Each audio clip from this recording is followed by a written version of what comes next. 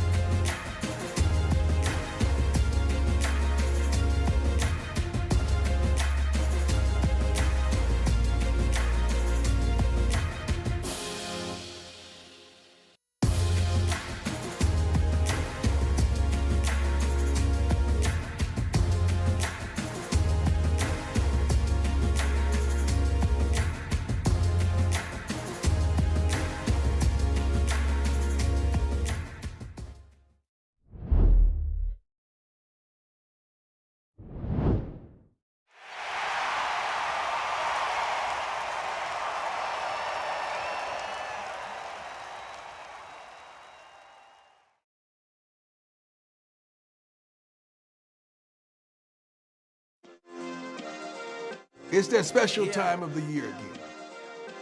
Thanksgiving. I feel unstoppable, losing's impossible. A time to be grateful. And a time to feast. Bright lights, game on the line, do what I gotta do. Time after time, we do the impossible. The top Madden players are facing off. And there's no going back for seconds. Boy, stop, you ain't here, I'm the real truth. Years of hard work and preparation have led to this very moment. It is Dez in his first MCS live event. Let's go! Legacies will be on the line. Careers would be defined. This guy's supposed to be the future. There's no bigger stage than prime time. As I like to say, you look good, you feel good. If you feel good, you play good. And baby, if you play good, you better know it. They pay good. Let me do me. The Ultimate Thanksgiving Madden 23 tournament. The greatest Madden players in the world square off The guy has everything but a belt. for the title of the Ultimate Thanksgiving Champion and for a total prize of $260,000. I just rather get the bag and start collecting the rings. Let's get it. It's time for him to step up. Let's go. On to the semifinals. He's not afraid to wear the crown. He just has to get the job done. 4 spots, but only one considered the head of the table. Oh, come on. You better grab your plate and take a seat. Because tonight, we feast. The Ultimate Thanksgiving continues now.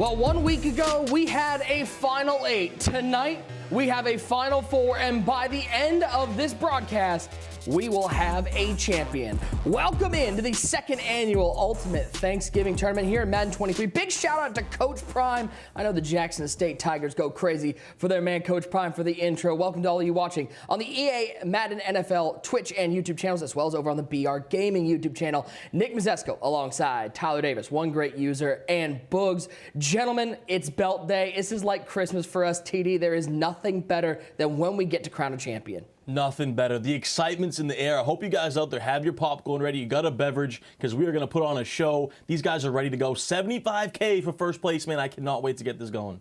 User, the fun part about the field that we have today, somebody is going to take home their first individual belt tonight.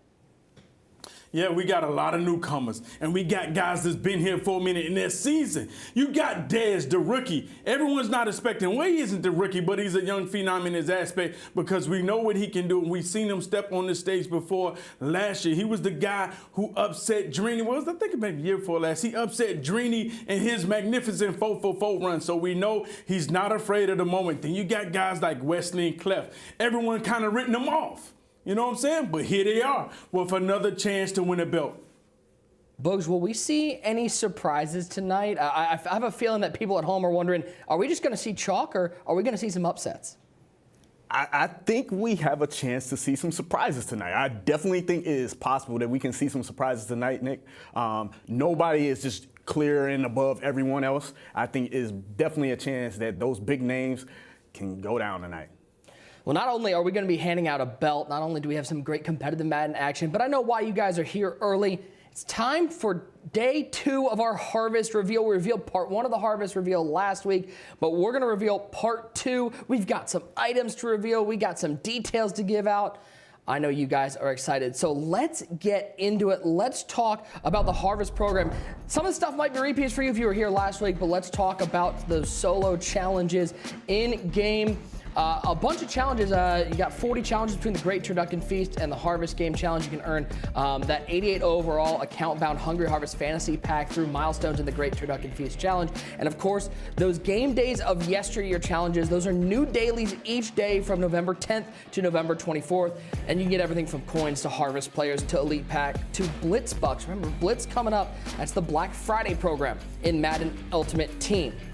Let's talk about house rules and the rewards for playing house rules. I know there are a lot of house rules players out there, and you've got some great rewards out there. Starting off level 1, that 88 overall account-bound Hungry Harvest Fantasy Pack, and you see those collectibles, level 3, level 5, and level 8. Duck wing, chicken breast, turkey leg. If you're a fan of Coach Madden, you know duck, chicken, turkey, that spells, oh, turducken, that's right. Let's talk about that turducken. If you collect, you can get these through the set. Remember, you put the turducken pieces into the set, and you can upgrade these 86 overall all the way up to 90 overalls. There are 6 of them. 1 per week in challenges. There's 1 in the field pass. There's 1 per week in head-to-head. And then some spread across the field pass, the week 1 and 2 challenges. Earn those turducken items, cash them in the set, upgrade your players. That's probably a little repeat for a lot of you. I know we talked about the turducken collectibles, but we got some items to get to in just a moment. But before we get there, let's talk about these Ultimate Thanksgiving matches because I'm excited for them. I know you guys are excited for them at home. We have 2 fantastic semifinals and a belt to give away. I don't know what more you could want than that. 2 fantastic matchups. We kick things off here in the Ultimate Thanksgiving with this game. I mean, come on, Wesley. After the heartbreak last year in the Madden Bowl, you know he's hungry for it, taking on the youngest competitor left in the tournament in Dez. Dez looking to shock the world, maybe go on a Noah up next style run here in the Ultimate Thanksgiving. Then, CleffTheGod. He's been in the booth with us for a couple tournaments, but you knew he was hungry to get back onto the virtual gridiron. He's looking to take home his first belt. He's battling Big Gucci. Gucci, a guy might be having the best Madden 23 of anybody out there. Those 2 will face off in the finals, and well, let's just say there's a little bit of hardware on the line. Bugatti, Boogs, I know you're excited to see that belt hoisted. I know you want one of those yourself. Excuse you? I mean, first off, sorry, we Nick. want a lot of things in life, Sorry, Nick, but go Nick. ahead. I have user, coughing, making all kinds of noises in my ear. Come on now, relax. You can take away 9 of my live events, and definitely I still have more live events than you. Remember, guys, Twitch drops, make sure your account is linked. Your EA account linked to your Twitch account. You can earn those Twitch drops. If you were here last week, you were getting those drops. You just got to link that EA Twitch account. You'll watch, you claim, you enjoy. There'll be encouraging engagement in the chat. There's no need to spam anything in the chat to claim your drops. You get them just for watching. Just simply link that EA Twitch account, watch, claim, and enjoy. And you get that Trayvon Diggs 91 overall. Come on, just for watching some competitive Madden.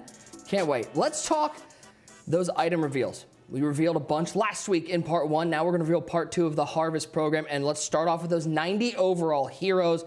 We kick things off on the defensive line. I know there are a lot of people out there that are maybe looking for somebody to help them stop the run. Perhaps we know all about those high balls, but we kick things off with DJ Reader, defensive tackle, Bengals and Texas T-Chem. He also does have left end, right end, secondary positions. You look at him, 89 strength, 91 tackle, 92 block shot, and still got that 88 power move. Can get under pressure for 2 and crusher for 1. Now, if there's somebody going to block DJ Raider, it's got to be a center, somebody who can lead the way. And how about Creed Humphrey? Quietly one of the better centers in the league. Chiefs Chem, 6'5", 312, gets secure protector for 1, gets identifier for 1. And you look at those numbers, you love to see an offensive lineman with all greens across the board. 91 run block power, 89 pass block power. Bucks fans, you out there? Let me know in the chat if we got any Bucks fans out there, because Levante David is getting an item here, one of those 90 overall heroes. Outside line, he put outside linebacker, left outside linebacker, secondary position, middle linebacker, lurker for 1. That's right, lurker for 1 AP. So if you're looking to maybe jump some of those routes, there is Levante David. Boogs, are you excited for this one? The quarterback of the Los Angeles Rams and your personal best friend, Matthew Stafford, coming to the game. Oh yeah, the best quarterback in the game. Sell every card in your binder right now. Sell it all. Get this guy right here. Best quarterback. Enough said. Best quarterback in the league and the game. We got to start doing drug testing before we come in here. We just got to. We just got to, because I don't know what he's on even talking about Matthew Stafford. I don't know what you got to stop it, Brooks. You got to stop it. He didn't even win a championship for Detroit. At some point, you got to wake up. Well, Stafford gets gunslinger for 1, fearless for 2, 6'3", 220, former Georgia Bulldog. TD, Keenan Allen coming to the game. This is one of the premier wide receivers. I know Chargers fans are sitting there saying, Keenan, can you just get healthy? We need to see you on the field. Yeah, it's been a little bit of a tough year for him in real life, but Keenan Allen from the LA Chargers, always solid in Madden. Not one of the fastest guys, but has good height, good size, and he's one of the most elite route runners. Plus, he's going to get slot AP for 1 and slot-o-matic for 1 AP, so he can get great abilities, and he's a great route runner out there. User, I know you're a big fan of lurking with those safeties and finding some interceptions out there. How about one of the best free safeties out there, Eddie Jackson, into the game? 6 foot 206, gets pick artist for 1 and deep out zone KO for 1. Yeah, Eddie Jackson, he's a tough card, you know. He has good size on him, solid speed. Put him with the Bears, Kim. You know, I like this safety card, but you know, it's a couple more that I already seen released, like that Jeremy Chin. But Eddie Jackson is tough. Well, a reminder, if you want to get some of these 90 overall heroes, we have those sets out there. 388 overall Harvest players. You'll get a fantasy pack containing your choice of one of those 90 overall Harvest heroes. So get collected, ladies and gentlemen. A lot of great items in those heroes, but gentlemen, do you guys like LTDs? I know I'm a fan of LTDs. User, what do you think about maybe revealing 2 LTDs from day 2 of the Harvest program? I mean, it sounds like a plan, Nick. You know, not only do we need to reveal them, but we need to give it to everybody on the staff. We always gifting everybody in the chat doing giveaways. But what about us? What about me, Bugatti, and Ty? Like, our account needs some help too, right? True. Amen. Well, I will get with, wait, I'm getting, okay, so they're saying just not user. Okay, that's fine, we're good. The other 3 will get him. User, I'm sorry, man, Dems to breaks. Let's talk LTDs, because we've got 2 fantastic ones, 1 offensive, 1 defensive. Let's start on the defensive side of the ball. Who Dat Nation? Where are my Saints fans out there? Cameron Jordan coming to the game. He was the first player with 4 sacks on a Thanksgiving Day game. He did that back on November 28, 2019. 6'4", 287. Inside stuff for 1, edge threat for 2, double or nothing for 1, and in his single bucket, he gets no outsiders for 1. TD, can Cam Jordan get some pressure on these quarterbacks? Oh yeah, he's always solid, right? One of the best defensive ends in football every year, and in Madden, he's always solid. Speed's not ideal, but does have great power move, great finesse move. You can put him at DN, you can put him at D-tackle, you can move him all over your defense on that line. Left end, right end, secondary position. Boogs, Madden 23, all about getting some pressure on the quarterback, trying to force some of those incompletions and maybe get a turnover. Oh yeah, most definitely. You need to be able to get pressure on the quarterback to get stops. We know right now getting stops is just like so hard to get. And a guy like Cam Jordan can get it done, especially because the underrated thing, he's always had every trait that you need for a pass rusher. He has the spin move, he has the bull rush, he has everything you need. He has yes on all of them, and he can get it done. Well, the offensive LTD user, I know you're going to be excited about this because we know you struggle in the pass game a little bit. You struggle to maybe read some of those defenses, so you need a good tote gang. And I'm personally very excited about this one because it is none other than Nicholas Chubb. That's right, 93 overall, 92 speed, power back. He gets evasive for 2, goal line back for 0, tank for 2, and in that single bucket, he gets bruiser for 1 AP. User Nick Chubb is going to make a run at one of the best halfbacks in the game. Yeah, this card is a stud. Let me tell you why. 0 AP on goal line. Now, when it came out on Ricky Williams, I don't know about it. Something inside the red zone with that 0 AP goal line, it does help for the push on the run when you get inside the red zone. And if you know anything about the red zone, it's very tough to score. If you got a running back in there for 0 AP, Nick Chubb, listen, he's going to be on my roster. Hopefully he had to sneak him in on the base or inside zone. And with that 0 AP ability with goal line, it's going to be a plus for the offense. And by the way, Ty, you can stack evasive and bruiser. So you got a guy that can make you miss and a guy that can run through you. I don't want any part of that. Yeah, he can do it all, right? And he can even catch the ball in the backfield a little bit too. And 94 break tackle. That is insane. You can power up his speed a little bit too. But evasive, all these abilities you can put on Nick Chubb, just a beast every year in Madden. Remember, LTD is available 48 hours in game from launch, so start looking for those tomorrow. I know some of you guys are going to be LTD hunting. Let's get to the 6 champions of Harvest Part 2, ladies and gentlemen. This was revealed on Good Morning Madden. User, I know you're excited about this one. Carolina Panther Jeremy Chin. I mean, this is arguably one of the best cards in the program right here. You're getting Jeremy Chin. Listen, this is not because he's a Panther. This is because he's a stud.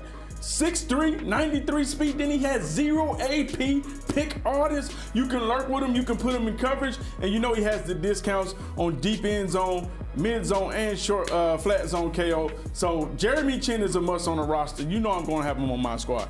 TD, another player that I think their team is begging for them to get back on the field. How about a 6'6" tight end, Darren Waller from the Las Vegas Raiders?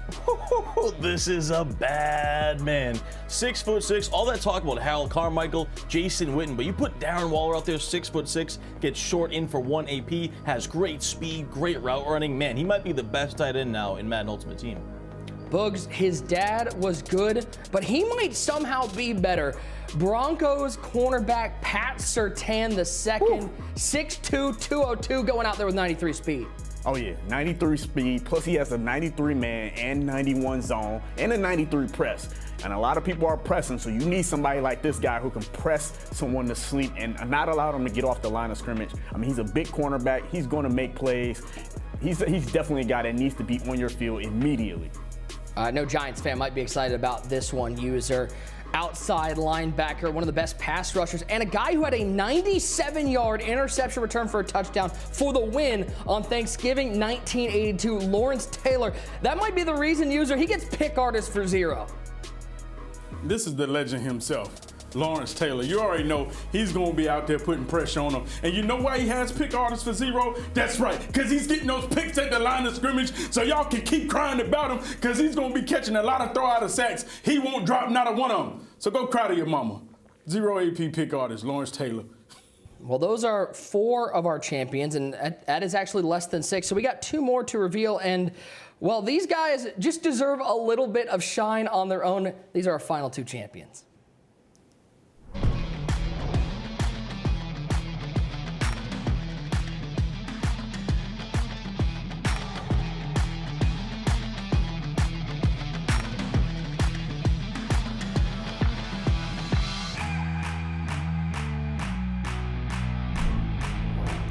Yes, indeed. Aaron Rodgers coming to the game, the best throwing animation. And guess what? He's just going to go out there with a champion item. TD, what more can you say? This is a guy, he 6'2", 225, fearless for 2, hot route master for 2, set feet lead for 2. Oh, and by the way, you can get fearless for 4 AP in the normal tier 3 bucket. So that means you for 8 AP can get set feet lead, hot route master, and fearless on Aaron Rodgers. Yeah, you can get everything you need for 8 AP. You see the throw power there, 94. You mentioned it too. Aaron Rodgers always has the best release in Madden. That quick animation, so good. Definitely going to be the new top quarterback out there on the market. Bugs, are you going to be rocking Aaron Rodgers on the field? I mean, I know you talked about Matt Stafford. Aaron Rodgers might be a little better. I mean, you know, I know what the ratings say. I know what the ratings say. Go ahead and talk crazy. I know what the ratings say. But I'm still rocking with Matt Stafford. Ain't no I'm still way. rocking with Matt Stafford. He's crazy. Look, first off, look. You can't even A-Rod continue I am a this mortal cat. enemy of A-Rod. I can't. I won't do it. I can't do it. I don't care how good he is. Listen, this Usually Come you're on, going to man. have him, right? Like you're going to put Aaron Rodgers out Listen, there. everyone's going to have them. And first off, shout out to EA making sure this card isn't a limited. Because this card right here, everyone's going to want him. If you did not get the John Elway, you're going to have Aaron Rodgers. He's going to be the number 2 quarterback. A lot of people can't afford the Elway. He's still sitting at around $4 million. You'll be able to make the set and get the Aaron Rodgers. You don't have to pull him for a limited. This is a huge W. Everyone always uses Aaron Rodgers because of release. Not only that, you get all the abilities that Elways get. Forget what Boogs is over here talking. You know he's out of his mind talking about Matthew Stafford. You better have either John Elway or this card right here on your squad. Well, you're going to need a great wide receiver to throw to, and Boogs, we get one. The legend, Randy Moss. Let's be clear. If you remember all the way back, 1998, Boogs, you and I were alive. We were watching that one. He went 3 catches, 163 yards, and 3 touchdowns as a rookie out there for the Minnesota Vikings, and we get him out here in the Harvest Part 2. Oh, man. I mean, I remember that game, and I remember just how impactful he was, and I can only imagine how impactful this Randy Moss is about to be on my field when I get him on the field. And honestly, another little sneaky thing that for people to think about, we're getting very, very close to people switching over to the Raiders theme team instead of the Legends. Ty, Randy Moss, 93 speed, 95 jump. And this is a guy deep out, elite for 0, red zone for 1, slotto for 2, and route tech for 3. You can, with route tech, put whatever you want on the field for Randy Moss, whatever route you're feeling like.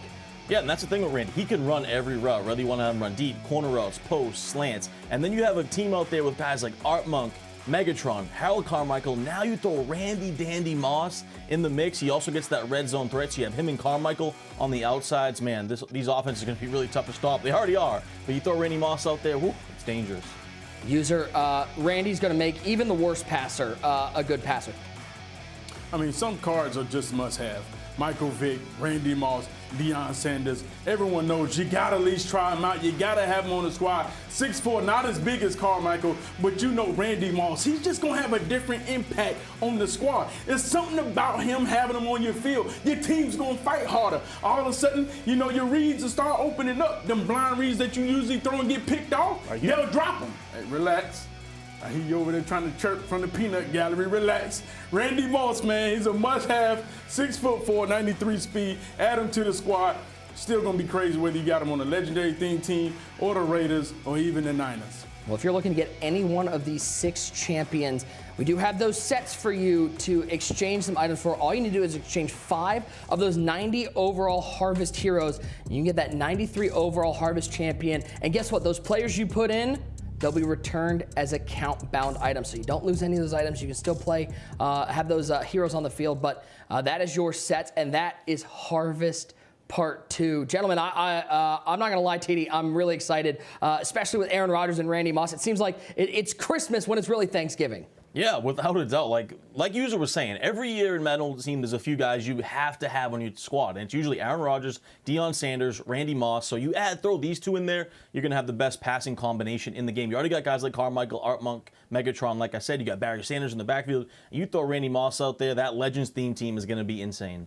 Why don't we want to give away one of those Randy Mosses? You want to talk about Randy Moss? Because we do have a giveaway here with Randy Moss. Our winner of that Randy Moss item, you're going to get it just for hanging out with us and being in the chat. Party on Bourbon _Street. I know you might be a Saints fan. I'm not gonna lie. Party on Bourbon_Street. Boogs looks disappointed because that's not one of his lurks or his 900 family members who are all in there. Congratulations, you're taking home that Randy Moss. Let's talk day 2 of the ultimate Thanksgiving, ladies and gentlemen, because we have a packed day of action. 2 semifinals, a final. We're giving away belts, we're giving away money. Let's start by taking a look at that bracket. This is where we stand. CleffTheGod and Big Gucci in a semifinal. Wesley and Dez in a semifinal. You saw we cut it down from 8-4 last week, and we'll crown a champion tonight. That champion is going to be taking home a whole lot of different things, starting off with a little bit of money and a whole lot of MCS points. Those MCS points so important for qualifying for the Ultimate Madden Bowl, the largest prize pool at the end of the year. But they're also going to take home $75,000. That's going to buy you a whole lot of pizzas. $40,000 going to second. And just for being here already on the final day of the Ultimate Thanksgiving, they've already guaranteed themselves $27,500. Winner taking home a little bit of hardware as well. Who doesn't want to add this to their collection? The Ultimate Thanksgiving belt.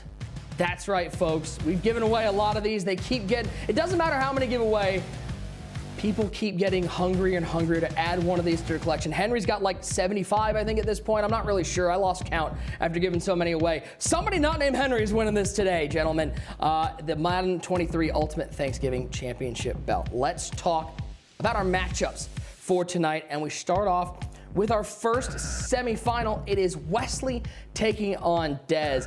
And Boogs, Dez, 16 years old. The bright lights did not faze him in his first game. He took down K-Mac. Dez looked like the veteran out there. Oh yeah, most definitely. Dez looked really good. He really impressed me with his game. He did such a great job defensively of just locking in and winning that game. He made all of the big plays, and even after a play like this, I just knew for a fact he was done for, but for some reason, Dez was able to just keep it within himself and keep his offense flowing. You saw he brought out this little play right here and was able to just really get some momentum going, and he was able to just close out the game and win at a high level. And I mean, even there, I thought it was gonna be a pick 6, but either way, Dez showed great poise and was able to get a big stop like that and ultimately win the game against somebody like K-Mac. Yeah, 21-16 the final score. And Dez mentioned he's named after Dez Bryant. That's where he got his gamer tag. Well, how about Dez Bryant tweeting at the 17-year-old? Says, thank you for the love, bro. I love the energy and passion. I also like to pass the ball as well. Let's play against each other so we can make sure you're right for the semifinals. User, does Dez Bryant have a chance against our Dez? Hey, listen, man, something about these football players, their confidence is through the roof. I'm going to be honest. You know, I don't know what they sipping in the league, but let's be real. Dez Bryant and Dez the Madden player are 2 different caliber Madden players when they got the control in their hands. Let me tell you, this guy right here, he's another young phenom that you're going to have to be prepared for. Don't think that Wesley's just going to maul this guy and walk over him, because trust and believe, Drini thought the same thing. Well, he's got a top, well, that's just. Yeah, He didn't deserve that straight. I mean, let's be honest. Let's be honest, chat. It's been a lot of chatter was going on. And Boogs, you know, last week, last week you went 0-4. You know, you didn't get 1 pick right. And, you know, I just had to go ahead and pass the mantle to you as the mush. You are the official mush now. That's you know? Cap. No, it's not Cap. Get the caps in the chat. It's not Cap. You went 0-4 last week, man. And I want to tell you, you're doing a great job. You're doing a great job. I don't know how you do these picks, but you are doing a great job. This is out of pocket. Who created this? That's right. That's out of pocket. Yeah, listen, Boogs, I'm not gonna lie, I've been photoshopped onto a lot of things. This actually isn't the worst one I've seen. I mean, God, you have been knighted. You have been knighted, sir. I don't want it. It doesn't matter if you want it. What's the punishment for not taking it? I don't want it. You can have it. You know what I'm saying? Doesn't matter if you want it or not. You earned it, sir. So congratulations. Continue doing the great job that you're doing. 0-4. I'm expecting you to bring out this one 0-5. You know, good job. Well, maybe we can get them off the schneid here. Let's get some predictions for game number 1, Wesley and Dez. Ty, we're going to start with you. Boogs is the mush. What are you, the anti-mush? Because you went 4-0 last week. And I'm just going to bring it up now so you don't bring it up and be all smug about it. Who you got in this first game? Yeah, a little humble brag. 4-0, but it's fine. But, you know, I'm super high on Dez, right? I think he might be the next one up. I think he's the future. Now, I will say he's got to play much better offense to try to keep up with Wesley, because Wesley is a different breed of offensive player than K-Mac was. With all that being said, how great I think Dez is, I think Wesley's got on a revenge tour. He's looking for his first belt. I think Wesley handles his first game relatively easy. All right, the new mush. Boogs, you're going to go 0 for 5. Who you got in this game? Look, I felt very confident in my pick originally. Now you got me second guessing, feeling like I have to think much harder about my pick. Hey, continue doing what you're doing, man. You know it's what? a talent. It's a gift what you're doing. You know what? I'm going to stick with my original pick. I'm rocking with Wesley. Sorry, Wesley. Dims the brakes. That's a shame. That's a shame. User, you fading the mush? I mean, listen, I'm happy that he went with Wesley. Wesley is by far the favorite in this matchup. But something about it, I cannot ride with the new mush. I expect Dez to get the job done, not because how well prepared he is, because the juju that Boogs just put on him. That's why. This is crazy. Just put on Wesley, man. Good luck, Wesley. Dez, I think he's going to go ahead and move on. Well, it's going to be a great night of action, and we get to kick things off after this quick break. Somebody is going to take home this belt tonight. We kick things off with our first semifinal, Wesley and Dez battling it out for a spot in the finals. Don't go anywhere. We'll be back.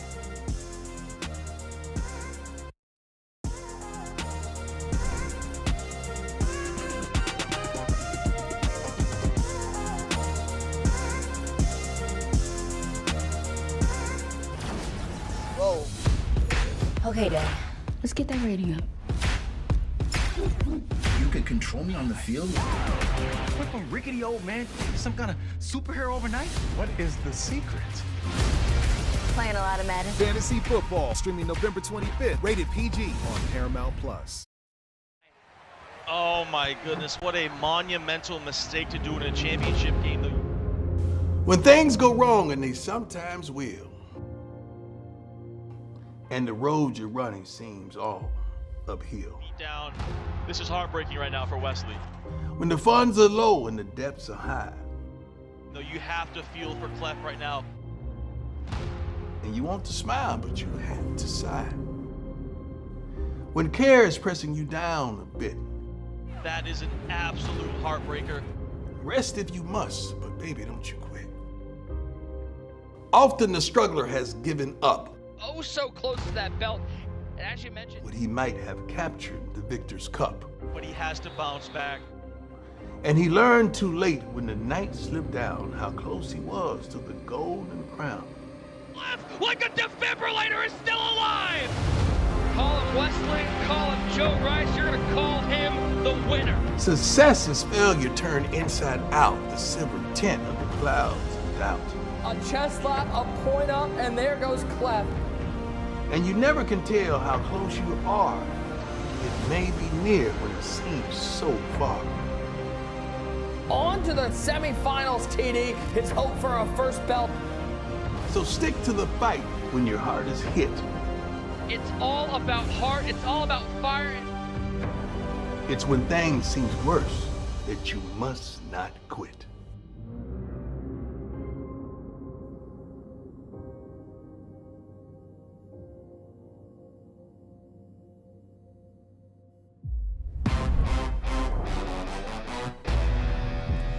Will tonight be the night that either Wesley Gittins or CleffTheGod, two legends in the game of Madden, finally win a belt?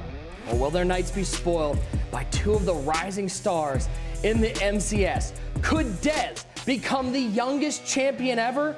Or will Big Gucci continue his magical MCS 23 with a belt? We'll find out at the end of tonight. As we've got our first semifinal, Wesley will battle Dez. Let's get to our tale of the tape between Wesley, now a veteran, taking on the 17-year-old in his first live final. Our tale of tape, Wesley and Dez. TD, listen, Wesley has been here before, but these guys have the exact same number of individual belts, and it all is going to come down to this 20-minute game. Yeah, these guys are both 2 games away. Dez, resembles a little bit of Noah and Henry, right? The young upstart phenom, and he's going up against a legend in the Madden world, Wesley. He's done it all in the sport of Madden, except win that illustrious belt. Could tonight finally be his night? He reaches the mountaintop. He's going to have to win 2 games, and he's going to have to take down Dez to start things off. Let's kick this bad boy off. Our first semifinal of the night is about to get underway. EA Madden NFL, Twitch, YouTube, the BR Gaming YouTube. Day 2 of the Ultimate Thanksgiving is underway. It will be Wesley with the ball first. He will take the touchback and start on the 25-yard line. Wesley Giddens, this is one of those guys that people have their eye on. Could he be a belt winner tonight? 10 MCS majors, the 3rd highest earning player in MCS history. He won that team belt back in Madden NFL 21 TD, but he's looking for an individual belt. Yeah, that's all. The only thing that escapes this amazing resume is that individual belt, right? He's arguably top 10 all-time already, especially at least in the history of the MCS. So he's got a mission. He's on a mission. He's got revenge on his mind in this Final Four. Wesley going to be firing away with his offense. No surprise, Ty, we're going to see a whole lot of John Elway tonight. Yeah, John Elway at quarterback. The one thing I do want to point out, we're going to see a lot more Art Monk in this tournament than we saw last week in the Final 8, right? New card that came out. A lot of guys added that Art Monk to go along with guys like Cooper Kupp, Calvin Megatron, and Harold Carmichael. A lot of size out there. It's going to be tough to stop. Dez played a really good defensive game against K-Mac TD. It all starts with those corners. Tariq Woolen, we talked about him last week, said he might be the best corner in the game. He's got him out there. Yeah, his defense was phenomenal last week. Of course, 4 KO abilities, 2 tip drills, and 4 pick artists. So he has everything he needs if he wants to slow down Wesley's high-powered offense. Ty, you ready to hand out a belt tonight?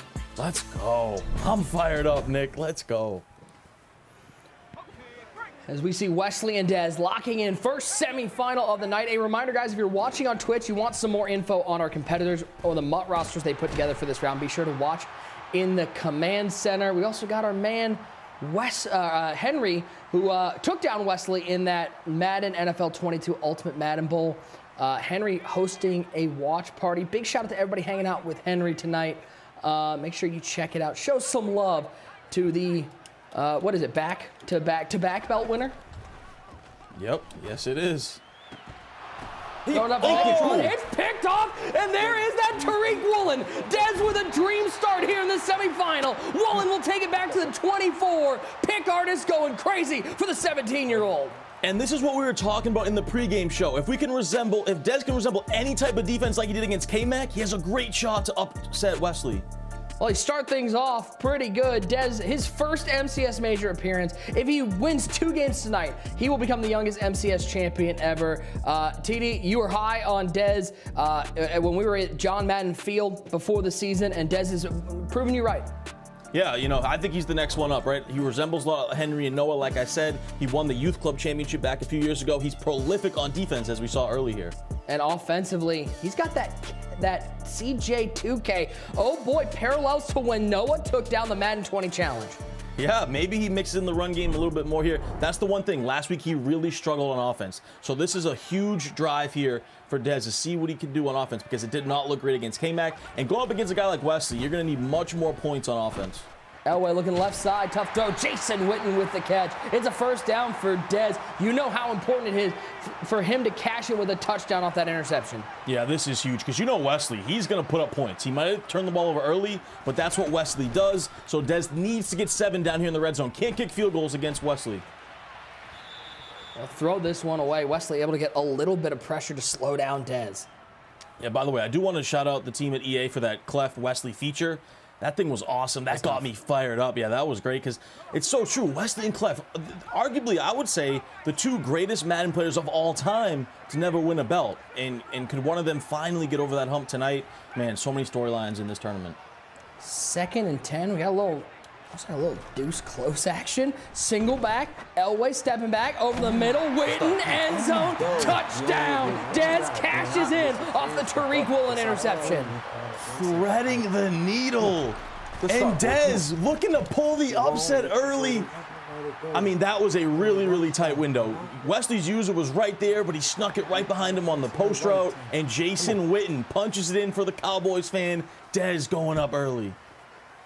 7-0 the score as Wesley will let this fall into the end zone. Let's take a look at that interception one more time, TD. The UTSA Roadrunner, Tariq Woolen with the pick artist. Yeah, and we talk about that pick artist, right? The tip drills and the pick artists out there on the defense, and then we take a look at the touchdown. A nice little post route, in route to Jason Witten, threads the needle behind the user, and Dez looking good early, the young 17-year-old. Elway stepping up, and Elway sitting down. Dez with the defense one more time, the first sack of the game. You can feel it. He's vibing right now. Wesley did have a wide open dot right there. Just didn't get enough time. On 2nd and 14, stepping up with Elway and taking off with Elway. Listen, he's not the most mobile quarterback we've ever seen, TD, but he can make something happen if you're out there in man coverage. Yeah, he can definitely get the job done, especially, like you said, you see all that man coverage out there, you step up in the pocket, and Dez continues to send the pressure. This time, Wesley does a great job, picks it up, throws a high ball dot to Cooper Kupp, but you also see the threat detector lighting up there for Wesley on 3rd down, but Dez continues to send the heat. That's a storyline to see if Wesley can, keep stepping up in the pocket and make good reads versus. Tried to highball that one to Jason Witten. Big hit. And 2nd and 10. An absolutely frantic pace to start this game off. But I don't know if everyone saw that. He had a wide open touchdown on the left side. It was a completely wide open streak. Dez messed up his coverage, and Wesley just missed it. Stepping up, trying to throw it. Oh, dangerous when you got all those D linemen out there. Luckily, that falls incomplete. Wesley facing a 3rd and long. Yeah, Wesley going with a lot of tempo here. There you see the threat detector lighting up. So right now it looks like Dez is blitzing those 2 slot DBs. Now he's only blitzing the left side DB, so that's something to watch. 3rd and 10, pressure off the edge, threads the needle himself to Jason Witten. And Witten up near the 35, we'll call it the 36. Wesley in business. Yeah, bad user right there from Dez. He was there. His user was there to make the tackle, just whiffed. And Jason Witten converts for Wesley on a crucial conversion.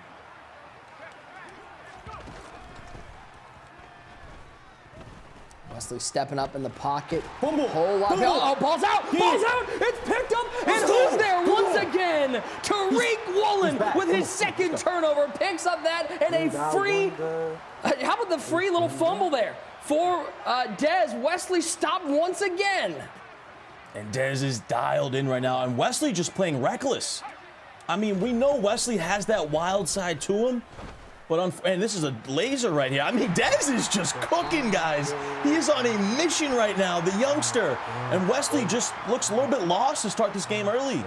And Ty, talk about a polar opposite to his game last week. Dez went down early, came back with the pick 6. In this game, it is Dez coming out firing. He really is. Good defense right here from Wesley.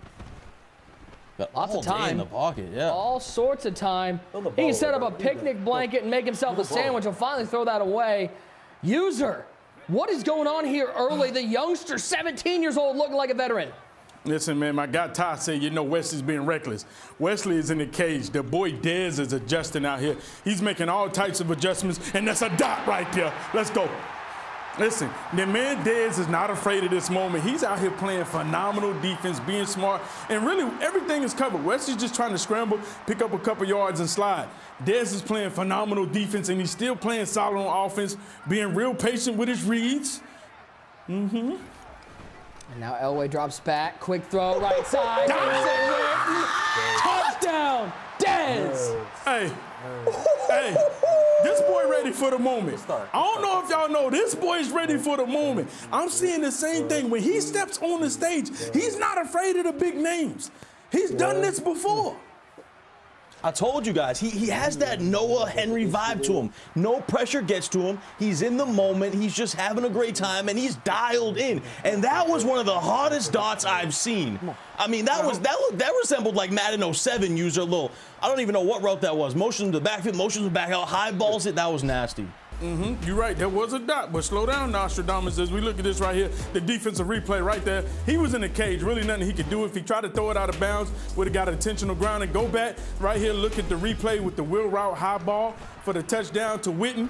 And now I got my guy Ty over here, Nostradamus, say, I told you guys now, you know I wasn't gonna let that fly as long as my mic was high.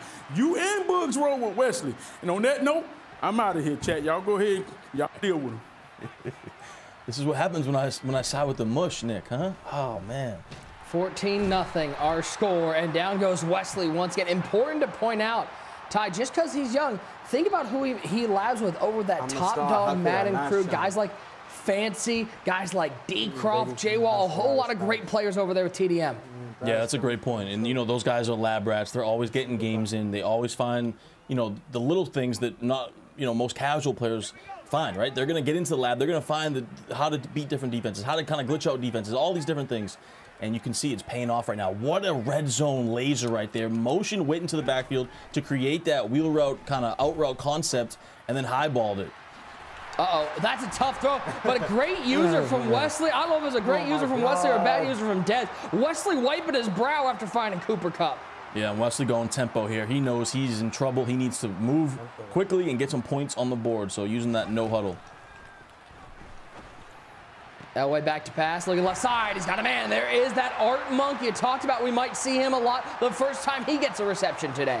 Yeah, great recognition right there from Wesley. Dez manning up his free safety over there on the left onto his receiver, right? He had a cover 2 cloud zone from his outside corner, and he just got the separation, you know, beat that man coverage. He had the outside leverage. Great dot from Wesley.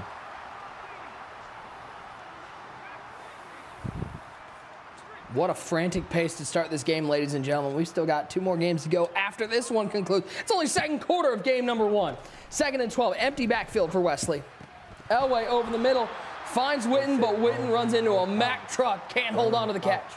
And that was really scary right there. And you see what Dez is doing. He's sending tons of pressure out of the dollar, and he's kind of funneling everything to the middle, forcing Wesley to throw over the middle. And some of these passes he's throwing over the middle, very scary. 3rd and 12. Pressure picked up nicely, looks underneath, but one of those KOs just knocking that ball free. 4th and 12 for Wesley, and Wesley's gonna have to settle for a field goal. Grateful, you know you shouldn't have 3, but it's okay. You know you shouldn't have 3, but come on. And Dez capping a little bit too. You can tell he's extremely confident right now. I'm super impressed with the way he's mixing up his defenses. We talked about the blitz. This time he goes man coverage with those safeties in man coverage. He's mixing it up well against Wesley, and that's the thing you have to do because Wesley is so dynamic. Super impressive first quarter from Dez, or first half. Dez will start at the 20-yard line. Ty, this was a guy, Dez, remember he finished 2nd in ladders for qualifying for this tournament. He went 26-7 in ladders on PS5. And he tweeted out 3 words today. Why not me? Mm-hmm. And you love to see that too. You like to see that chip on his shoulder. He believes he belongs in the conversation with guys like Wesley, guys like Gucci, and guys like Clef. Look, make no mistake about it. Dez is the biggest underdog in this Final Four field. First down and 10 for Dez. 14-3 cushion, under 3 to play in the first half. It is Elway back to pass. Quick throw to the flat to Jason Witten. Witten breaking a couple tackles. TD. I'm now starting to wonder if this Darren Waller that's coming out with part 2 of the Harvest program might get some play because the tight ends sure are getting work. Oh, yeah, 100%. I mean, a lot of guys going to Jason Witten. We saw earlier in the year it was Donald Parham. Now it's Jason Witten. I do think that Waller will be the most popular. But this Witten is really, really good, and he can break tackles. He's got good size. This time he checks it down to Art Monk. I like how Dez, too. Another thing, we talked about he's mixing up on defense. He's also doing it on offense, right? We've seen him in bunch. We've seen him in gun tight. We've seen him in, like, stack Y flex. We've seen him down in single back deuce close. He's mixing up the entire playbook, trying to keep Wesley off balance. 3rd and 1, quick throw. Harold Carmichael, used to see him going up for high balls. This time, just a baby flat route to pick up a couple and get a first down. And we'll see if Dez maybe starts to use a little bit of clock. Yeah, he's got the chew clock on in his coaching adjustments, so that's something to monitor there. And we had him call a timeout. So I do think he'll try to slow the game down, having that 2-possession lead, try to make this the final possession until halftime.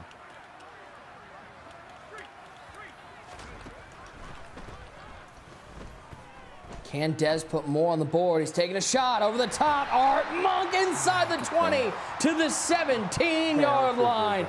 All Dez here in the first half. I mean, we did not expect this, especially on offense. We know Dez can play some defense, but he's got like an 80% completion percentage right now. He's firing all cylinders, and he's mixing in the run game. CJ2K, you saw him pull back a little bit. He doesn't want to give Wesley the ball to end this half with a chance to put some points on the board.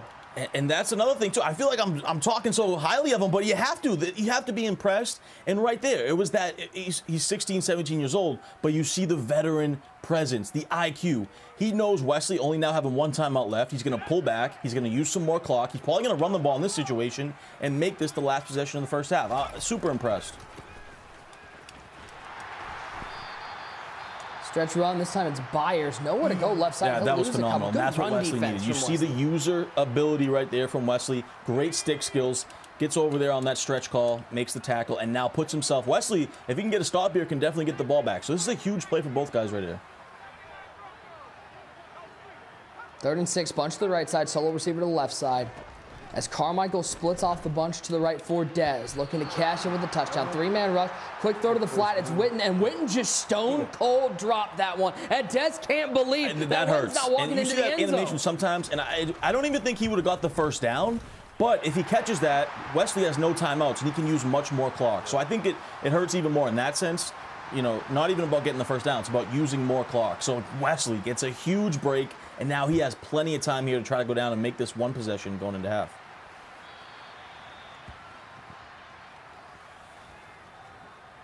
17-3 the score. We're going to learn a lot about what this game is going to be on this drive right here, TD. Wesley has no timeouts, 1:09, and needs points. Yeah, and this is, I want to see what Wesley is made out of here, right? All the talk all week has been about Wesley and Clef. Can they, adhere to this pressure? And we see a big sack there. But Wesley, his back against the wall, his legacy on the line. Final Four after Final Four. He's made finals. He needs to get over the hump and get that belt. His back's against the wall. What is he made out of? What can he do? I'm excited to see it. And he throws a laser right there. Quick throw to Megatron. Runoff can get down to 29 seconds. He will spike the ball, but already 5 sacks on the day for Dez. Yeah, he's been dialed in, sending pressure, mixing up the coverages, sends the pressure there. Wesley finds a nice seam over the middle, spikes the ball. And now, this is good for Dez because Wesley might have to set up for 3, right? Unless he can turn a big play into something, but Wesley needs points here. Stepping left and throws this one away. The pressure once again getting there. And you can see this week off between day 1 and day 2 of the Ultimate Thanksgiving, TD, Dez was in the lab.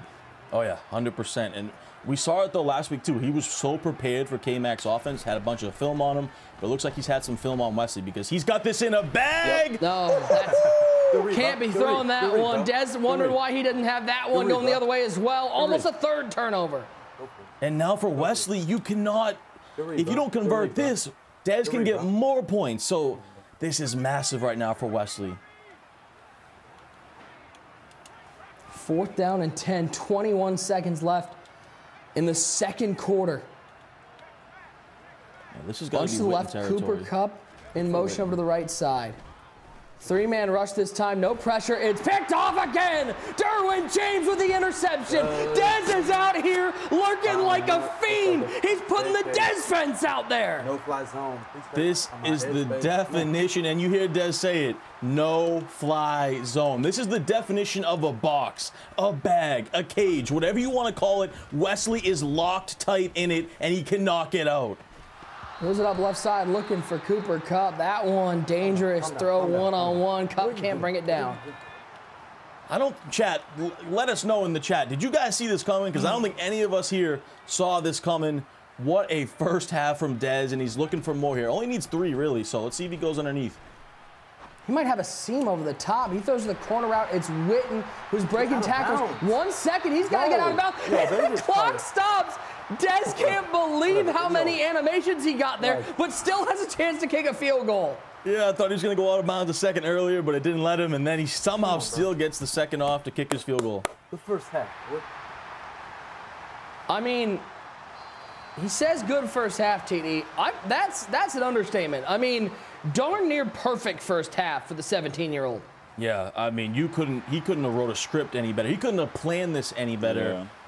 I mean, this is a shocking first half. You see Wesley's face. I think he's shocked. Dez just coming out with a masterful game plan and has a 20-3 lead. Unbelievable going into halftime. 3 turnovers, 5 sacks, and 20 points.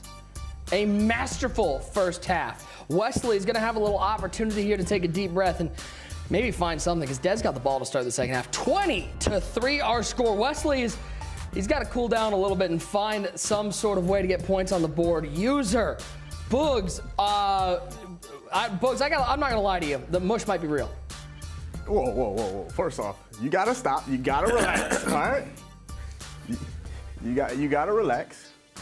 First off, you gotta relax, Nick. You can't just come out here and calling me the mush. You just can't. You can't do that. You have to realize that. Look, Wesley's the favorite. I have faith in Wesley. He's going to get it done. He's been in these situations before. He's been in so many different situations. He has a lot of repetitions. He knows how to play Madden. It's only a 23 ball game, user. It's only 20-3. Listen, Nick. First of all, Ty talking about nobody saw this coming. I saw it coming. Soon as the mush soon as the mush said he was riding with Wesley, fix your face, man. This is out of control. I did not expect it to be a blowout like this, but Dez has played a phenomenal first half. Dez got me coming out my clothes over here. Whoa, relax. I mean, it's hot in here, and I'm cheering my guy on, and it's going crazy. I'm seeing him come up with defensive stop after defensive stop. Boogs, what's going on with Wesley on offense? I mean, right now, he seems to be completely rattled. I mean, what's happening is Dez one seems like he's just a step ahead of him on every single play. Like, every time it seems like he just knows the right adjustments. He has the right guys cross man. He's just doing all of the right things. And, you know, Wesley, even in the pocket, he's just kind of stepping in the sacks. He's just missing everything, and it's just not working out well for him, so he's going to have to settle down. And listen, Dez came out here, and we're going to break down one of these plays. Listen, he had a phenomenal first drive where he got the tip pick. But if we go back and look right here, right, this is the second turnover. All right, Omar, go ahead and run that film just a little bit right here. 1st and 10, Wesley already feeling the pressure. And I'm going to tell you where we're going to pause it.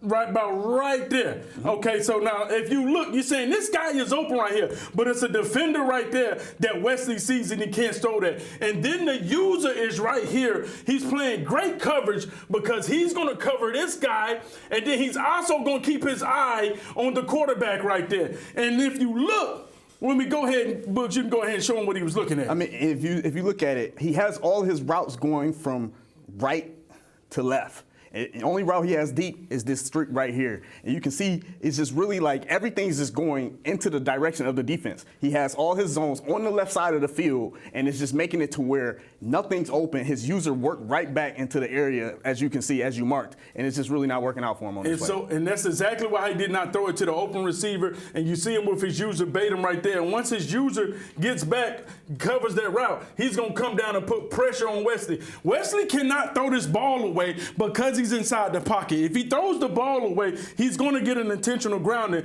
and he knows that because they have a good pocket, and he has to step up. He's stepping up, showing the pocket, but then the defender shed. Go ahead and run that play for him, Omar. Let him see what happened.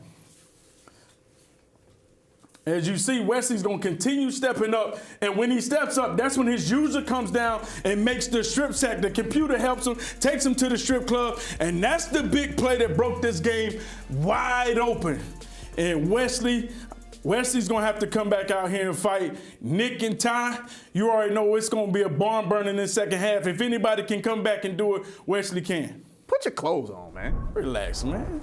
Relax. Well, Wesley and Dez gonna have a second half battle. But you know, before we get there, we talked, if you were tuned in about a half hour before we went live with this game, we revealed some items from the Harvest program, and we're gonna give one of them away right now. How about Lawrence Taylor? That's right, New York Giant, right outside linebacker, absolute beast. The winner of that one, Emmett22. I don't know if you're a Cowboys fan, you just love Emmitt Smith, or if your name is Emmett. If it is Emmitt Smith, I'm sorry we're giving you a New York Giant. It's Lawrence Taylor going into your binder for free. Thank you so much for tuning in. You know, Dez, he's the youngster that's been taking the Madden scene by storm. Might have been taking Wesley by storm today, playing in his first ever MCS major. Will he reach Madden glory? Let's find out more about this 17-year-old phenom. Hi, I'm Dez. I'm 17 years old, and I want to win a belt.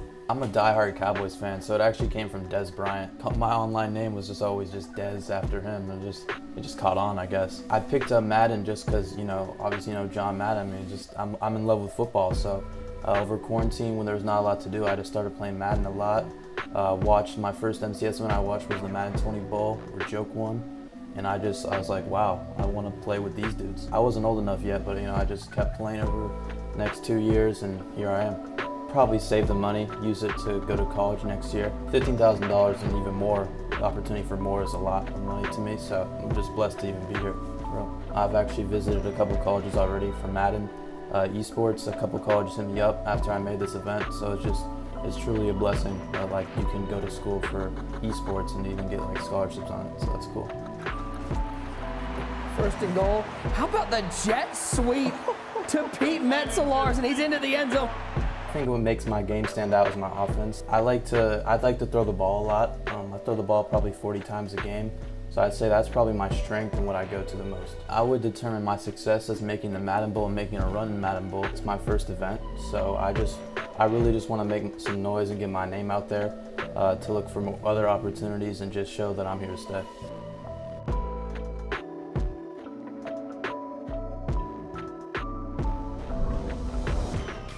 Well, here's a list of the youngest champions in MCS history. If Dez wins at 17 years, 3 months, and 11 days, he would become the youngest champion in MCS history, passing Noah up next from the Madden 20 Challenge by about 4 months. And you take a look at this list. This list is full of absolute legends out there. TD, could Dez add his name to this list? He definitely could with the way he's playing, especially on the defensive end. But you put yourself in a category with those type of names, and that puts you on another level. So impressed with Dez, and if he can pull this off, man, that's going to be big time. Well, we got ourselves a game. I don't know if anybody expected how this was going to go. It's 20-3. Dez with the lead. And we welcome in one of those players that we saw on that list of youngest champion, the back-to-back belt winner, and hosting a watch party over on Twitch, none other than Henry. Henry, welcome in. Are you as shocked by this game as we all are? I'm shocked. I didn't expect this at all. This is the last thing I expected. Even West got a few lucky plays, and he's still just getting dominated. Like, Dez looks amazing right now. This is like the best I've ever seen somebody play. Yeah, Henry, obviously, you know Wesley so well. What do you think he's struggling with so much offensively against, this type of defense that Dez is bringing out? So there are a lot of ways people run the defense that Dez is running. They usually blitz a lot. And what Dez is doing is he's sending a lot of coverage. He's mixing in his coverage and blitzes extremely well. And it's just catching Wesley off guard, He calls mesh post a lot versus Dollar, and so far that's been a play he hasn't been able to go to at all, and it's really just benefiting Dez. Looking for Art Monk on that one. Good defense from Wesley. 4th and 2 here. We've seen that flat route, TD. It seems like this is destined to go that way for Dez. Yeah, but on that play, I do want to talk about it. It looked like a bad pass. It looked like he tried to highball that C route, and if he would have just freeformed that to the outside, I think he would have had a laser. So kind of a mistake right there from Dez, and we'll see if Wesley can take advantage and get a stop. Yeah, how about throw it to the exact same route? If it ain't broke, don't fix it. Dez is getting some great possession catches right now. A lot of these passes are usually drops, but Cooper Kupp is just falling down immediately. He's not even giving them a chance to touch him.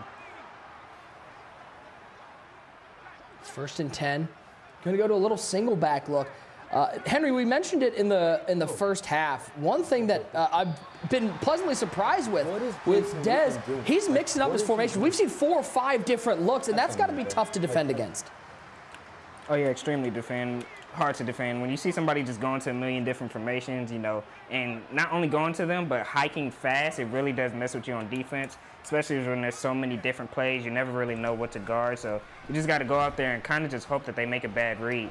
Right there, Dez had a touchdown. Ooh, I know. He missed it. Yeah. Had Cooper Kupp running wide. Yep. Sometimes that's what you need, man. You just need people to miss those reads. 2nd and 15, bunch formation, bunch over to the right side, lone receiver to the left for Dez, up 20-3 with ball as he drops back with Elway, and he's going to roll out. We're seeing here, Henry, Wesley's defense starting to adjust a little bit. It's not quite as easy for him to move the ball.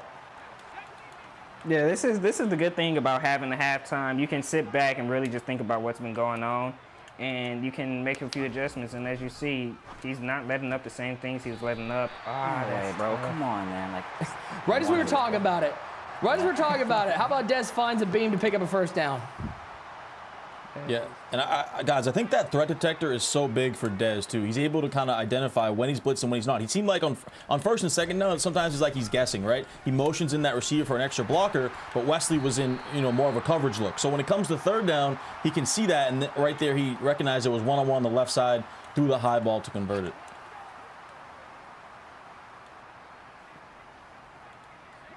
Second and a yard.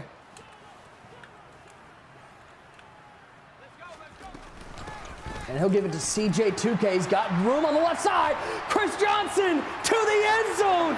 Put your floaties on. The flood continues. Dez finds a touchdown on the ground. Open up the floodgates.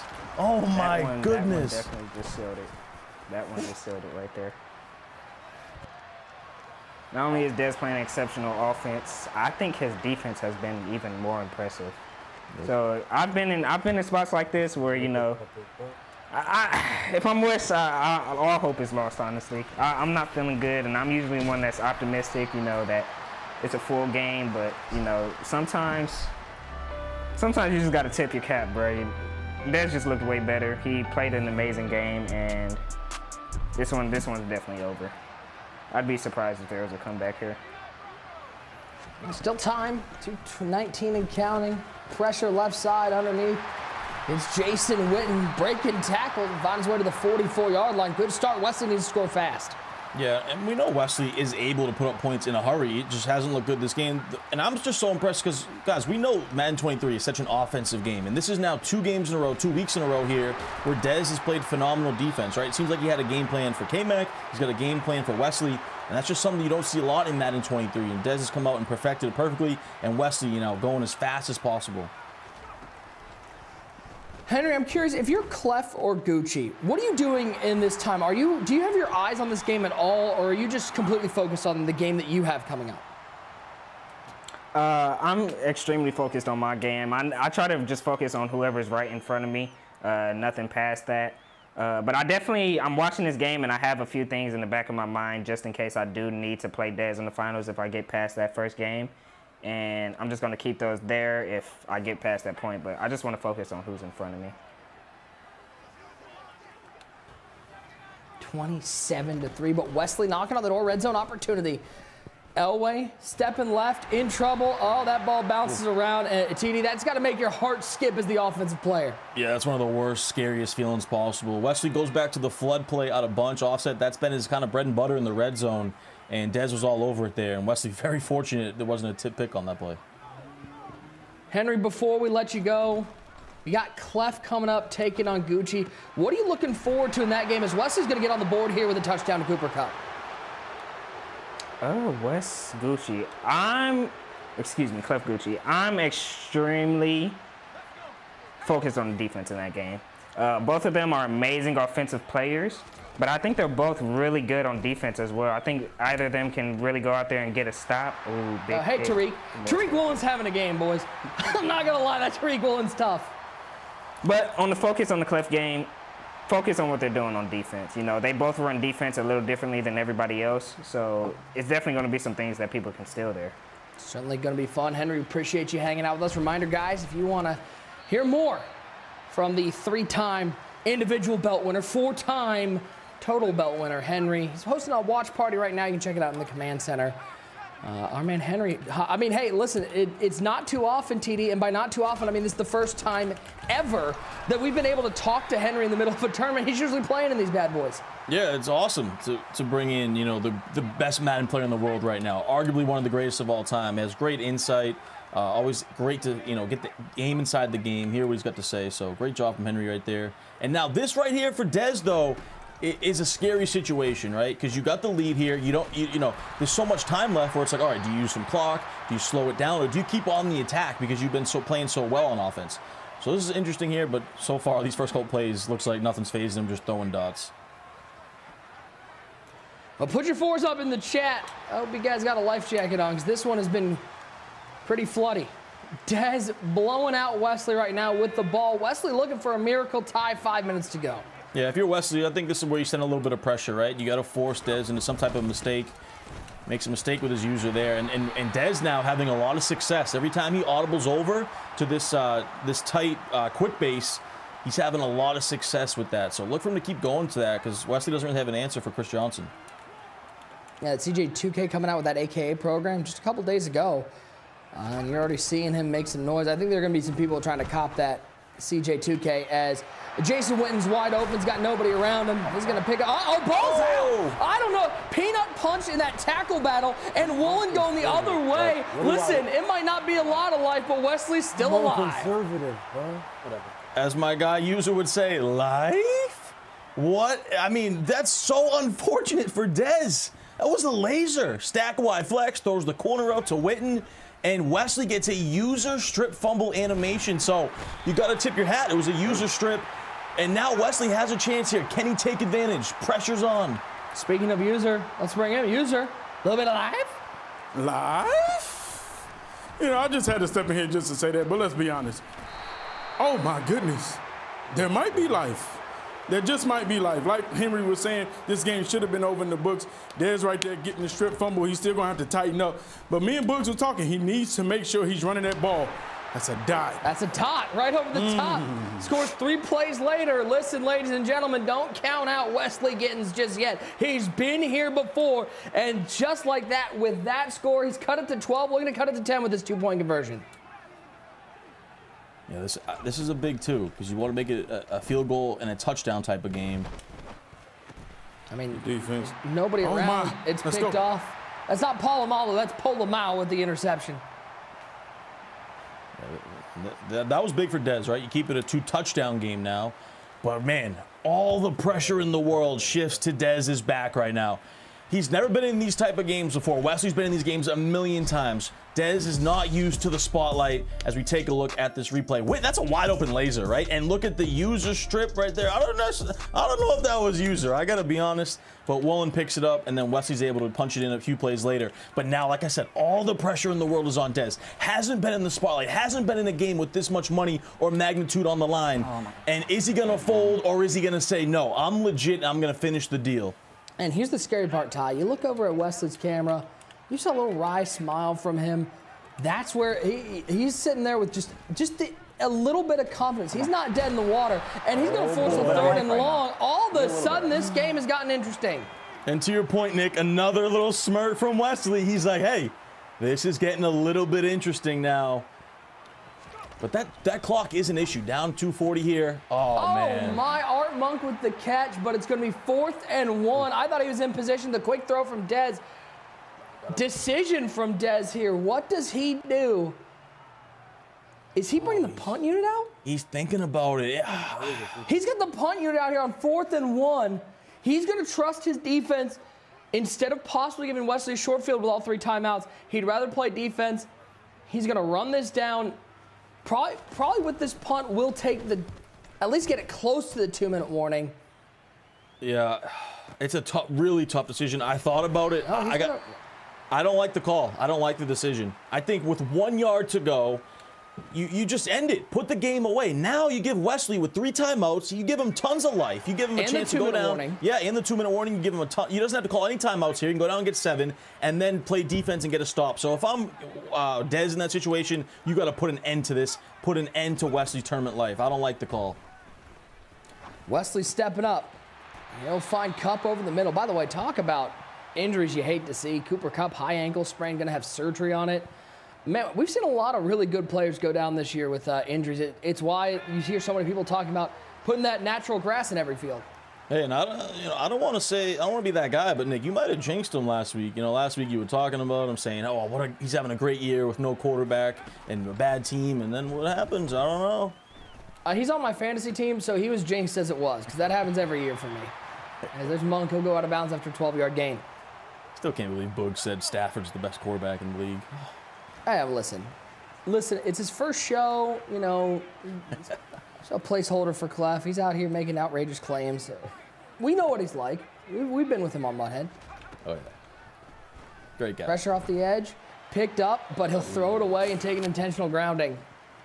Yeah, that's a really tough break for Wesley right there. He had a lot of momentum. He was throwing some dots, and you can't make that mistake, though, because that sets you back so far now. Down by 12, minute 48 left in the ball game. Spot in the finals on the line. Don't forget, we got our second semifinal, Clef We'll be battling Gucci. In our second semifinal, we'll play one of these players. Right now, Dez is in line to be there, but this game far from over. Yeah, Wesley's gone to bunch trail a few times there. Angle route, this time checks it down to the underneath drag. Looks like he's going to keep going back to bunch trail. This has been his money play on this drive. Gonna flip it. Let's see if Dez sends pressure off the edges. Looks like maybe, nope, no pressure. Bunch short side. He's gonna look for that corner route. Beautiful execution to the 39-yard line, and he rolls out of bounds to stop the clock.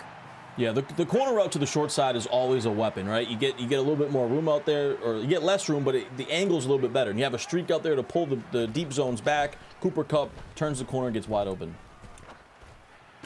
Good playmaker, Witten, straight up the field. Wesley's down to the 10-yard line. Probably not going to take a timeout. He was going to try to hurry to the line. Run off down to a $1.15. And a timeout taken by Dez. Didn't like his defensive lineup. That was a nasty playmaker right there from Wesley. Angle route to the tight end. He playmakers it up the field with that right stick. Clicks on, makes the catch. And now he's in business here. Still saving those timeouts. Pressure picked up. He'll throw this one away over the back of the end zone. Take it to 2nd and goal. And Ty, you see those 3 yellow lights next to Wes's 15. He still has a full complement of timeouts. Yeah, but it really shrinks down here in the red zone, right? If you're Wesley, this is going to be one of those high ball situations. Using that LB button on either a slant or a post over the top behind the back of the end zone. Got Megatron, you got Art Monk out there. Stepping up, and he'll throw this one away. That's the other thing, and you're seeing here from Wesley, it's very smart. He has some guys open underneath, but he doesn't want to throw it to them and risk getting tackled in bounds. Yeah, and Dez is playing all-out coverage, right? Only rushing 3. Doesn't want the sidelines or anything back of the end zone to be thrown to. Waiting back in the end zone, he's got him, and we have life. That's all you need. Wesley with a deep breath. That's literally all you need. Right it's a 1-score game, and it's down to 1 stop the pressure, all on the 17-year-old to close this game out. I did not think Wesley was going to throw that ball. I mean, it looked like he stepped up in the pocket and he was maybe going to run, throw it away. Dez kind of brought his user at the quarterback, and he just chucked it to Cooper Kupp in the back of the end zone at the last second. What a throw, what patience, and he is right back in it. Here we go. I thought this was a throwaway the entire way, but the user left him and just highballs it. Cooper Kupp back at the end zone. I mean, at the last second, and you see Wesley saying 1 stop and I got life, but at the last second he threw that. He was about to take a sack, and to your point, Nick, here we go. All the pressure is on the 17-year-old. Dez back to pass, looking left side. It's Cooper Kupp with the catch. And a first down. Timeout from Wesley. 2 timeouts remaining, but only 51 seconds on the clock. And I don't know how Wesley left that open. That's been Dez's play all game. The high-low read with the post and the drag. He goes to the post. Cooper Kupp wide open. Wonderful to see CJ2K. We do indeed. Nice stick work there just to find a lane. Picks up 6. Second timeout taken by Wesley. Oh, man. Yeah, really bro, tough that's a spot. knockout. He actually just, he would have folded. We actually would have just folded the fucking game, bro. You see Wesley saying that was a knockout. So basically what he wanted on that post sharp to Kupp, he wanted his knockout defender ability to knock the ball out. Obviously that didn't happen. And now Dez is 4 yards away from his first ever appearance in the finals. Well, Wesley makes a tackle. 43 seconds left. And remember, it's only, a stop here. It's not a lot of life, TD, but we've seen crazier things. Yeah, it would be about 7, 8 seconds. But if I'm Dez, you've got to stick to the ground game, right? I'd go in quick base again here.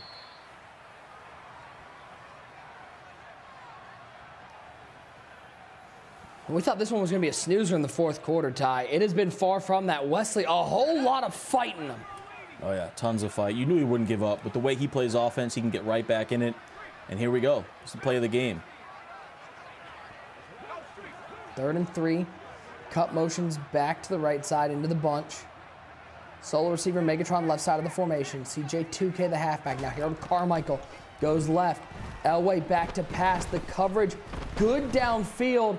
He's got all sorts of time. He'll take the sack, and it's going to leave maybe a punt return here. You might have a chance for that with about 5, say a 6-second difference between the play clock and the game clock. So many things just happened right there. I thought he had a touchdown to the skinny post over the top. He elects not to throw it because Wesley finally got his user back there, but he looked like he had him early. But then the savviness, the awareness of Dez, keep using the clock, and then go down with the quarterback. Don't take the sack. Go down with the quarterback. Great stick work there. And now put yourself in a reasonable situation. Now, yeah, do you punt it here? Do you run like a toss and run backwards? I think there's too much time for that. So I think you punt it. You gotta punt. Yeah, you punt it and you try to either Sky get it up punt high. it. Yeah, sky punt it or out of bounds. And don't kick it in bounds, whatever you do, and give the Wesley a chance at returning this.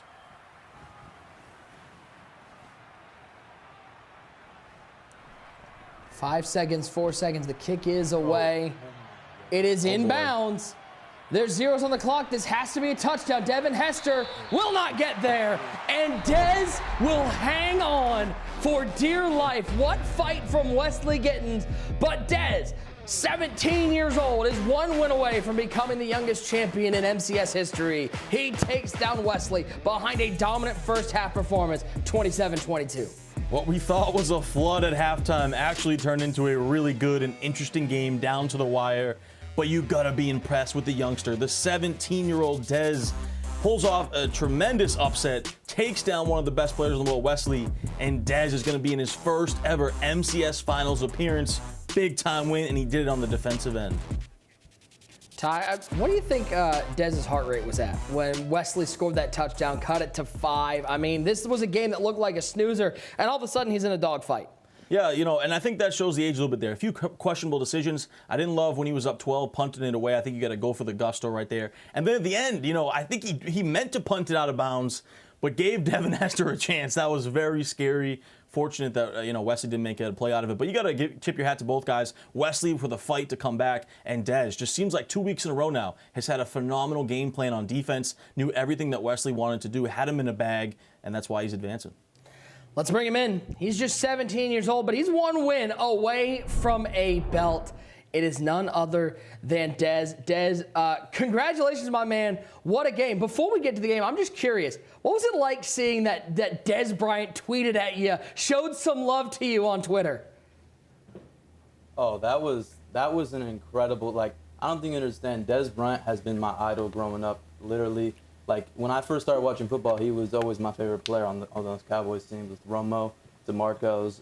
He was just my guy. Hey, Dez, congrats, man. Huge win. I want to talk about your defense, right? Because we know Madden 23, obviously a very offensive game. And last week, phenomenal plan versus K-Mac. Seems like another great plan here versus Wesley. You mixed up the coverage as well. You blitzed. You played a lot of coverage. Just talk about your defense in a game that we haven't seen much of.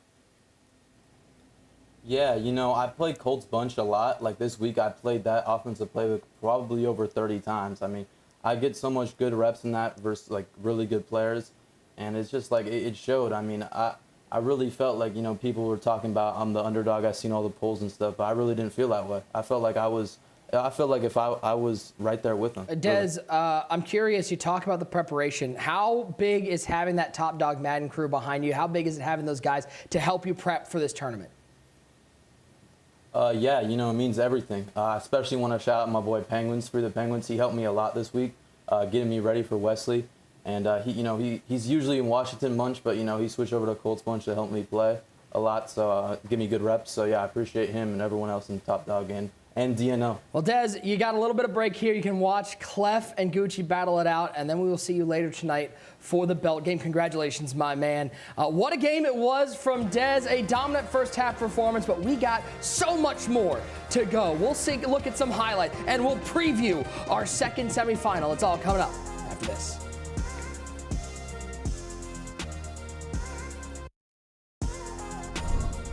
This is Pro Football Hall of Famer Deion Sanders, a.k.a. Primetime, a.k.a. Coach Prime, a.k.a. just Prime. And you're watching the Madden Championship Series. We'll be right back.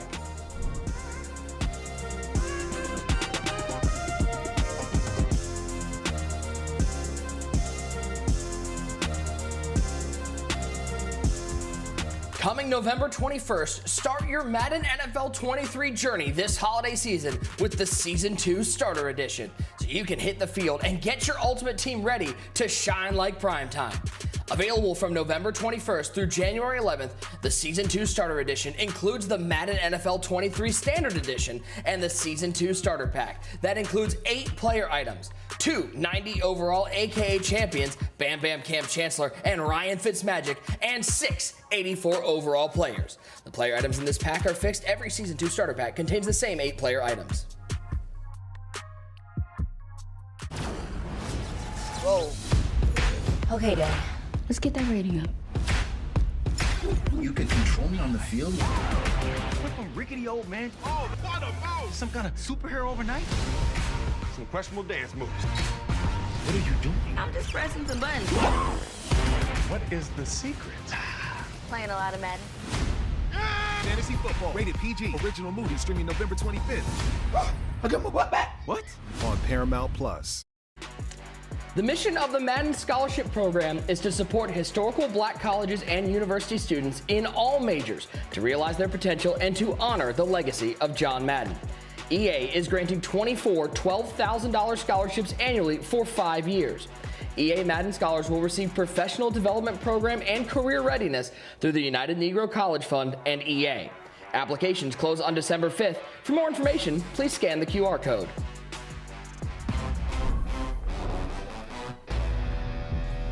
Well, it was certainly an exciting finish to a game that looked like it might have been a runaway. Wesley with a great comeback, but Dez is the first player in our finals here in the second annual Ultimate Thanksgiving. 27-22 your final score. Let's take a look at some highlights. And Boogs, watching this game, especially in the first half, how impressive was Dez on the defensive side of the ball?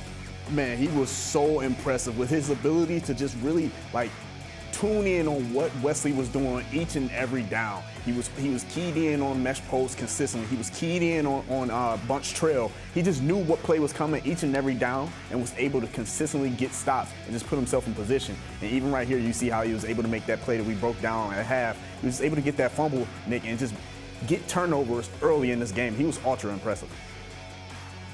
As we take a look at Dez up 7-0, he'll find Cooper Kupp to get in business inside the 10-yard line. And User, the defensive performance, it kind of overshadows what Dez was able to do offensively, especially in the first 3 quarters. He was moving the ball at will. He was moving the ball at will. He was loose right there. Big interception right there before half. Was able to get points off of that turnover, and that's major because y'all hear us talk about it all the time. You can't win a game before half, but you can for sure lose it. And we thought Wesley was going to be out. Everyone was counting him out. TKO, even Henry was like, yo, it's over, man. There's no way he can come back. But Wesley does what he does as a professional Madden player. He fights all the way down to the end. Right here, you see him just get sticky with Chris Johnson, takes it to the house. And let's be honest, Dez got a lot of animations that you normally don't get. And I think that's because of the mush, you know what I'm saying? Sometimes it's better to be lucky than good. Yeah, you know, Nick, I'm not saying that Dez didn't bring a great game plan, but you can talk to him, T. Nick, can you please ask Boogs, when we do the prediction for the next game, can you ask Boogs first? Because I got to stay away from that pick. Yeah, I got you. Ain't no way. 0 for 5. No punt return magic for Wesley there, and Dez with a deep breath. He is able to win the first game 27-22. It was it looked like it was going to be a runaway, and then it ended up being a dogfight, and that's just game number 1 tonight. Gentlemen, we've still got a whole nother semifinal. Let's take a look at our updated bracket and see where we stand. We've got, 1 player already to the finals, and we're going to fill that other spot in just a little bit as CleffTheGod will take down Big Gucci. Dez is going to be watching that game intently to see who he's going to face for a belt.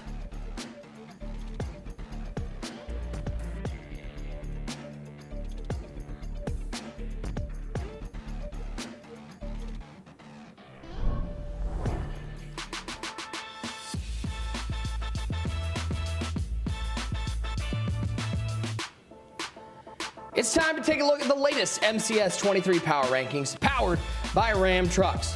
Here are where the Ultimate Thanksgiving Field of 8 came into the tournament ranked, and I think there's going to be some movement because we had Gucci, John Beast, Wesley, and Clef at the top. Well, we'll see what happens with Gucci and Clef, but you look down there at number 20, I have a feeling Dez might get a spot up in the top 10 after making these finals. He is probably going to be the biggest mover here in those MCS power rankings powered by Ram Trucks. And with Thanksgiving just around the corner, we checked in with some of the top Madden players and asked them what's their favorite dish in an ultimate Thanksgiving meal. Kind of cliche, but I get some turkey and some stuffing. I love stuffing. Listen, I only need 2 things for Thanksgiving. For my Thanksgiving meal, I need 2 things. Macaroni, no, I'm not talking about crab. Don't give me nothing out the box. Don't do that. Don't do that. Put the thing in the oven, and then let me get some sweet potato casserole. Add marshmallows. So you go ahead, you put that macaroni there on the plate. I need a whole plate full. And then put sweet potato casserole on the top. Mix it together. That's it. I'm not a big turkey guy. So I'd rather have ham than turkey, all right? Like, I think ham is the main course. Ultimate Thanksgiving meal will probably be either pizza or some hot dogs. You know, either one of those. Can't go wrong with either of those.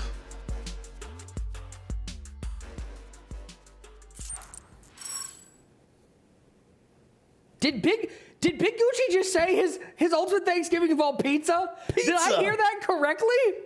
What? Oh, yeah, we got to get somebody to invite Big Gucci over. That's all I'm saying. But I had to invite him over.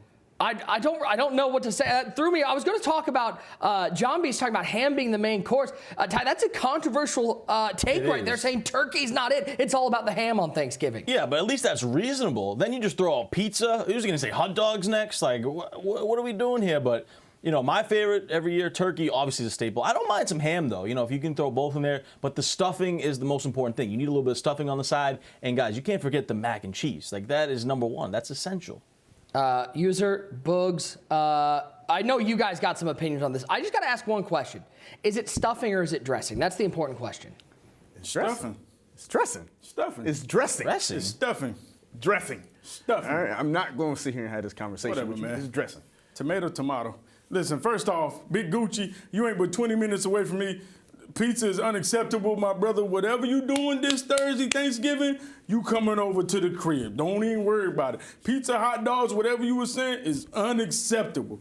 But as we take a look at the breakdown of the Thanksgiving plate, let me tell y'all now, my Thanksgiving is epic. Now, it don't matter what's going on in my life. I'm going to make sure I'm at my grandma's. Why? Because she got one of the best cherry pies that you ever taste. And it's not like a regular cherry pie. Some people call it cherry yum yum. That's right, I'm plugging my grandma. I wish she would sell this stuff, but you know, she don't want the money and she ain't giving out her secret recipe just yet. But as we take a look, I'm more of a ham guy. I'm not sure what type of meat this is.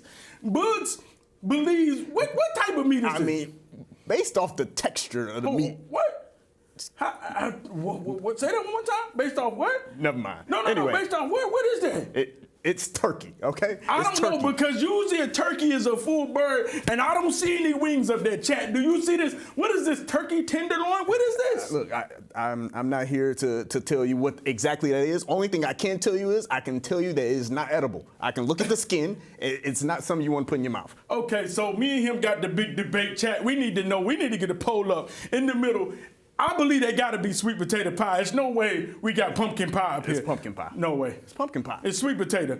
What, chat, what are you eating? Is it pumpkin pie or sweet potato? I know all my peoples, we eat sweet potato pie right there. Sweet potato pie is a must when it comes to the Thanksgiving. Now, all this other stuff, whether you call it stuffing, dressing, what do you call it? Either way, I'm going to tell you That's right now. That's stuffing right there. But it ain't got enough flavor in it. I'm going to tell you right now, that stuffing is too thick. Pause. It is too thick. The stuffing really got to be about this thick. It got to be fried crisp, too. It got to be one of them first things just sitting on the pan. You got to have turkey. You got to be able to see the turkey juices in the dressing. No. That's why first off, that's why you do dressing. No. And I'm never coming to What is that over there? I don't even know what that is. What is this? What is that? That right there is what I would assume to be sweet potato casserole. That's something that Nick probably eats. I believe this is Nick's Thanksgiving. Oh, yeah. You know what I'm saying? That's no disrespect to you, Nick. Sorry, I Nick. see how you brought the China plates out. You know what I'm saying? It's no disrespect. I see how you brought the... say no disrespect after it. This is the groundhog all over again. This is the turkey all over. Just because you say no disrespect, there's disrespect.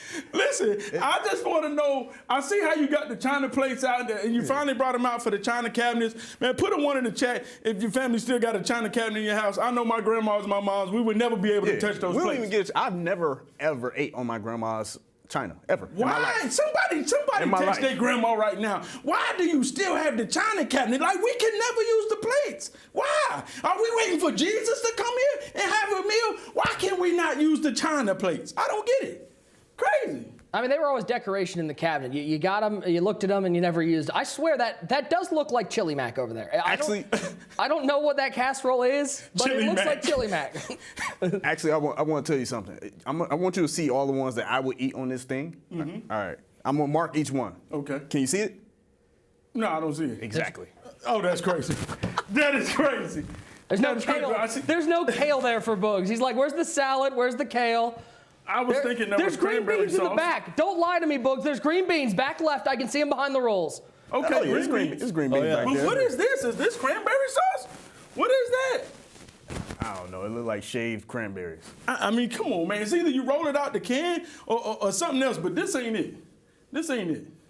Well, I just hope that Gucci is able to take you up on that offer, because we need to get him a real Thanksgiving dinner, not pizza and hot dogs. And, you know, speaking of Big Gucci, he's now number 3 in the MCS Power Rankings. And, you know, he's looking for redemption after losing in the semifinals at the Ultimate Kickoff. Is this the time for him to hoist up his first belt? Oh, of course I had Gucci. Let's go! Let's go! Gucci's back there. $10,000. Big Gucci is now Rich Gucci. He's in the final 8. Big Gucci! I just put in a lot more work. I was already a good player, and I felt like I was lazy as far as the foundation, the work I had to put in last year, and you know, it showed no results. I didn't really do any. I didn't make any events, and now that I'm putting in the work, it has paid off, and you know, I made back-to-back lives. Stop doubting me. Put some respect on my name, bro. I currently have the longest active live event streak. You know, I'm gonna try to keep it pushing. Pick it up, pick it up, pick it up. Out of there! Oh, that's a big Get out of there! That's a bag! Oh, it's on the you gotta go! For Gucci! Respect on my name! Gucci! Put respect on my name! Can't get too mad when something bad happens. You know, you gotta stay composed, and you gotta keep your composure in these games, because you know the game is never over until the clock is 0-0-0. So in the fourth quarter, so you gotta stay in the game. Don't let one thing, you know, take you off your game, and you know you make more mistakes because of it. You know, you just gotta stay composed. Is what I was learning the most. Play my game like at any other tournament or any other game, you know, and play to the best of my ability and try to get the job done. Big Gucci with big plays. It will really push my career to the next level, because not so many people can say they got a belt. You know, it pushes my resume up a lot. You know, boosts me up a lot for my career. So having that is definitely big. When you win a belt, now you know what it takes to win the belt once you win it. So that can really boost me up, and you know, but okay, I know what I need to do now to, you know, win some more. You know, so I think it can really boost me a lot. He's gonna run stretch. It's Mike Allstott. Tackle at the line. Gucci plays defense and finishes it out for a spot in the semifinals. Come on! I think I do have a chip on my shoulder. I don't. A lot of people, you know, they see me here back to back, but you know, they really, you know, when people ask, you know, who do you got winning this tournament? You know, no, not really. Anybody's really gonna say, you know, me, you know, my name. So I definitely do got a chip on my shoulder. You know, I'm still out there to prove things to people. You know, I'm really like that, and I should be taken serious, or you will find out.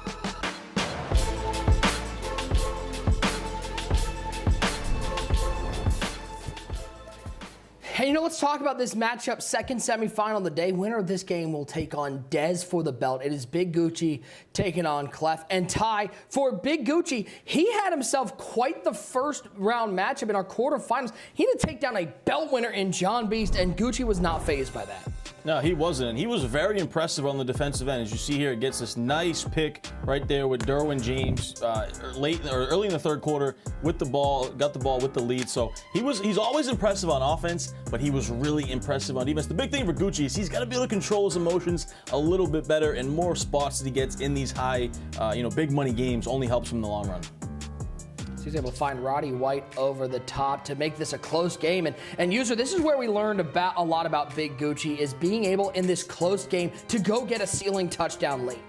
Yes, he believes he has the best offense in the MCS, and he so far has been proving it. He's been cooking up some of the hottest dots versus some of the best players in the MCS. John Beast was one of them. It was a hell game down to the very end, but Gucci has been making that bunch look like he's the premier offensive bunch runner in the MCS.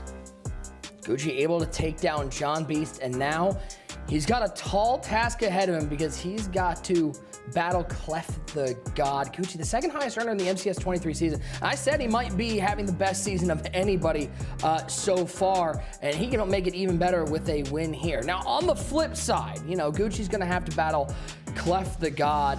And Boogs, for Clef, it's a story we know all too well. This is a guy who's still looking for that first belt, a guy who has been hungry to take home that belt, and a guy who's had a whole lot of close calls. Oh yeah, he's had a whole lot of close calls. He's had a lot of big games that he's lost to people that he feel like, and most people feel like, he should have beat. And so now he's in a situation where I think he's definitely the favorite, and most people AI Nash? Yeah, even AI Nash. Yeah, that's a game he should have won. He should have beat AI Nash, but he didn't win that game based off the paper. And he's in these situations too often, Nick, and I know it's eating at him to just go ahead and get over that hump.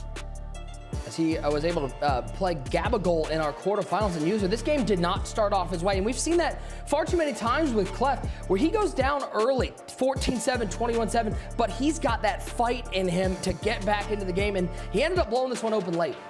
Got that dog in him.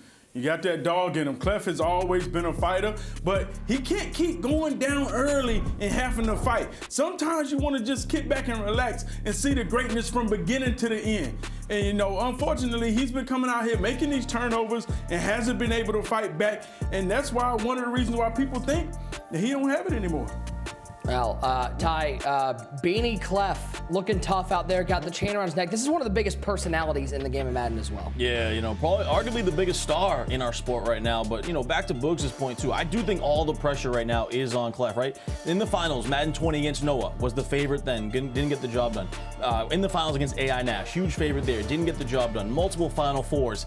Once again, he is the big favorite now that Wesley's been eliminated, and he has to get the job done tonight. Boogs, if you're watching this game, Gucci and Clef, if Clef's going to get past Gucci, he's having such a big year, what's the one thing he has to do to make it to yet another final?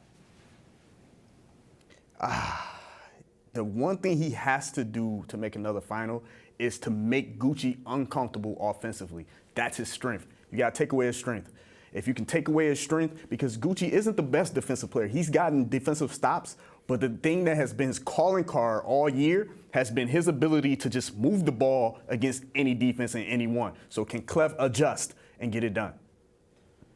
Well, gentlemen, this is going to be a fun game. Cannot wait to see who's into the final. It's time for those predictions.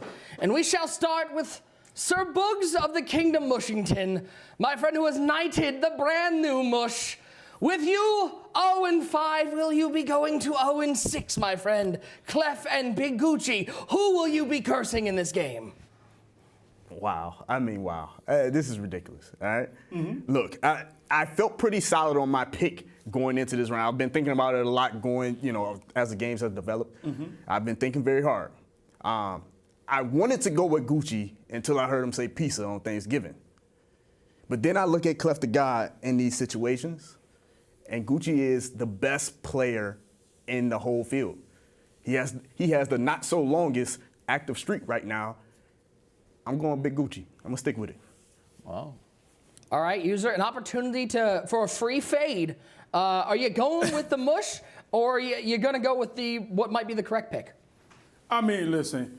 We've seen CleffTheGod in these situations so many times before, and we always feel like Clef should get it done. Ty is saying he's the overwhelming favorite. I'm like, where did you hear that? Because the streets are saying they can't believe that Clef isn't sitting right here beside me right now. They was like, he should have been out last week. They just do not believe that Clef still has it. Like he says, people have written him off. I don't know who those people are. He ain't right back, though. That's right. He did not write back because he's still right here in the Final Four. But Big Gucci, Like he said, people are not putting respect on his name. He's the only guy that's made both events. And I had to say, my eyes, I mean, my left eye kind of bad, Father Time, but I'm going to tell you, it do look like he got the best bunch in the MCS. So I hate to ride with my guy Bugatti Buzz, but sometimes you got to hop on that train. Big Gucci. Well, here's all I'm saying. I need our guys in the back, our great production team here. I need you, next time we have those nameplates up, to change user's name to The Streets, because clearly he's talking about himself all the time. I just need to say The Streets at One Great User. TD, you have an opportunity here to fade both of them. Are you going to make it 3 for 3 with the big Gucci selection? Listen, what side is it? I'm never going towards the mush. I'm going away from the mush. Get me away from the mush. I'm riding with the God, CleffTheGod. All the pressure on him. Needs his first belt. He always comes up big in these big situations. I think he gets back to another finals. I'm riding with CleffTheGod. I'm not picking with the mush. You kidding me? We shall see. Indeed, should be a fantastic game. Our second semifinal. Now, before we get there, if you're having issues with your Twitch drop, EA Madden NFL MCS tweeted, "We are aware that some iOS users are unable to claim their Ultimate Thanksgiving Twitch drops. In the meantime, we recommend watching the broadcast on a desktop or Android to track progress and claim. YouTube drops are also available for all users who have their accounts linked." However, a fix was found by a popular stranger, one of my good friends, at UseCodePop on Twitter. Says if you can't claim the drop on the Twitch app, go to Google on your mobile browser and search the Twitch desktop site. That's the best workaround right now. So we apologize for that, but there's your workaround. Just go to that Twitch app, go to Google on your mobile browser and search the Twitch desktop site. Let's get this second semifinal rolling, ladies and gentlemen. We have one spot in the finals filled. Who will be joining Dez, who is waiting in the wings? It is Big Gucci and CleffTheGod. Let's kick things off. Game number 2 of night number 2 of the second annual Ultimate Thanksgiving Tournament. It will be CleffTheGod starting with the ball first. As we get things underway, we once again welcome in everybody who's watching on the EA Madden NFL Twitch and YouTube channels and over on the BR Gaming YouTube channel. Clef will take this up past the 20 to the 22-yard line. Our tale of the tape between two players who are hungry for their first individual belt. TD, Big Gucci having a fantastic year and still maybe getting overshadowed. Yeah, without a doubt, still overlooked in this situation. But guys, this should be an absolute classic, a barn burner. I think these guys are going to go head to head. They're going to go back and forth. Gucci, the most consistent player in Madden 23, and Clef, the top player left in this field. So this is going to be a great one. It is CleffTheGod starting off with the ball first, an opportunity to make history if he's able to take down this title.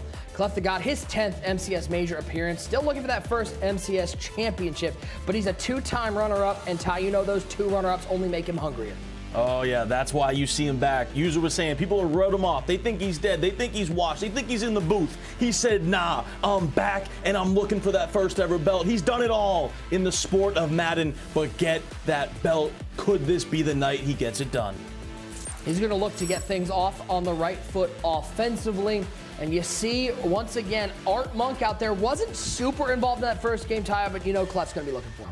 Oh yeah, he's going to be airing it out pretty much every play. He also has that CJ 2K at running back too, so keep an eye out for that. But pretty similar offense here. Witten at tight end with Carmichael, Monk, Cooper Kupp at the receiver position. And by the way, at center, he's got the current head coach of the Indianapolis Colts, Jeff Saturday.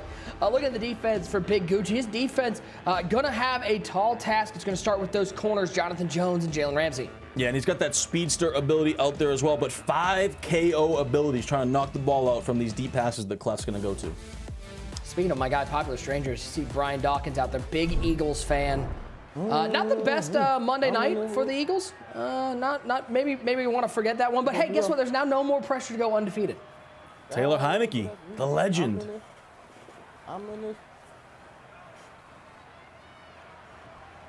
As Clef gets his offense set, Ty. What you know about showing up? What you know about? I don't know if there's a fan base, like if there's a player that has quite as fervent of a following as CleffTheGod. I'm looking at my mentions of who they think that's gonna win this tournament. I got a lot of people not just picking Clef, but sitting there and saying, "Let's go, Clef."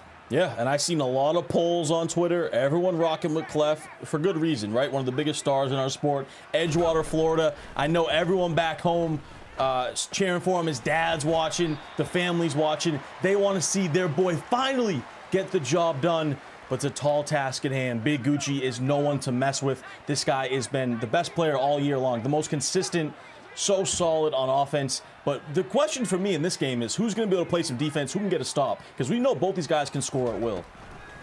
It might only come down to one stop. As a throw right side, high ball, Carmichael, user out of position, and there goes Carmichael. He's got green grass in front of him, and Harold Carmichael is making a house call like a doctor in the 50s. It's a big touchdown to start the game for CleffTheGod.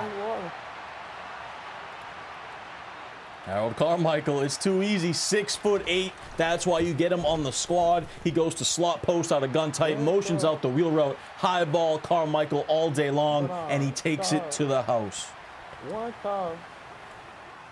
What a start for Clef. We talked about how he's been prone to the slow starts. Well, he gets off to a quick one here, up 7-0 as Gucci will take this ball out of the end zone with Devin Hester up past. And there goes Hester. Oh, how often have we seen this? What a response. That's crazy. Taking this one all the way to the crib. 106 yards. Gucci with the response. When are these guys going to learn? Do not kick the ball to Devin Hester. He's an absolute weapon, a dynamic playmaker. And Gucci responds just like that. That's a backbreaker for Clef. Oh, you can see Clef deflated after the early touchdown. Big Gucci with the kick return. We're all tied up, and we're not even a minute into this game. Absolute fireworks to start. We had a feeling we would get him. It's going to be an absolute classic. We didn't get to see the bio yet for Gucci because of these fireworks. Devin Hester all the way, 7-7 within the first minute. 7-7 the score as we take a look at this kick return. Devin Hester, he's the bester, right up the middle to the house. Yeah, right up the middle, parts of the sea right there, pretty much untouched. And Devin Hester goes, what was that, 105 yards almost, all the way to the crib. How's that to start the second semifinal, TD? A little fireworks to kick things off, a special teams touchdown, a long touchdown to Carmichael, and now some defense from Gucci. And Clef had success on that play, you know, on his touchdown, so he goes right back to the same play. This time, Gucci was ready for it. Second down and 10. Out of the tight slots, Carmichael splits wide right. Elway in the gun. Three-man rush picked up nicely, looks over the middle, tight throw. Jason Witten with the catch. Yeah, and I want to point out the great adjustment that Gucci has made, right? Clef early on went to that, you know, that wheel route to Carmichael. This time, Gucci has double coverage over there. So he's got the man coverage. He also puts the defender on a deep zone out there as well. So two guys on Carmichael. Great adjustment from Gucci. He doesn't want any problems with Harold Carmichael. Like Chance the Rapper. He wants no problems. He's going to go to him. Hey, there's Carmichael. What were you saying, TD, about no problems? Because Harold Carmichael is an absolute problem to the house. CleffTheGod, fireworks early. So now this time, Gucci leaves him one-on-one again. So the previous play double covers him. This time, he doesn't. He leaves him one-on-one. Clef recognizes it and goes right back to him. So a cat-and-mouse game, a chess match. You cannot leave Carmichael one-on-one in this game, and Clef sees that. That's why he motions him out, try to get that isolation, and it pays off once again. So Clef doing a great job, you know, using his best player. All right, this time he decides maybe we shouldn't kick it to Devin Hester. We'll kick it to Barry Sanders instead. Barry Sanders makes a man miss, breaks the tackle, but does finally get him down. Now we can finally take a look at this bio. We didn't get to do this last time, but Big Gucci, if you don't know who he is, it's his 4th MCS major appearance. He's a former New Orleans Saints club champion, the 2nd highest earner in the MCS 23 season, and he's the only competitor to qualify for both of the tournaments here in Madden 23. Yeah, super consistent. By the way, that logo is fire. The BG with the crown right there, absolute fire. And the thing too, Gucci only 20 years old, and he's had tons of success already early on in the MCS. Gucci hasn't even gotten the offense out on the field yet, but we'll take a look at his offense, and he's got Harold Carmichael. You wonder if he's going to try to hit him with a little tit for tat. Yeah, we'll see if he goes right back to him like Clefty. He's got 2 short inabilities on Art Monk and Cooper Kupp, so keep an eye out on those guys for things like posts and corner routes at the receiver position. 1st and 10 for Gucci's first offensive drive. Scored on the special teams touchdown. We're not even 2 minutes into this game, and I'm already out of breath. There's Harold Carmichael picking up a 1st down, and all the way up past the 45 to 46-yard line. Yeah, I mean, Carmichael's just, this dude's just insane. Both sides here, Clef using him, Gucci using him, goes right to him there on the flat road early. First and 10, Elway back to pass. He'll look to Jason Witten and just sailed it past him. A little too much mustard on that. Yeah, of course, Gucci rocking this bunch offset. Great route combo there. Went to the bench pivot play. Tight ends on a corner route right there, kind of like a squiggly corner route. And he had a great flood concept. Streak there, out route. Corner route was wide open. Just gets an unfortunate animation. A little too much mustard on that Thanksgiving hot dog. Good. It's left side. He'll find Art Monk near a first down. We'll call it 6. Great read from Gucci there. High-low, had a deep out route, had an underneath out route, checks it down to the underneath route, underneath out route, gets underneath the cloud defender. Nice little conversion there. Big 3rd and 4.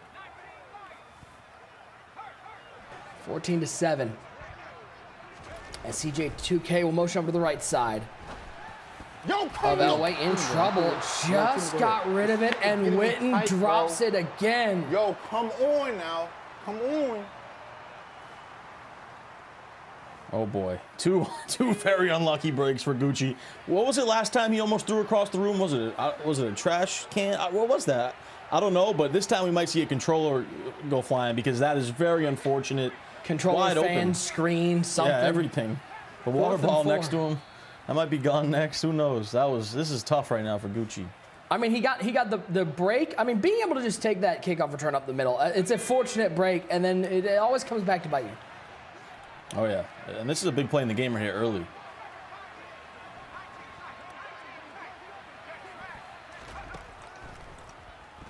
Fourth and 4. Can he pick up the first down? He can not. CleffTheGod, a slam from Big Gucci. And now Clef takes the ball up by 7. And another unfortunate. Just broke my controller, bro. I need to pause. Yeah. Oh my. He broke his controller? Oh my fucking God. It looks like it might be cosmetic. We might just be talking about fender bender. I think it still has 75-80% here, I think. What a wild start to this one. Ty, a little bit of everything. As we'll let the gentleman get situated, but an unfortunate break from Gucci on that 3rd down play. Can't pick up the 4th down. And if you're Clef, how many times have we seen Clef, the bad breaks go against him? He's finally having a little bit of that mojo going his way. That's a great point. And really, that's 3 plays for Gucci. I will say on that 3rd and final one there, it looked like a little bit of bad stick work. Unfortunate break for sure, but just bad stick work. That should have been a completion. And Gucci, a little malfunction in the junction. Did he break the controller? I don't know. Does he have a second controller? We don't know. We're trying to figure this out. Can he play with a 75% good controller? But that's the one thing for Gucci. We talked about it. He has to be able to control his emotions, right? Things are not going to go your way. Every Madden game you play, things are not going to go your way. You have to be able to bounce back from it. Obviously, those were extremely unfortunate, but the game is still very much in his hands here. He has a chance. Can't let that stuff get to you. You can't take yourself out of it by breaking your controller. That's for sure. So, you know, a lot of fireworks, to say the least, early to start this game, whether it be on the game or off the game. So, fun stuff so far. Let's bring in User and Bugs. User, we talked about Gucci, the maturity of not breaking a controller. That lasted about 4 minutes into the game. Yeah, I mean, you know, like Ty's saying, is it cosmetic? You know, I wonder, right, like if he doesn't have another controller. Now, this is actually self-inflicted, you know what I'm saying? And sometimes people have to play injured. What are we doing here? Is he running to Walmart? Are we having a break? What's going on here? At the end of the day, I feel he's going to have to suit up. He wanted to go 8-man and start bashing everything. Okay, brother. Can't control your emotions. It's only your first offensive drive. You already got to kick off. You got to stay more composed than that, because now, guess what? You got to figure out, hey, how can I fix this controller situation? He might not even be able to continue this game. We hope he can, but you know, you gotta show, you know, more control over your emotions, because you can get rattled off of one stop this early in the game. We know it's a lot on the line, but you can't come out here overreacting like that. Bugs, talk about that, what you have to do mentally. You score an early touchdown if you're Clef, and then you see that kick return go back. Is that just deflating? Do you just brush that off as he got a little fluky touchdown? How do you respond to that? It's exactly that. You look at it like, you know what? It's fluky. Let me worry about what I can control. I can control if my guys, get blocked on a kick return. I can't control that. Only thing I can control is how I execute on offense and the adjustments that I make on defense. That's what you need to do as a player, and that's exactly what Clef did on those first couple drives. Ty, massive drive upcoming here for Clef. Coming off that stop, gets a fortunate break with the drop on 3rd down. Now up 7, a chance to go up 2 scores. He can be in the position that Gabagol was against him last week. Yeah, this is huge for Clef right here. You get that stop, fortunate stop, and now you get the ball too. And this is hilarious. Users saying, I don't know if he can finish this game. What is this, like an injury? It is. It's like Gucci tore his ACL out here. Yeah, he did. He blew his knee out. He gonna have to Robert Griffin III that thing. I'm sorry. He got to play through it. Yeah, and he's gonna be down the field like Byron Leftwich at Marshall. Yeah, Byron Leftwich was the one I was thinking about, where his offensive lineman carrying him down the field. Listen, we just got to get it done. Or didn't Matt Stafford do that against the Browns? I remember watching against the Browns when Matt Stafford blew his shoulder out. No shoulder. That's exactly what Matt Stafford did. He came in the game, no shoulder, and he said, you know what, put me in, coach. I am going to deliver a dot. And what did he do? He came in there, he aired it out with no shoulder. No shoulder. It was gone. It really is a pleasure being a Cleveland Browns fan. Now, we appreciate you guys hanging out with us through this technical timeout. So while we're waiting, why don't we give away an Aaron Rodgers? That Aaron Rodgers we revealed during that the reveal stream half hour before the show. 93 overall from this Harvest Part 2. The winner of that, DC Universe 440. DC Universe 440. You got your own version of Superman out there. Aaron Rodgers leading the way for your offense. Gentlemen, as we reset, talk about this second semifinal. Interesting, we've seen 2 touchdowns user on basically the same look from Clef, finding Carmichael out on the right side. How does Dez adjust defensively to maybe make Clef look somewhere else? Gucci's going to have to make adjustments for that agathon with Carmichael. He's over there seeing the one-on-one, showing the user, ad catching. That's one of the things. You see Clef is looking, and he's saying, okay, is he double coverage? No. You're going to have to respect it. We don't care what other adjustments that you do. You're going to have to double him. Otherwise, you're going to pay. I'm going to show you my user. I'm going to hit the ad catch on you. And Clef is just building his offense off there. Once he can start seeing one guy go over there, it's like, okay, well, now that guy's taken away. Then guess what? Then he's going to start mixing in some routes with that guy that was just running the street. Then he's going to start mixing crosses and drags. And now you're just wasting the guy in man coverage while other routes are opening up. So you already see Clef putting together the master offensive game plan. Gucci, on the other hand, with the kickoff return, first offensive drive we saw. Now, he had a couple unfortunate breaks. Now, I don't know whether it's because he's using classic instead of, the freeform dots. Freeform may have been a hot one. Maybe. I don't know. Had some unfortunate drops, but either way, you got to stay composed. It's only your first offensive drive. You can come up with a stop. You got to stay composed and show everyone why you have the best bunch in the MCS. Ty, does this break benefit Clef, or does this benefit Gucci a little more? Maybe an opportunity for him to settle down his emotions. Well, yeah, first of all, settle down his emotions. Second of all, maybe find a second controller if he completely damaged it. But I think this benefits Clef, right? Gucci's just kind of lost right now. He needs to be able to settle down, but Clef can kind of think about it. He's going to have the ball here as well and got that kind of free stop, right? Very fortunate to get that stop. So I think this benefits Clef because he can kind of think about what's going on here. He got a lucky stop, and now he gets to go down and maybe make this a 2 possession. So I think for Gucci, he's really got to just think about his emotions, settle it down. But for Clef, he can really dive in and get a game plan going for this drive here. Well, ladies and gentlemen, hanging out with us, EA Madden NFL Twitch, EA Madden NFL YouTube, and over on the BR Gaming YouTube. We appreciate you guys sticking with us. We're going to step aside for just a second while they get this game reset and ready to go. But when we come back, semi-final number 2 between Gucci and CleffTheGod will continue as we try to fill the finals here in the Ultimate Thanksgiving.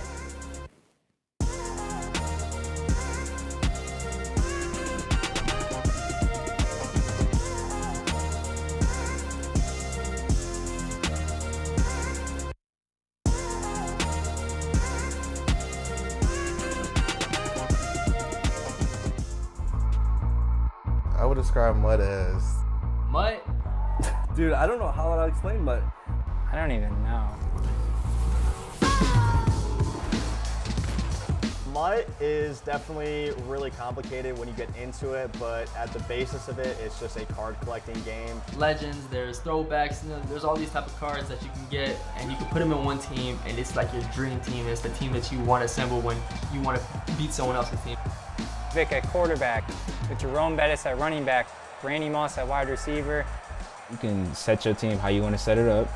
You can set your offense, set your defense, how you want to set it up, your abilities and everything like that. Yeah, it's pretty much just you can play how you want to play. Watch YouTube and Twitch, watch for other people, if you got questions, you go on the chat or, YouTube it up to see if they can help you, because a lot of times there's a lot of help out there on the YouTube and Twitch. I like to spend probably like half an hour every single night, look at those big YouTubers that compete, the W's, the Skimbos, the Clefs that are all on YouTube, and I say that I'm just gonna watch this game, see what little things that they're doing, and seeing if I can implement any of that into the daily routines that I have. You got to get your coins up so you can get the best players, that team matters, so play your solos, play some head-to-head, make sure you're working the auction house and just get that team up.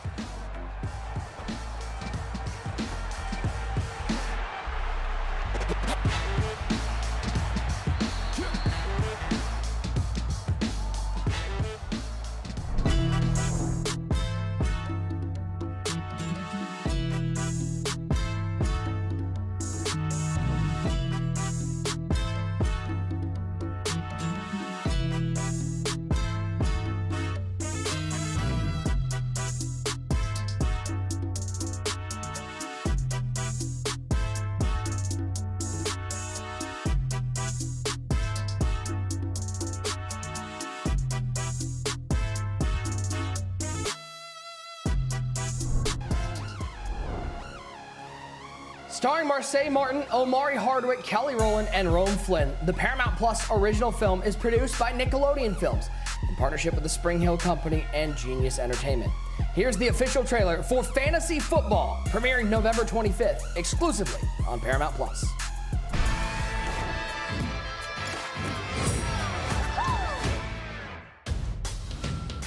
I've lived in 7 cities before my 16th birthday. All because my football star dad is fumbling away his career. Ooh, at your age, it's not even about finishing first. It's about finishing it all. Maybe start thinking about what life might look like after football. Whoa. Welcome to my Wonderland. The whole team's in my theater playing Madden. She's mean on that Madden. Oh, yeah? Oh, well, she must be playing as me. What about you? What's your rating? He's a 67. That's tough. He gave me a copy of his Madden. And he signed it. This game is not coming into my house.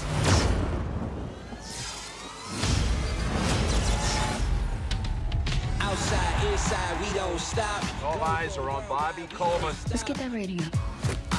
Yeah. I'm so gifted, prolific. The game has some sort of power over me. Up, down, left, or right, it doesn't matter. Oh, what a move!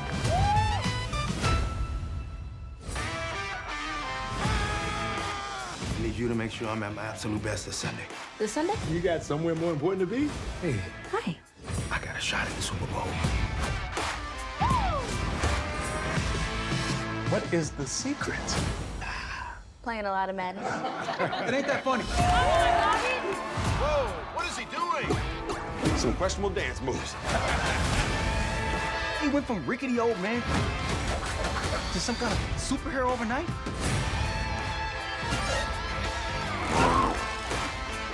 How did you pull that off? Couldn't do it without the support of my family. They just started supporting you, huh? Yeah. Huh? Let's take it up a notch. Fantasy Football, original movie streaming November 25th. I got my butt back. What? On Paramount Plus. Welcome on in, Nick Mazesco. You know Bugs, but joining us right now from the hit film Fantasy Football, starring Marseille Martin, available on Paramount Plus starting November 25th. It is none other than Marseille Martin. Marseille, thank you so much for joining us. How you doing? I'm good. How about yourself? Oh, Thank you. it's an amazing day. I'm so excited for this movie. I can't lie. I've seen the previews, and obviously knowing Bugs, we've talked about it a lot. I'm just curious, going into this film, what did you learn about Madden from Bugs that you maybe didn't know before? Oh, everything. Probably everything. Well, when I first got the script, I knew for sure I had to you know, gain some Madden skills and try to figure different moves out for sure. And my dad was trying to help me, but when the father is trying to teach the daughter how to drive and it's just really like annoying and irritating and screaming in your ear and making sure you turn the right way, like you know that it was basically like that, but with Madden for sure. So I learned just a little bit, like a few things, but then when I started filming, I got to meet Bugs, and it was just lots of fun. It was cool, and I knew I had to we kind of went along with the script and what I had to do in different movements, and he would teach me movements from there. And I would have like a small little TV that I can practice with before I would start filming or even between takes. So it was lots of fun. Before you got there, before you got involved, how interested were you in Madden prior to filming the movie? I was actually pretty interested, mainly because my dad would be playing all the time, and I would go into our game room and just see him playing, and I just watch him play, and I think that's just really, really cool.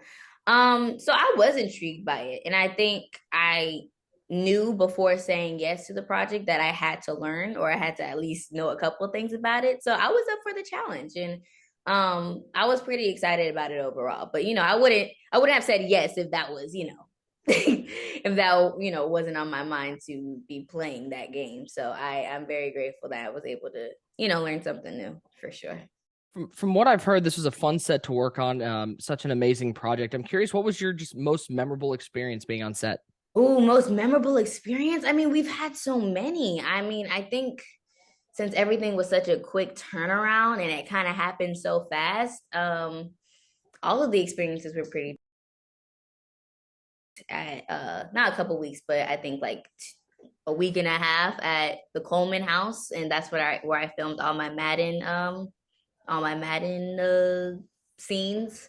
And I think I did that first. I think I did that was the main thing I got out of the way, was all of the scenes in my bedroom so I could focus on the Madden scenes or whatever. And then we went into Anderson's house, and that was lots of fun. I think that was the best experience for sure, was being at Anderson Fisher's mansion and having fun with the extras and having like a pool party, and we had an actual DJ.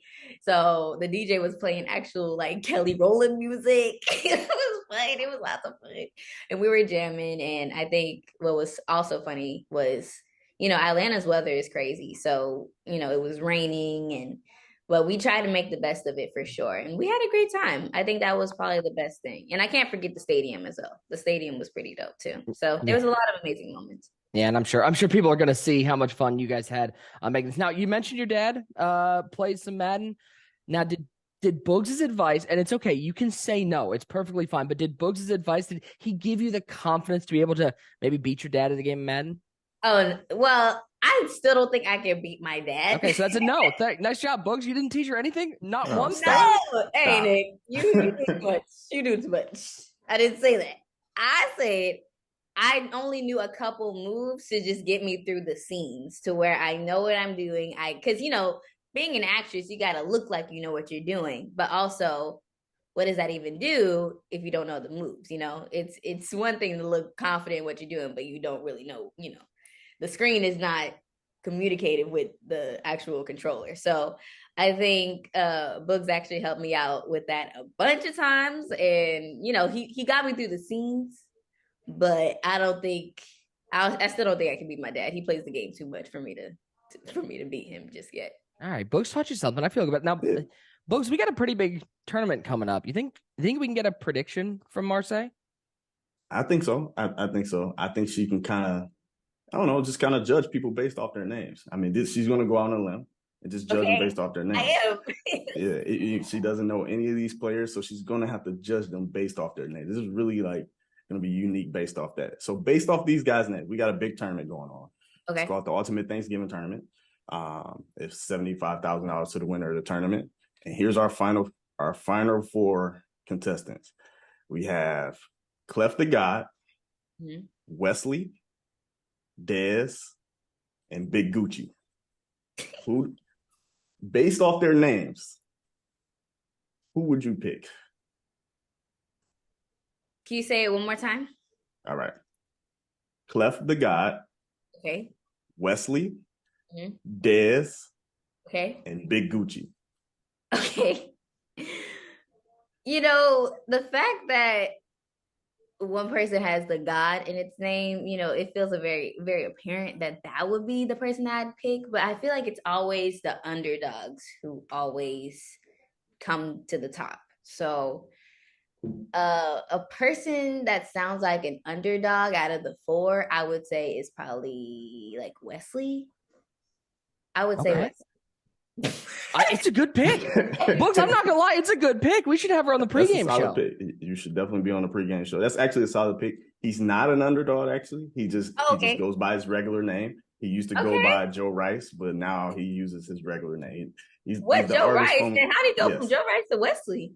He just said he wants to be recognized as, by his regular name. He just said, you know what, I want to take my first name. I don't want to use a gamer name anymore. I just want to be recognized as Wesley. So he switched to that. That's dope. I like And that. let's point out the serendipity. Books, she picked the one Falcons fan out of the 4. True. Oh, would you look at that is true. See, because I know what I'm doing. I'm like, I'm kind of like a detective. Like I really know these guys for sure. So I do. Most definitely. Yeah. I mean, it doesn't get much better than that. Fantasy football starring Marseille Martin is available on Paramount Plus starting November 25th. Marseille, thank you so much for hanging out with us. We can't wait to see the movie. Thank you so much. I appreciate y'all. Good to hear from you, Books. And nice to meet you. Thanks. Good hearing from you as well.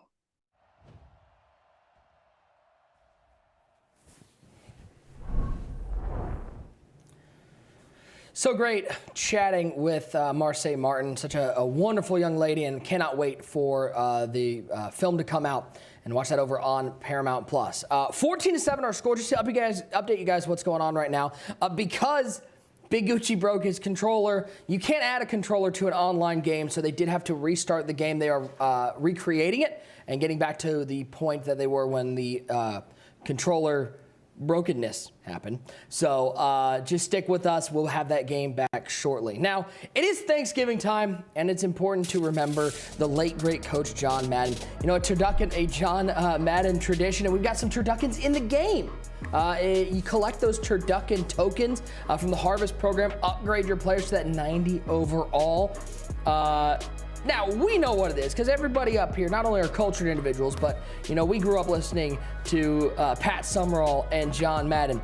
But does anybody else in the MCS know what a turducken is? Let's see if our MCS players have an answer.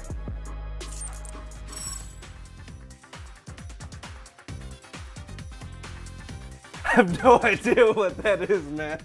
What is that? No idea what a turducken is. I have no idea. No, I have no clue what a turducken is. I never heard of that before. A what? I don't even know what that is. I've never heard that. I have no clue what a turducken is. A what? I have no idea. I have no idea what's a turducken. No clue.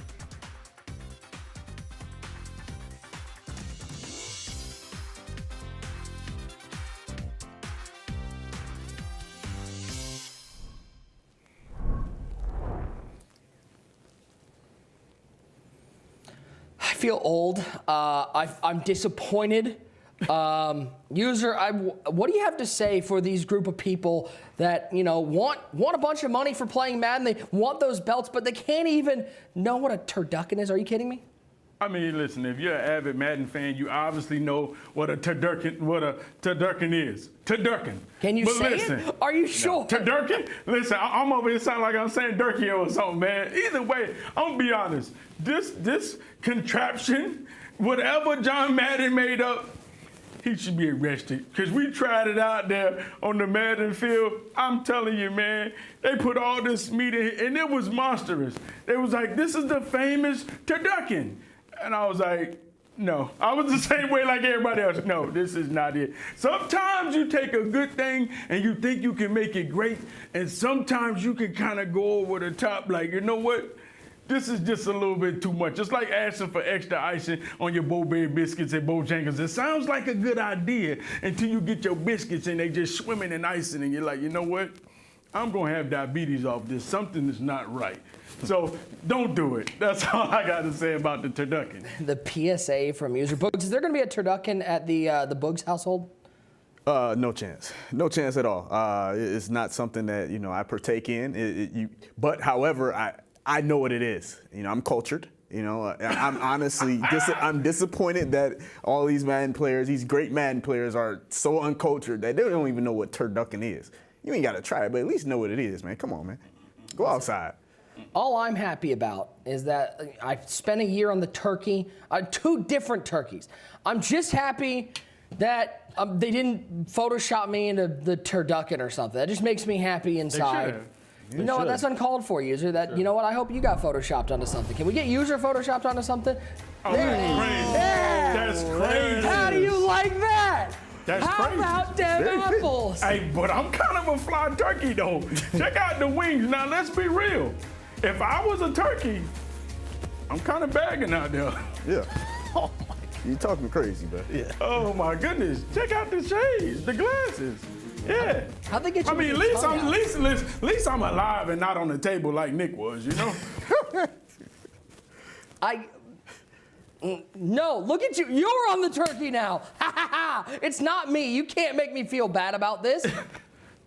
I need this as my phone screen. Yeah, look at Ty. No. TD never gets on it. Books, this is a tradition. Usually I'm the one on all these. Finally, Tyler Davis is not some model standing in the background. Look at this picture, too. Like, my eyes are squinted. What is this? I mean, the fact that his head is slanted.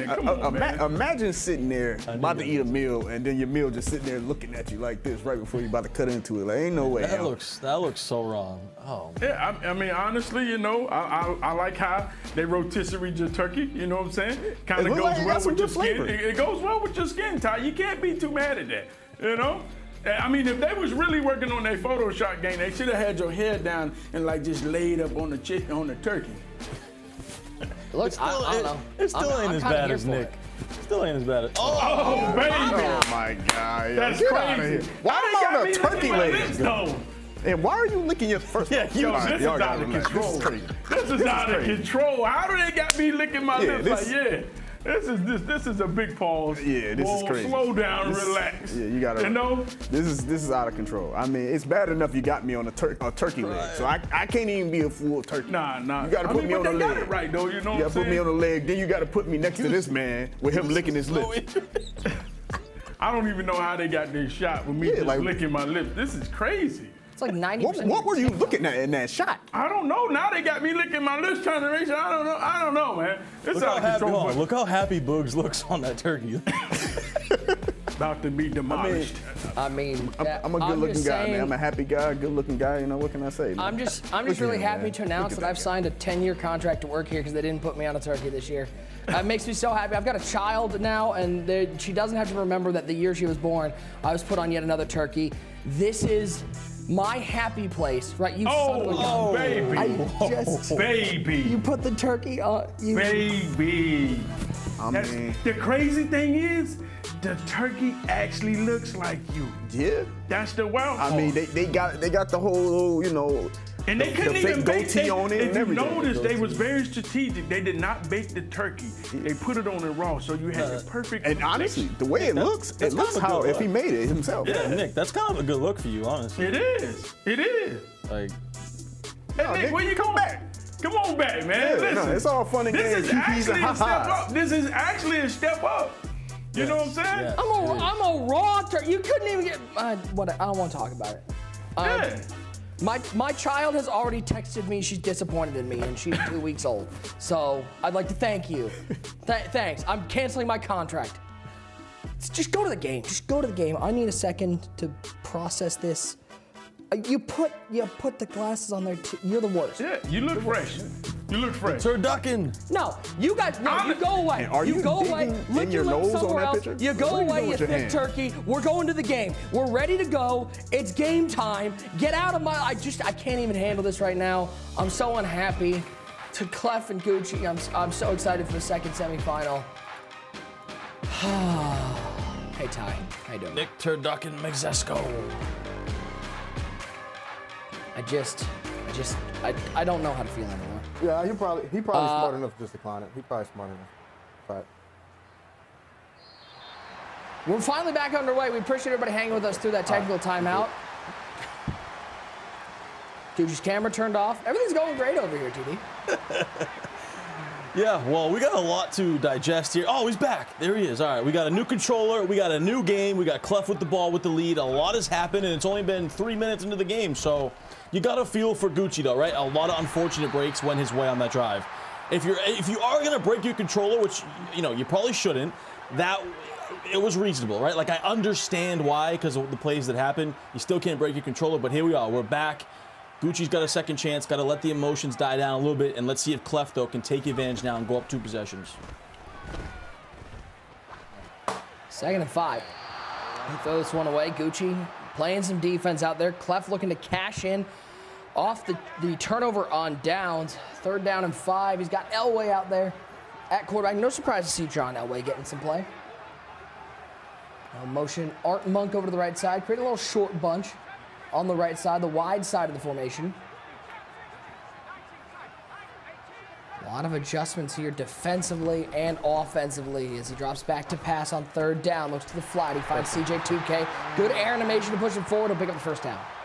Yeah, and of course, Clef, you know, we talked about running that Washington Commanders offensive playbook. And this is the most I've ever seen Clef run gun tight. You know, he's known for his masterful gun bunch offense, but mixing a lot more gun tight. Let's see if he goes back to Carmichael.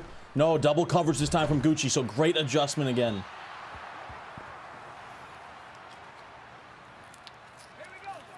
We appreciate everybody hanging with us through that technical timeout, but we're ready to go. All controllers are in one piece. As Carmichael splits off the tight slots. 4-man rush, 5-man rush from Gucci. Picked up nicely, throws to Witten in tight coverage. How many times have we seen today Jason Witten make that catch? Yeah, Jason Witten is a stud, and Clef goes to Witten a lot, whether it's on corner routes out of the gun bunch or there on the tight crossing routes. Now, we have a real chess match going on because now Gucci is forced to put 2 defenders on Carmichael over there when Clef motions him out, and that's opening up other things over the middle of the field. As he finds Carmichael, how many times did Clef find him for touchdowns before the timeout? 2. He almost found him for 3.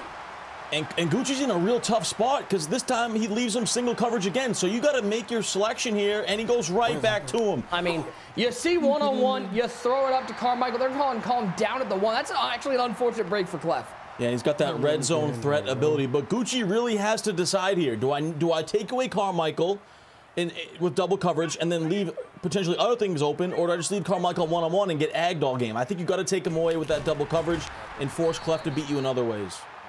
Tackle on Okoye, trying to get to the end zone. We'll go to end of 1, 14-7. 3rd and goal from the 1-yard line for CleffTheGod.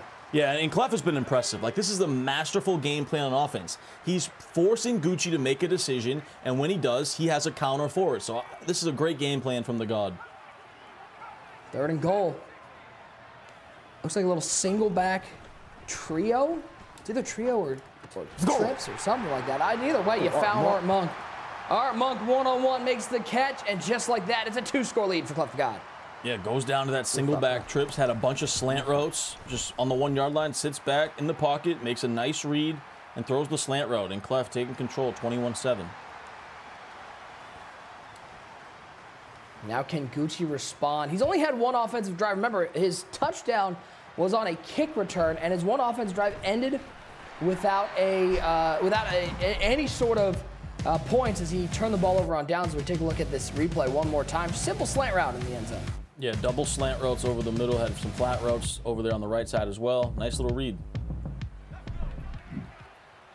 One thing too, Nick, you know, Clef known for like his emotions, and we haven't seen too much out of it early here. You know, 3 touchdowns on the board already, but you know, trying to keep those emotions in check. Seems like he's really just dialed in.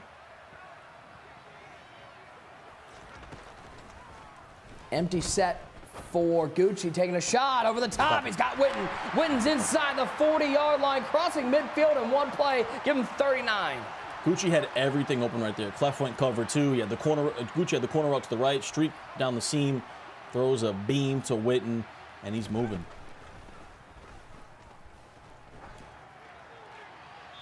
Good defense there from Clef, forcing a throwaway. 4:20 to go.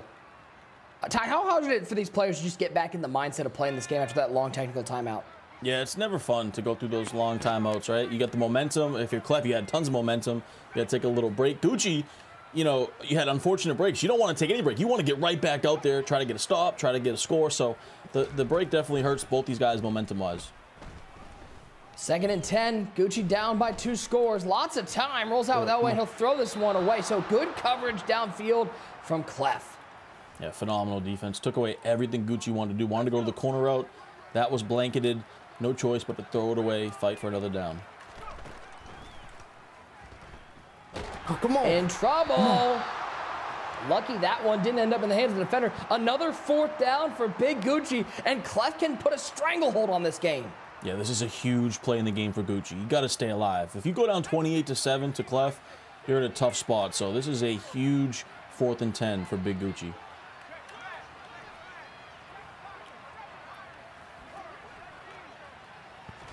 Can he find a 1st down? Elway back to pass. Good coverage over the middle. Monk open, big hit. Prize that ball free from Art Monk, and Clef takes over on downs. Put it away, baby. Huge hit.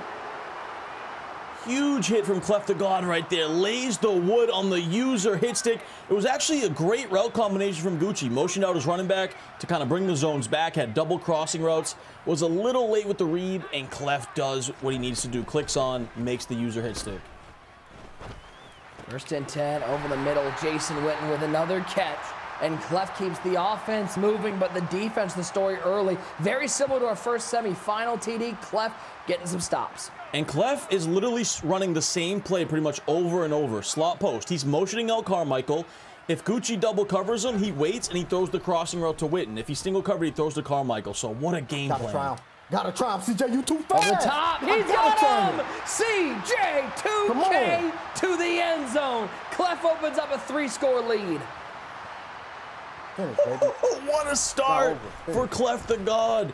He tested Gucci's user, and Gucci was not ready for it. You heard Clef say, I gotta try him. He throws the halfback streak one-on-one with Gucci's user. It was a phenomenal pass lead to the back of the end zone. What a throw. 28-7 your score. As we take a look at CleffTheGod finding the hero. Big hit on Monk to start things out to get that stop. And then the hero of the Madden 20 challenge, Chris Johnson, over the top. Yeah, look at that pass lead. High ball to the right towards the back of the end zone, and Gucci's user could not get there, and Clef is fired up.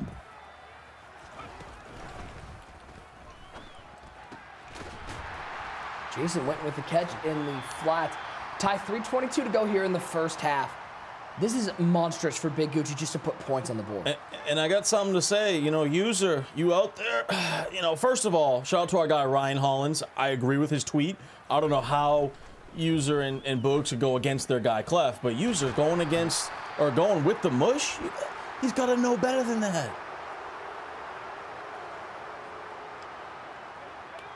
Clock running down. User, I mean, let's bring him in. First of all, Ryan Hollins questioning your friendship. And second of all, I'm questioning your mindset going with the new mush. I mean, you know, sometimes you have to sacrifice yourself for the greater cause. Do you understand what I'm saying? And then that's all I'm going to say on that. What's understood ain't got to be said, you know what I'm saying? I see what you're saying. I see where you're at. You know, sometimes you got to sacrifice yourself for the greater good. CleffTheGod, listen, he's putting on a phenomenal first half. Big Gucci trying to, I don't know, that's about a 20, 30-minute break from him smashing his controller. It's hard to get back into that momentum. And right here, it's vital for him to pick up some offensive points, whether he gets 3 or 7. I think he needs to get 7 because it could be GG's in the chat already, but it's early. Cooper Kupp up to the 40-yard line. Still a lot of game left, and we saw Ty in our first semifinal.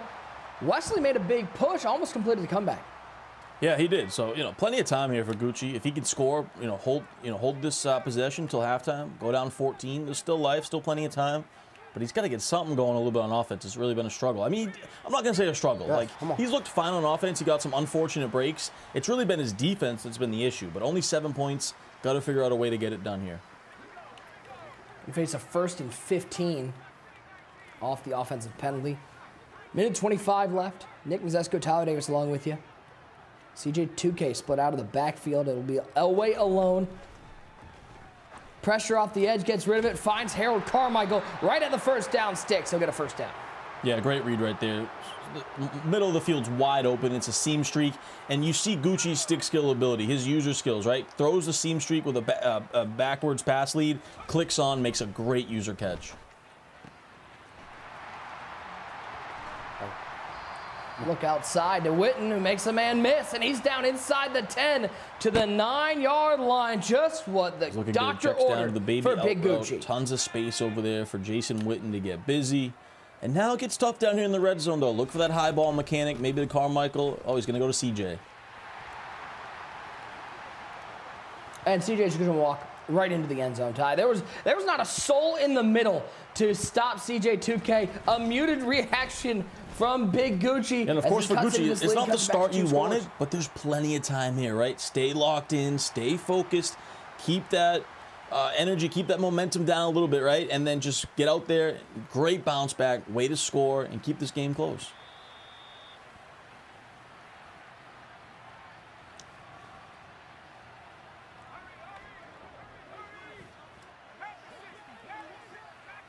Look at all those X factors lit up right now for CleffTheGod. That tells you how his offense has been going so far. Gucci's got to figure something out on defense.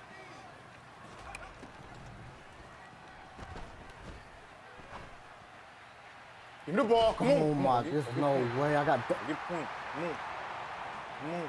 Picked off. 28-14. And Big Gucci with the interception. Bad by me. So bad. So much touchdown. So bad.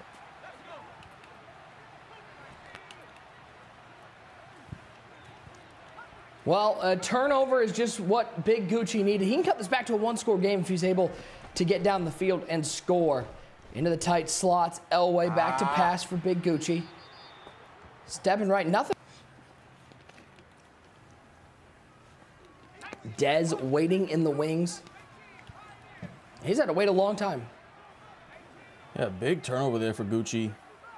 And now this is huge here. You got those 3 timeouts. 36 seconds is plenty of time for how prolific and efficient Gucci is on offense. Nice little check down here. We got to get out of bounds. Ooh, now call that timeout. So Gucci, though, you see the resiliency, right? Didn't start the way he wanted it to, but bounces right back. Gets him back into the game here.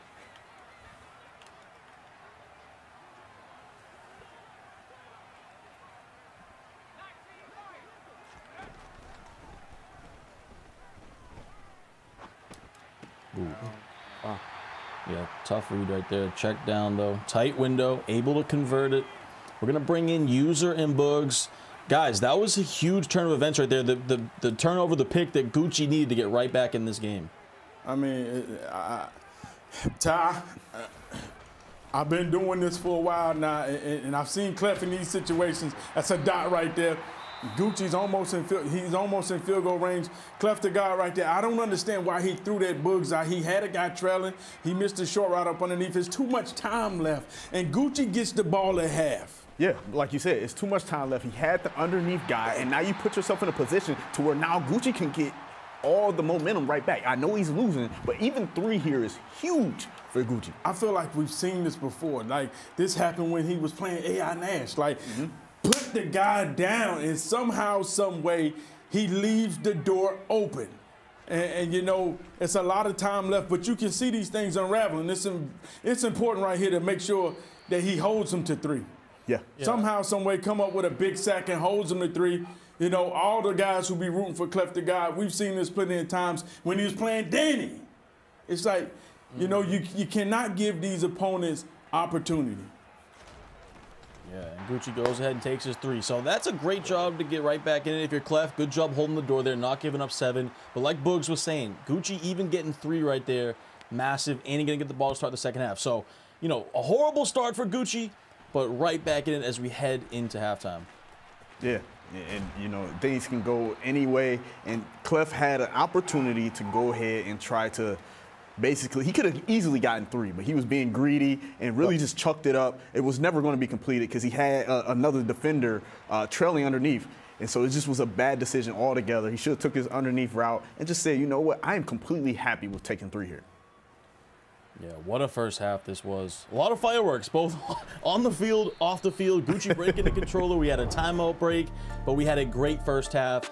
Clef in control, 28-17, but Gucci does get the ball to start the second half.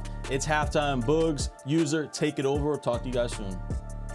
I mean, listen, like you said, a lot of fireworks in the building and on the virtual gridiron. Big Gucci out here going ape, smashing his controller. We had to take a little technical timeout, but at the end of the day, we're back at it, and Gucci is locked in. You already know, Boogs, that at the end of the day, you got a whole second half left. You got to stay focused. You can't count these games over with early. You're up 21, but understand everybody you're playing is going to fight till that clock goes 0-0. And CleffTheGod, him making that mistake before half, I'm hoping that it doesn't come back to bite him. Yeah, and honestly, the things that make belt winners is the guys that are able and capable of closing games out. When they see a guy drowning, they throw water on him. You got to put him away right now. You can't waste time. You got to go ahead and finish the game. Him getting any kind of points on that drive would have just completely demoralized Gucci going into half. Yes, we're going to bring in the 3-time Henry. Big dog, we see you still doing the watch party, man. You know, they got you tap dancing even more. Gucci breaking controllers. How's it going over there, man? What did you do? I know we did during our break, but what did you do when we was tap dancing for Gucci mistake? What was you doing? I was just sitting there laughing. He was just cracking jokes about everything, you know, talking about Gucci's rage or whatnot. It was definitely gave the chat a little laugh. Now, you know, you've been in this situation. Obviously, it played out different. You know, they say that the controller was so mangled that he couldn't even desync his controller to sync the new controller. That's why they had to start over, because, you know, normally you could just say, turn this controller off, and then you can link up the new one, you'd be good to go. And that situation, Henry, now, you know, a lot of times we like to call the referees like, hold up. No, I ain't got nothing to do with that. What would you have done in that situation?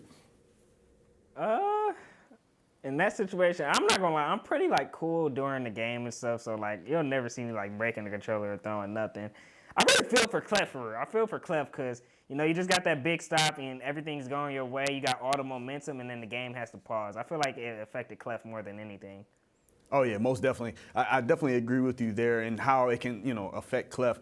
Tell me some of the things that you're seeing or that you've seen so far, Henry, in this first half of this game that really stood out to you. So far, you know, Clef was up 28-7 early, but I'm really not mad at the way Gucci is playing. I feel like he's still playing a good game. The score told a different story. He's now down, only 11, and I feel like Clef is kind of selling the game a little bit. That pick he gave just gave a lot of momentum back to Gucci.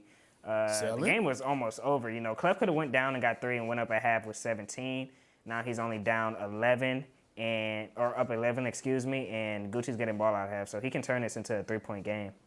You know, and that's tough, Henry. You hit it right on the head. You kind of feel like Clef is selling it. And listen, all the people in the chat, listen, we just speaking facts at the end of the day. We watching with the same 2 eyes that you watching with. Clef is still our man, but sometimes you got to hold him accountable. The same way Tom Brady tried to hold AB accountable. You saw the tweets. But with that being said, we're going to get it back to my guy, Nick and Ty. Let's go ahead and finish out this second half. Thank you so much, user Bugs and Henry. Before we get there, let's take a look at our MCS points standings as we get ready for the second half of Clef and Gucci. All of those MCS points so important because, you know, top 12 qualified to the Madden Bowl, the ultimate Madden Bowl with the largest prize pool. And Dez is going to pick up a couple extra points for making it to the final, so he's going to jump up the leaderboard. Still plenty of time. And of course, that ultimate wild card. Still a whole nother tournament to go if you're looking to get those MCS 23 points. Halftime in this one. Ladies and gentlemen, we've had a little bit of everything, a little drama, a little defense, a little special teams, a little offense. We got 10 more minutes to figure out who is going to be taking on Dez in the finals.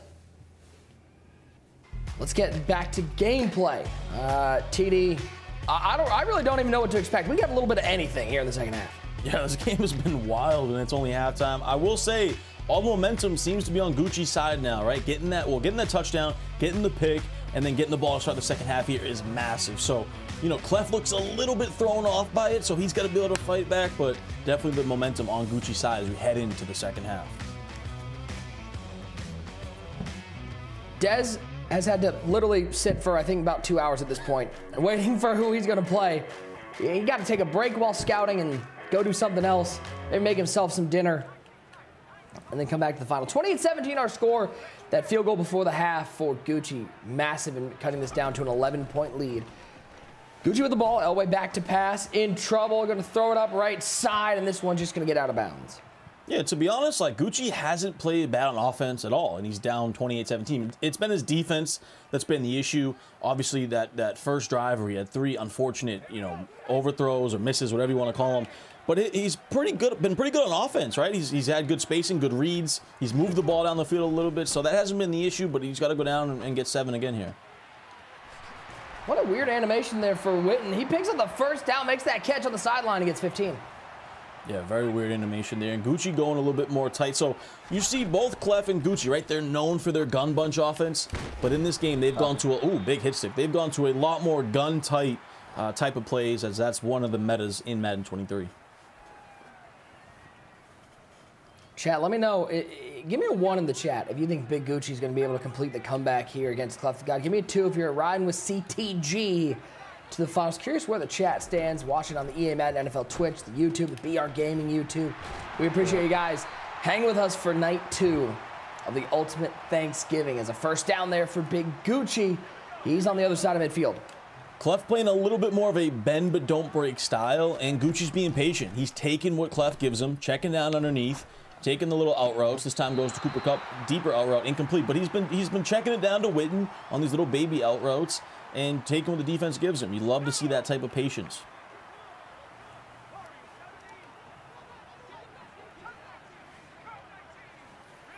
Bunch to the wide side. CJ2K will motion to the right hip of Elway. He throw it left side to Art Monk. Ball's out. It's picked up. Oh, another turnover. CleffTheGod's defense. The MVP so far. Oh, man. Clef, you see, just dialed in. Please, we can't have another broken controller, Gucci. Don't do it. Don't do it. But another unfortunate break for Big Gucci. I was just about to say, man, his offense is great. The spacing on these plays, he's taking what the defense gives him, checks it down to the smoke screen.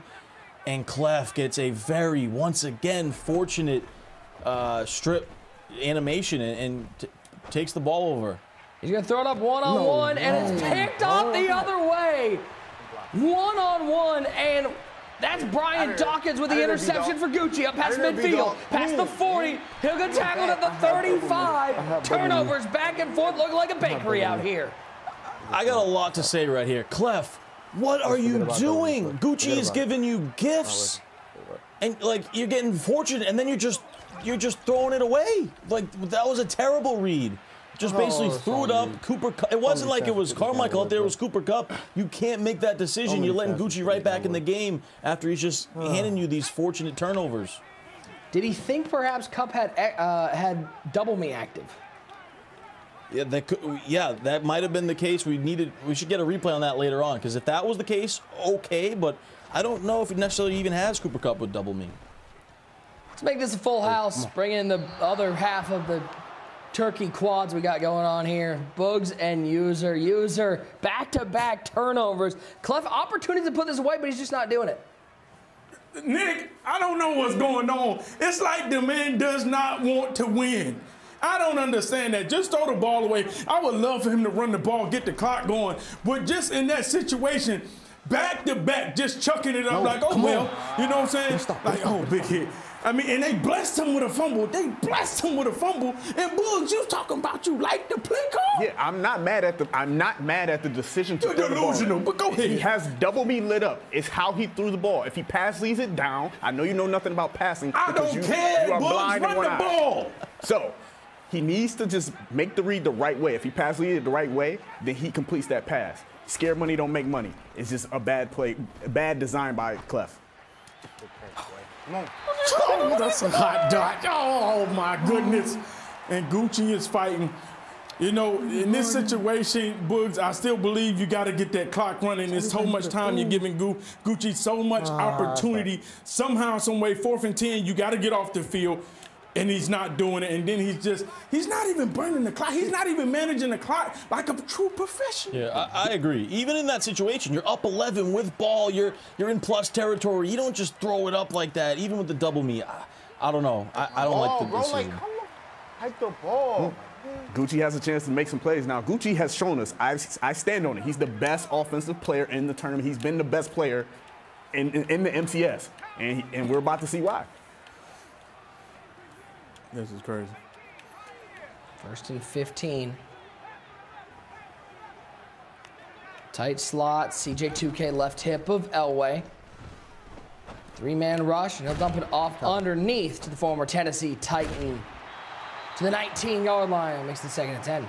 Yeah, nice play design. Double streaks, double deep corner outs, and then he had the check down to the running back on an out route. Checks it down. Once again, Gucci's been doing it all game. He's taking what the defense gives him.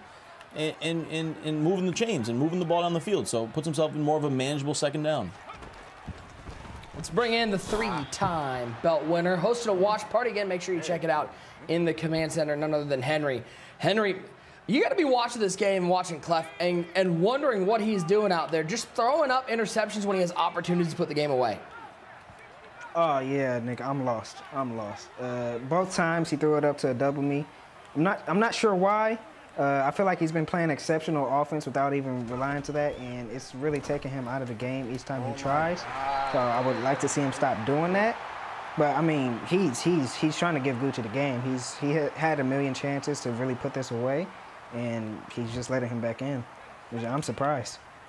And all of a sudden, you see Gucci down to the 5-yard line, an opportunity to cut this to a 1-score game. He'll give it to CJ2K. And you know CJ is going to fight to the end zone. Touchdown for Big Gucci, and you see the reaction from Clef there, TD. He knows he's let this game get out of hand. He really has. This is a fold from Clef so far. You hate to say it, and you got to love the resiliency, the fight from Big Gucci, right? He's given Clef everything you could ask for, and he still and converts the two. He just keeps finding ways to fight back.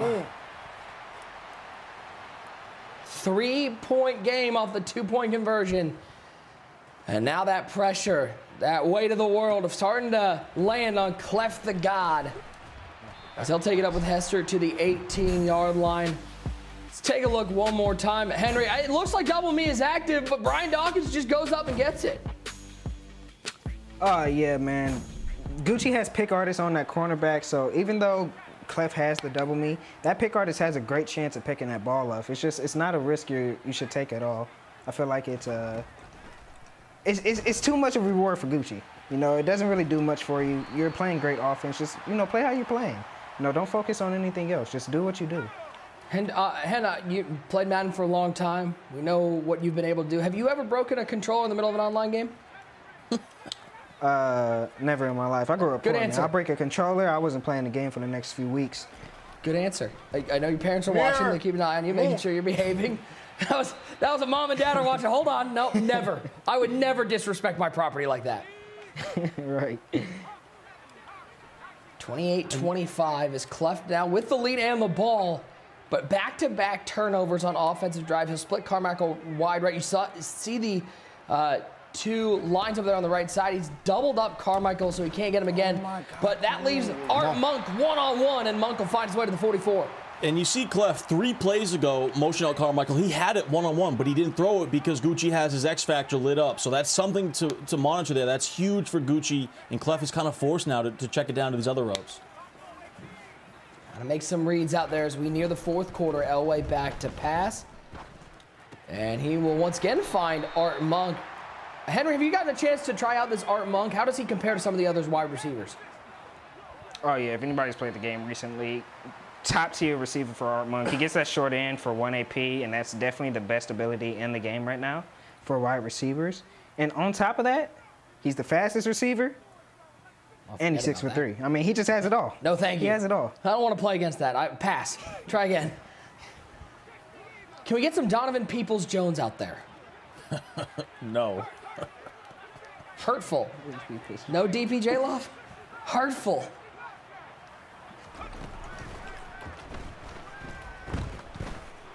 Great user from Gucci right there. So, you know, Cleff's plan is simple, right? It's motion out Carmichael. If he gets one-on-one, he's throwing the high ball. If not, he's got a slant and a post over the middle. And this time, Gucci does a great job with his user, takes away that post, and that's been, you know, Cleff's bread and butter that's been hurting Gucci. So, phenomenal defense, great user.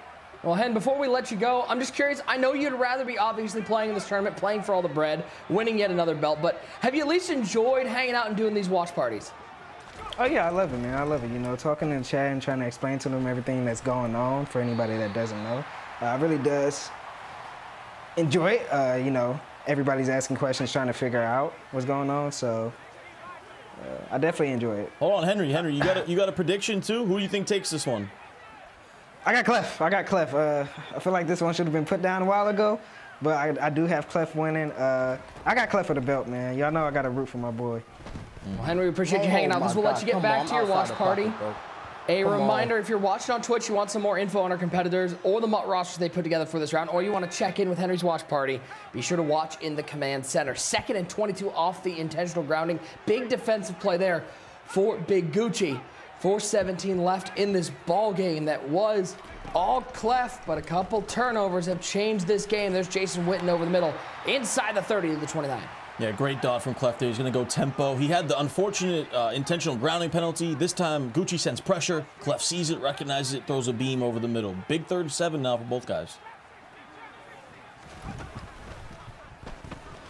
3rd and 7, stepping right, throwing it up the seam. He's got him! Chris Johnson, CJ2K to the house. That was a crispy laser from Beanie CleffTheGod right there.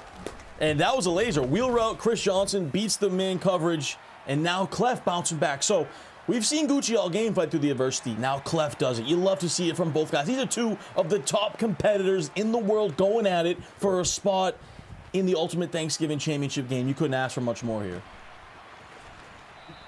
Sanders will take that to the 19-yard line. He might be Beanie CleffTheGod TD, but this was Beanie CleffTheGod. Yeah, that was crisp right there, over the top. Great pass lead. Clef ready to go. 4th quarter is going to be fireworks here, guys. You know, Clef's just looking for one more stop, one more opportunity to get the ball in his offense's hands and close this game out. Gucci in the pocket, great defense. He'll look right side and find Jason Witten standing all alone on the sidelines. Get him 8. Yeah, good patience right there. Looked like he might have had, looked like a little cover 3 beater over the top there, had a streak, and then the post coming behind it. I thought if he might have had that with a pass lead, but he elects to check it down, pick up 8 yards.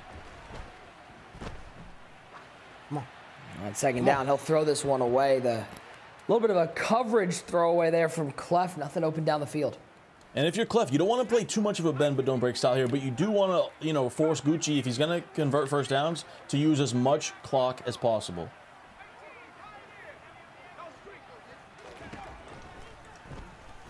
Elway on 3rd and 2, underneath, finding Jason Witten, another first down for Big Gucci as Witten trucking over defenders and fighting to the 43.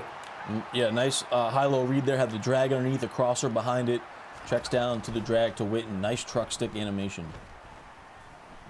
Oh, in trouble, takes a hit. Lucky that one just fell harmlessly to the ground by his offensive lineman's feet. Sets up a 2nd and 10.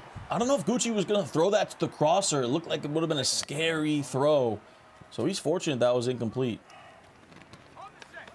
All of a sudden, that clock, you look up, ticking near that 3-minute mark. 2-score lead for Clef. Both players full complement of timeouts. We'll split Chris Johnson all the way wide left. 3-man rush from Clef. You're going to have to freestyle a little bit here. Throw this one away. Clef's defense, the secondary, his game planning. You're seeing all the preparation he goes into to get stops. Phenomenal adjustment from Clef right there.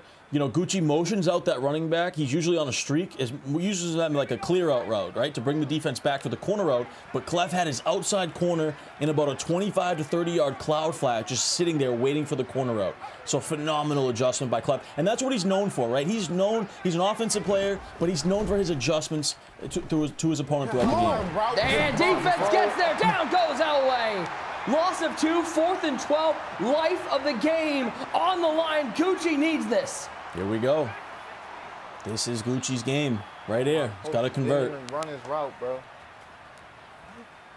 Timeout taken from Clef. He wants to have the perfect defense out there. And I like that. I like that decision too. 10-point lead. Take your timeout. Set it up the way you want it. 4th and 12. Bunch to the wide side. Can Big Gucci, who many have said has the best offense right now, can he find 12 yards?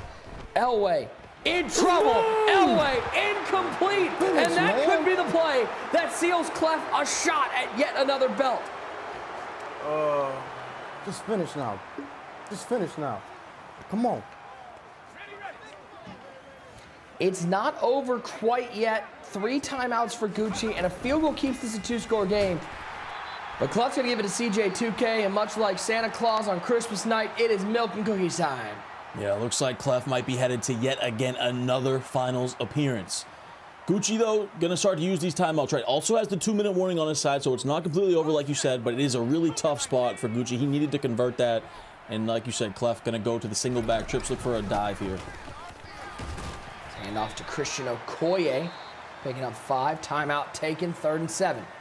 And I think if you're Clef, you want to be conservative, but you might go to the air in this situation. Put the game away, right? You always want to go for the kill in these situations. Ooh, decision time here for Clef. 4th and short. No timeouts for Gucci. Clef's going to lay it all on the line. It looks like he's going to bring the offense back out on the field and try to shut the door. Put the game away, Clef. Come on. Nope, he's bringing the field goal team out. Nope, he's thinking about it. He's thinking about it. What is he going to do? Put the game away. I love it. Now. Let's go. Here we go. Offense out there. CTG needs about a football length. He runs stretch. Right side. Okoye. First down. CleffTheGod. That's why you put the game away. CleffTheGod. Once again headed to the finals. And is it his time to reach the mountaintop? And that will set our finals. GG's to CTG. He is on to his 3rd finals. He will look for his first belt as he takes down Big Gucci 35-25 tie. At times it looked a little dicey, but Clef's ability to put up points, the difference in this game. What a game. You got to tip your hat to Gucci, right? Things did not go his way to start. Down 28-7. He found a way to bounce back. Clef faces a little bit of adversity, but Clef always fights through his own adversity. He does it once again, seals the game. Decision right there. Do you kick it? Do you go conservative approach? No, he goes for the win, and he's headed once again to the championship game. A familiar place for Clef in a finals. Can he finally seal that belt? And again, what a matchup we will have. Clef and Dez will battle it out for the Ultimate Thanksgiving Championship. As we bring in the entire crew, what a ball game this was. 35-25. User, we were critical of Clef's ability to put away Big Gucci. He finally did in the 4th quarter. I mean, up 21 points. We're seeing him make mistake after mistake. And listen, mistakes he would normally never make. Just chucking it up, he's going to throw the ball away. If he missed a read, he's not going to do that. But this is why the streets don't believe in him anymore, because they seen him do plays like this. They seen him throw games away. Fortunate for him, he was able to shake it off and reel everything in and get that stop. He was still up 10. He was still up 2 possessions. At the end of the day, you just got to keep scoring. Don't let those mistakes deter you away to make you feel like you're actually losing, because the whole time he was really winning this game and had full control. This game should have been over with. Well, let's bring him in. The man who will fight for a belt here in the Ultimate Thanksgiving, none other than our former broadcast colleague, now a title contender, CleffTheGod. Clef, congratulations, man. Talk to me about this game, because seemed like you were in control early, forced a couple turnovers, got dicey late, but you're able to put it away. Yeah, anytime you playing a good elite player like Gucci, you know, they're going to fight. You know, they're going to fight. A lot of times the best thing that can happen to you sometimes is things go against you, and then it kind of pushes you back against the wall. So I think he did a great job fighting. I got a lot of players to go my way. You know, I won a lot of 50-50, so Closing it out, I got to be better closing it out. Really, I just had double me. So it was like, one time he was singled up and the next time I shouldn't have throw it. But I got to be better. But, it's survive in advance. We move on and, hopefully we close this out. Clef, my brother, listen, man, but I tell you, listen, a lot of people think you're selling out there. And this is why people saying they don't believe in you anymore. You up 21-0? Somehow, some way you got to finish. You looking at those mistakes, and now you got to shake it off, and now you get ready to step into your third championship versus another young phenom. You've been in this situation time and time before. How do you shake this off and get your mind focused for the very next one? Oh, there's really nothing to shake off. I mean, I won the game. Every win not going to be pretty, not the prettiest game I played, but there's really nothing for me to shake off. I mean, I'm sitting in this chair getting ready to play for a belt. I mean, obviously what I'm doing is working. What I've done to this point is working. And playing against Dez, I'm excited at the opportunity. It's going to be somebody about to get their first belt, and he's been playing great Madden, so I'm excited. I've been here before versus Noah. And, I know you got them young phenoms, and they hungry, they hungry. So I'm excited at the opportunity. Clef, congratulations, man. I'm starting to realize why you had to go bald at such an early age. You just love stress. First of all, let me stop you right there. First off, you should be bald at that age. I know you're 39, but you still should be bald. Let me just stop you right there. Those are facts. Those are facts. Get my age right, all right? Because your hairline going back. It's like, it's bringing back memories. Looking at your hairline just bring you back to good times. It brings back memories because it's back. Yeah, it reminds you of what Crispy looked like. But, It's back there. I just want to know, going into this final game, you've made your third final.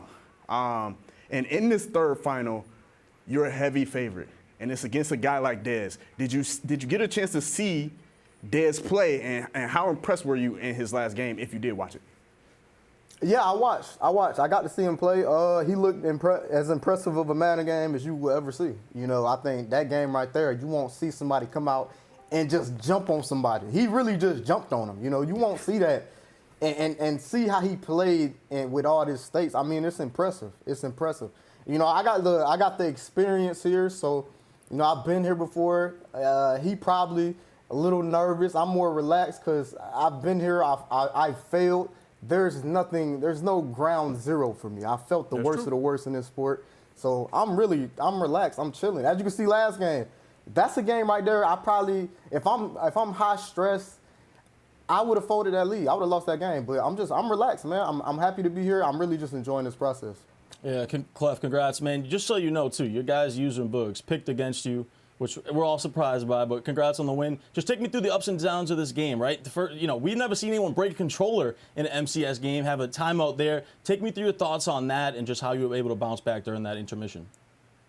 Yeah. I mean, Gucci got to be more professional. That's just the honest truth. I mean, we can't have that breaking controllers. You know what I'm saying? We've all been cheated or felt like we've got things to go against us in numerous Madden tournaments. If you played it enough, you've had things going against you. So we definitely gotta get that out to where we can control ourselves and handle ourselves like men. But going through that, I think that always favors who's losing because it gives you more time to think about what's going wrong. Really, I had nothing to think about. I got a few plays to go my way, and I was slowing him down and making him work. So in those situations and those delays, I really just tried to, shake it off, get back to, relax, because I was on tilt a little bit just with the whole situation. Shout out to the admins. They did a good job of getting us back right. So, yeah, I think we just got to be more professional moving forward. That's it, really.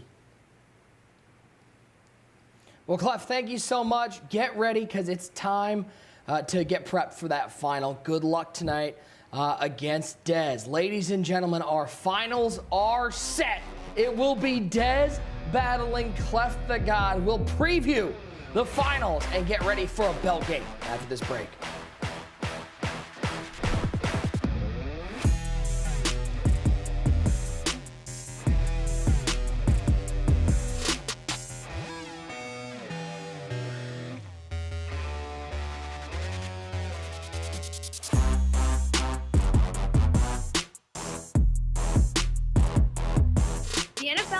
Are looking for 2 students to participate in the Madden HBCU tournament, but not as players.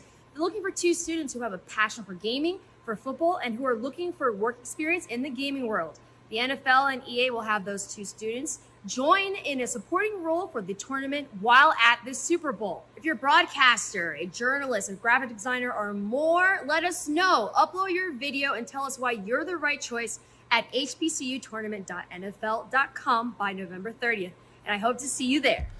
Coming November 21st, start your Madden NFL 23 journey this holiday season with the Season 2 Starter Edition, so you can hit the field and get your ultimate team ready to shine like primetime. Available from November 21st through January 11th, the Season 2 Starter Edition includes the Madden NFL 23 Standard Edition and the Season 2 Starter Pack. That includes 8 player items, 2 90 overall AKA champions, Bam Bam Cam Chancellor and Ryan Fitzmagic, and 6 84 overall players. The player items in this pack are fixed. Every Season 2 Starter Pack contains the same 8 player items. Whoa. Okay, Dad. Let's get that rating up. You can control me on the field? What a rickety old man. Oh, what a mouse! Some kind of superhero overnight? Some questionable dance moves. What are you doing? I'm just pressing some buttons. What is the secret? Playing a lot of Madden. Fantasy football, rated PG. Original movie streaming November 25th. I got my butt back. What? On Paramount Plus. The mission of the Madden Scholarship Program is to support historical black colleges and university students in all majors to realize their potential and to honor the legacy of John Madden. EA is granting 24 $12,000 scholarships annually for 5 years. EA Madden Scholars will receive professional development program and career readiness through the United Negro College Fund and EA. Applications close on December 5th. For more information, please scan the QR code.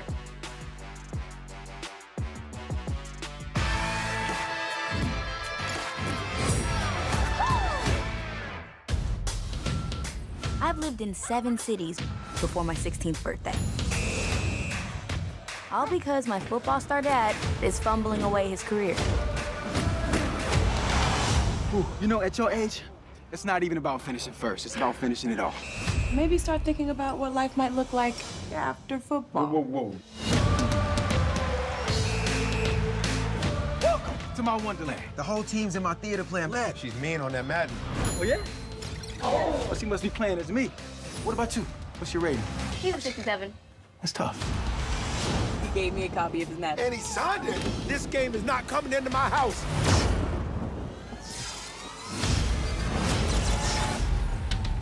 Outside, inside, we don't stop. All eyes are on Bobby Coleman. Let's get that rating up. Yeah.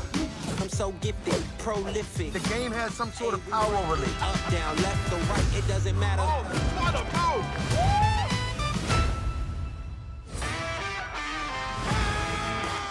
I need you to make sure I'm at my absolute best this Sunday. This Sunday? You got somewhere more important to be? Hey, Hi. I got a shot at the Super Bowl. What is the secret? Playing a lot of Madden. It ain't that funny. Whoa, what is he doing? Some questionable dance moves. He went from rickety old man to some kind of superhero overnight?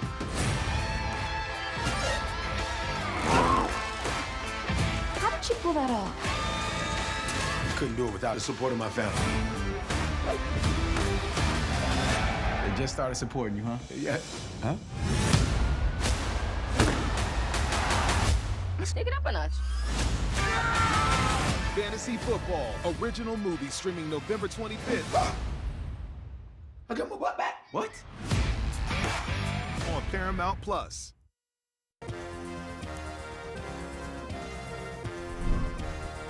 Well, it might have been one of the longer games in MCS history, but we finally got there. CleffTheGod is on to his 3rd MCS final with a 35-25 victory over Big Gucci. Nick Rizesco, Tyler Davis, one great user, Boogs with you. Let's take a look at some highlights. And this game had a little bit of everything, user. It started off 7-0. Clef goes down and scores. What does Gucci do? How about returning the kick with Devin Hester? I mean, right there, you're giving up a free touchdown, and you see Clef working offensively, then you see Gucci come back. We don't even get a chance to see his offense. Automatically, he ties this ball game up. And right here, this is where he goes 8 right there, 4 from 4, gets a bad animation, tries to use it, as you see, just smashing everything like, you know what, I'm done. But guess what, you're not done. 30 minutes later, we're back in this one right here. CleffTheGod goes down and puts 7 up. And that's what you have to do. Make sure you respond, and when you get those turnovers, and there's another big stop, big hit, and you're just looking at Cleff's game, you're like, somehow, some way, this game should have been over with. But you see he kept putting up points.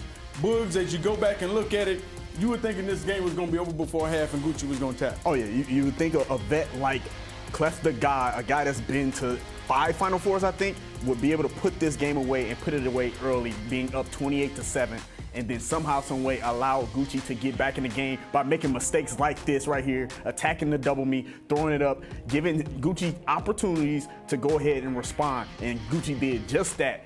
Picked the ball off, went downfield, handed the ball off right here to CJ2K, and CJ2K just fought like he was Derrick Henry on this play.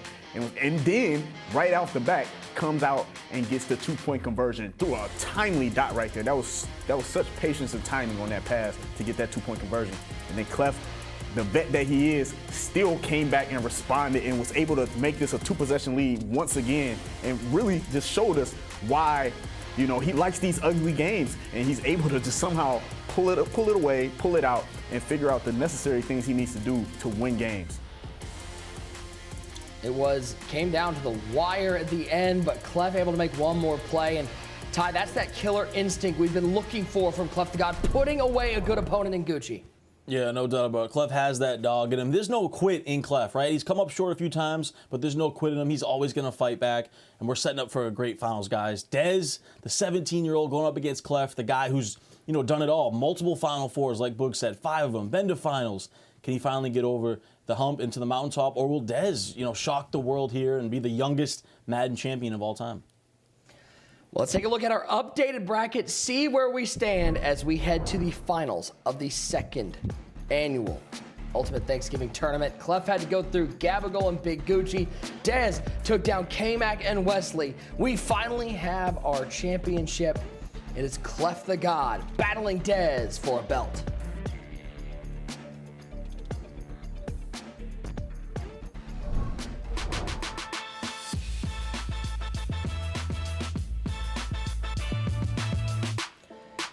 It's time to take a look at the latest MCS 23 Power Rankings, powered by Ram Trucks. Here are the top 10 entering today, and you can see CleffTheGod right at the top there. Well, he's at number 6. He's gonna be moving up. Dez at number 20. He's gonna surely be moving up. We might be seeing his name in the top 10 after making the finals. And Dez surely will be moving up. But speaking of someone taking the MCS by storm, how about Cowboys defensive star Micah Parsons? If you were watching Madden Twitter last night, you saw Micah Parsons putting out some tweets, and we're gonna show you those bad boys right now, because he had some battles. First he took down Kerry Q, and then he tweeted at us saying, "Kerry Q, I told you next time I got my hands on you, I was gonna crush you," saying these pros are trash. And he followed that up. This was not his only tweet, gentlemen. Micah Parsons is going on a tweet extravaganza, as Drini said, "Put Micah Parsons in the top 50 MCS list. I've seen enough." I feel like some people on this panel would disagree, but Micah Parsons had to try to back up that little gas from Drini as he went down and played some more people in the Madden community, screenshotting it and saying, "Another legend down. I'm coming for belt." User, is Micah Parsons going to be in the Ultimate Wild Card? I mean, the way these pros are letting him run amok in the Madden community, he just might be. The legend put his whole career on the line. He said, "If I lose to Michael Parsons, I will retire." Now, I don't know when we're going to get his tribute card in the MCS in full much, but it's over for him, right? GG's in the chat. And then you see Kerry Q out here just getting flooded, debacled. I mean, what is going on, Books? Why are y'all letting these pros run amok? He said y'all. He said y'all. What are we saying, y'all? For? Yes, y'all. Y'all. Yes. Whoa, relax. The booth, all right, man. First and foremost, you know, Micah is tough. He's tough. Like, we were sitting in the Discord chilling. It was, you know, me, Mills, Henry, Clef was in there, a couple other guys. I can't remember who else were in there. You know, Mike could say, I'm tough right now. I laughed at him. I said, there's no chance I'm wasting time playing you. I can't play nobody that my daughter could beat. And then, you know, he said, you know what? I'm going to show you. Then he got on, played carry, 21-0, quick. Had Omaha lit up for the entire game. Wow. Had Omaha lit up for the entire game. Then, you know, we chilling, watching the gulag, watching my man Slim Ghost play in their little tournament. They going at it, and then Legend says, ain't no chance. I will retire. Legend. My bad. Your cousin, Boog's cousin. I mean, that's my great-great-grandbrother, all right? You know what I'm saying? Shout out to him. But I need him to go ahead and put out his retirement speech because he said he would retire if he got popped. He got popped. Does Legend get a tribute card and what? Does he? Obviously, Michael Parsons is out here ending Madden Pro players' career. What is going to be done? Somebody has to put him down. Yeah, 21-0 on Kerry. That's crazy. Yeah, Micah out there doing work. We'll see if he becomes the first NFL player to play in an MCS tournament while also being in the playoffs, possibly. We'll see what the Cowboys do. But let's talk about the game we've got coming up. Belt game, CleffTheGod taking on Dez and TD. Listen, Clef has got to have his A game because if he lets Dez back into a game that he's leading, you know Dez is going to run away with it. Yeah, without a doubt. And I think Dez has the advantage here, right? Got to sit back for what seemed like 2 hours, maybe an hour and a half there with all the timeouts. He got to sit back and see exactly what Clef wants to do. So, and the thing with Dez is he's a defensive mastermind. He has a great, he can game plan so well, like we saw versus K-Mac, and we saw earlier tonight against Wesley. So you know he's going to have a great game plan versus Clef. Clef is the more talented, the more experienced player. Can he put it all together is the big question, you know, bouncing right back after a sweaty game versus Gucci like that. Yeah, user, Clef's been here before. We've watched him get to finals. Haven't seen him climb that mountaintop. Remember back to Madden 20. He was taking on a young kid by the name of Noah up next, who all he's done is found his way to being a top 2 Madden player of all time. And in that game, Noah ran all over him with a guy by the name of Chris Johnson. And user, he's going to try to avoid having Chris Johnson run all over him again this year in Madden 23. It's crazy because they just released Chris Johnson just in time for Clef to face him in the championship.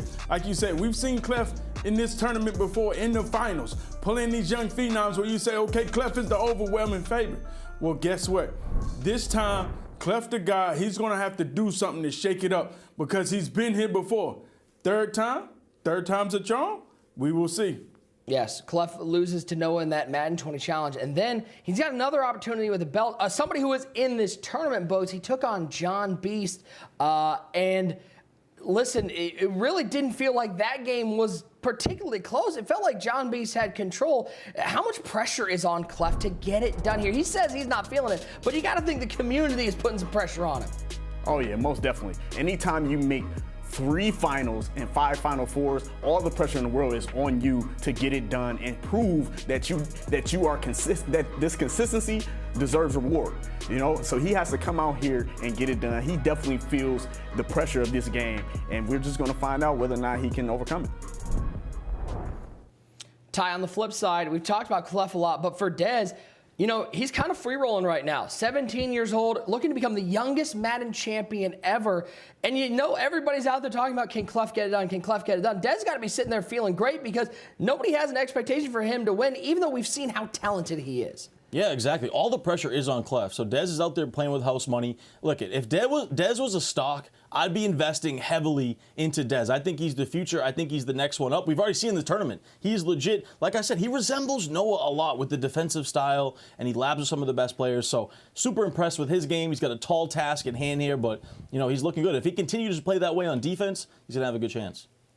Let's get predictions. It's that time as we are not too far away from handing out a belt. And we shall hand it down to the King Mush over there. The King Mush of turkey legs, Bugatti Boogs. Boogs, who do you curse with your selection? First of all, my mama named me Reginald, all right? My mom named me Reginald. Calling me Mush is really like an insult to my mother, you know? So shout out to my, you know, respect moms, you know what I'm saying? Respect moms. I mean, listen, you've already did plenty of insults to your mother. Don't blame that on us. Keep it moving. She named me Reginald. Some people call me Jay. Some people call me Boogs.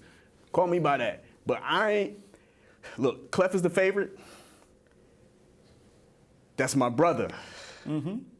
However, Dez has, I don't like to feel a heart attack, and obviously whoever I pick, you're going to have some interest in that, and I don't want to feel like I'm about to have a heart attack. I want to make it home to my babies, so I'm going to pick the guy that was more impressive, that dominated their game, and showed that he's coming to win. Dez. User, I think we can start calling Boogs the streets too, as he's going against CleffTheGod. Where are you going in this final? I mean, Clef is my brother. We've seen him get here plenty of times before, and you thought, okay, this is it. This is it. And a lot of people don't believe in Clef. He probably should be right here, especially after that game, but he pulled it out. But like Boogs is saying, Dez is on a whole different level right now. You saw what he did to Wesley. He put hands and feet on that boy from beginning to end. Unlike CleffTheGod, he did not put him down when he was supposed to. With that being said, I got to ride with that guy Dez. Something about it, I don't know what's in the water. I believe Dez, the young phenom, gets it done. Ty, don't you worry about what's going on over here. Nick, this is like if you were in a game, or me and you were in a game, and you just pick against me. I don't think we could be cool ever again. I would. What? Wait, sorry. I would too. Sorry. Is my mic on? Apologies. My bad. Ty, who are you going with? Please tell me somebody's taking CleffTheGod. Yeah, look, I've been rocking with Dez all the way since August when I picked him to get into this exact spot, right? I think he's the next one up. He's so talented. But you're telling me CleffTheGod is in his 4th finals. He's not going to go 0 for 4. He is just not going to do it. He's a champion, and he's going to prove it right now to both User and Boogs. He's going to get his first ever belt. He's going to cement his legacy right now. I like that Ty's out here saying you guys, not sticking with your friend, and he doesn't stick with his pick from back in August that he won't let us forget about. Exactly. He wanted to pick the lay-down specialist.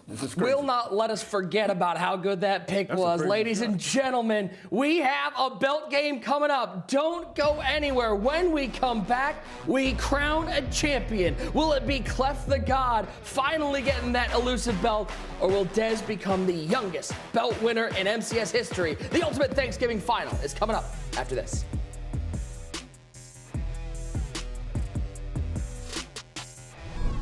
Oh my goodness, what a monumental mistake to do in a championship game. When things go wrong, and they sometimes will, and the road you're running seems all uphill. Down. This is heartbreaking right now for Wesley. When the funds are low and the depths are high. No, you have to feel for Clef right now. And you want to smile, but you have to sigh. When care is pressing you down a bit. That is an absolute heartbreaker. Rest if you must, but baby, don't you quit. Often the struggler has given up. Oh, so close to that belt. And as you mentioned, but he might have captured the victor's cup. But he has to bounce back. And he learned too late when the night slipped down how close he was to the golden crown.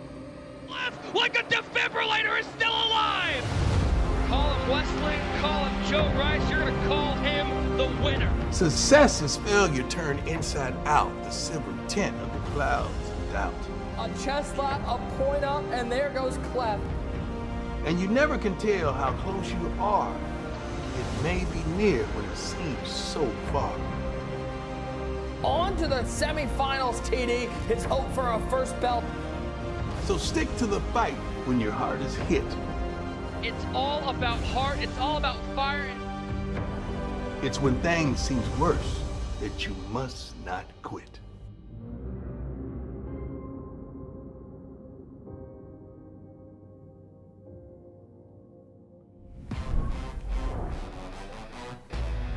Our tail of the tape for this championship game, Clef and Dez.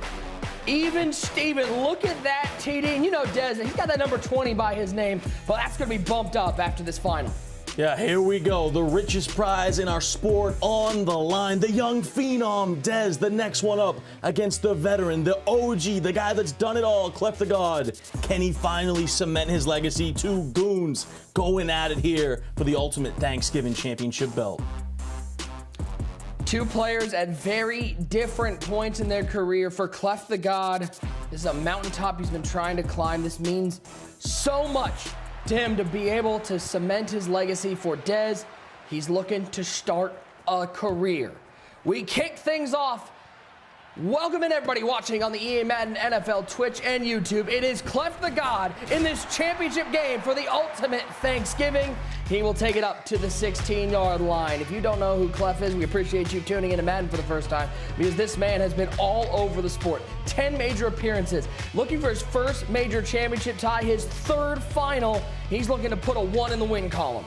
Yeah, you know, a run here 4 or 5 years in the making, but before that, went by the name Future back in Madden 09 when he was a youngster on the underground scene, came back to the competitive scene into the Madden Championship Series in Madden 19, and he's took it over ever since then. One of the biggest names in our sport. Clef, of course, a veteran of the game. Dez is not. Dez is a youngster, just 17 years old from Newport Beach, California. His first major appearance. He's looking to become the youngest MCS champion ever, and he has done it so far in this tournament. Tyler Davis with some dominant defense. Yeah, speaking of the future, this is the future right here, Dez. Just phenomenal defense, great user skill. He game plans so well, labs with some of the best players in the world. Super impressed by the youngster. He has been, I'm sure, making some new fans across the social media sphere. Everybody who's watching tonight, I think there are a couple more Dez fans out there. You know, Ty, that the entire TDM crew going to be watching Dez and rooting for him. Maybe we'll see Dez battle Micah Parsons after his tweets if he's able to take down a belt.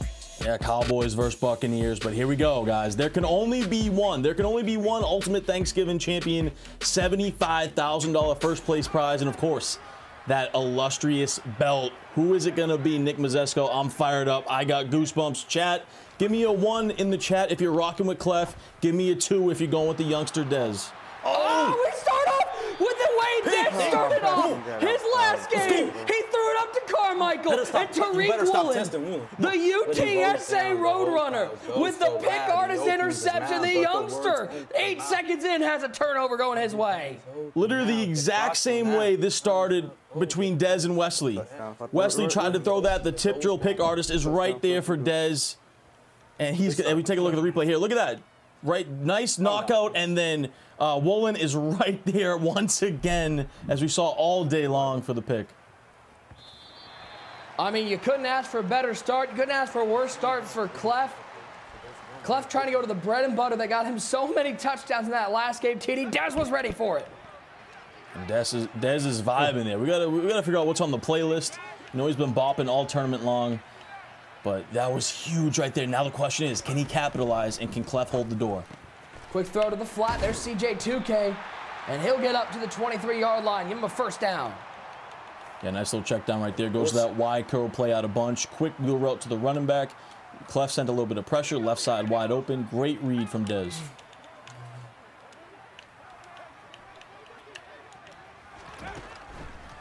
Looks like he's going to verticals out of bunch. Goes to the tight end, Witten, and there's one of those KOs lighting up, TD. That ability, so important for forcing incompletions. Yeah, most important ability on defense this year, to be able to, you know, defend those aggressive catches with that knockout ability. You see Dez in that gun bunch offense. He's rocking that John Elway with hot route master. So you see there, Nick, he did go to verticals, but he hot routed Cooper Kupp to a post route with that hot route master ability. 2nd and 10. Dez over the middle. He's got Carmichael this time in between the zone, and Carmichael's into the end zone. The 17-year-old puts the first score on the board. What a start for young Dez. Goes to the trail play out of gun bunch. Post route over the middle, high balls it, and Dez is absolutely fired up.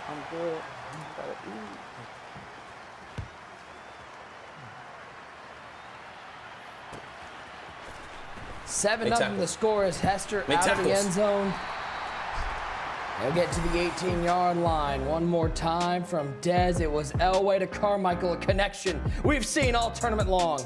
Great high throw right on the cut. Carmichael's there, and Dez is vibing about it. Great start for the young man.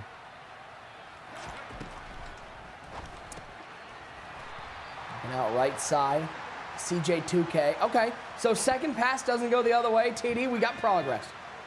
Yeah, Clef got to bounce back here. We're going to see what he's made out of. Obviously, you know, this is Clef's 4th finals appearance. So at some point, is that pressure of not being able to get the job done in the finals weighing on him? We'll find out, but he's got to be able to bounce back here. Success is moment. 3rd and 7.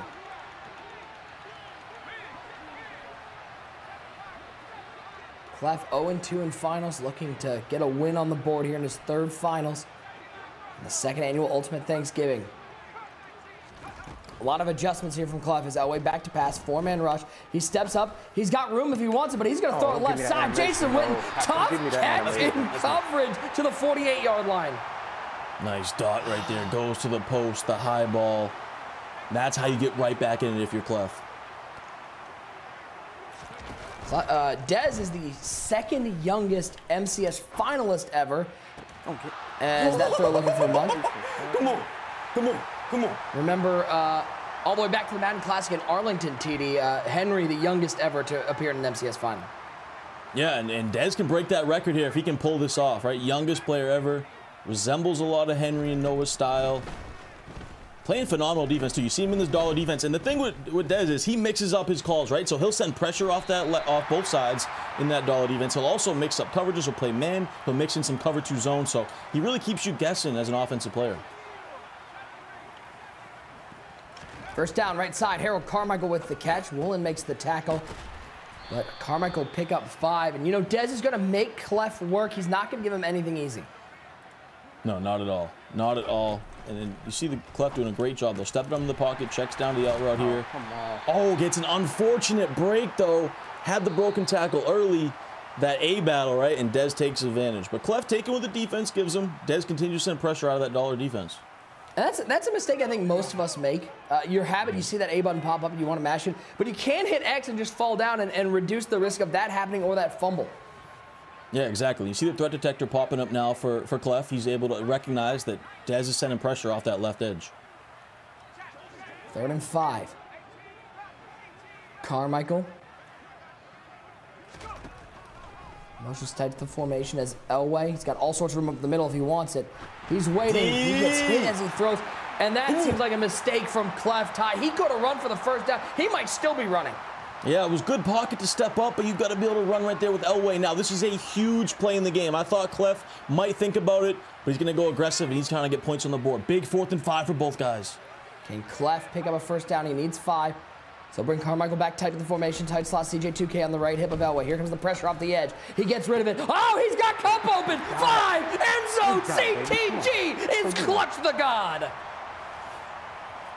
Huge response from Clef right there. Cooper Kupp. It's been one of his main playmakers all tournament long. Goes to the play bench, which he loved throughout this drive. Hits the corner route. Cooper Kupp.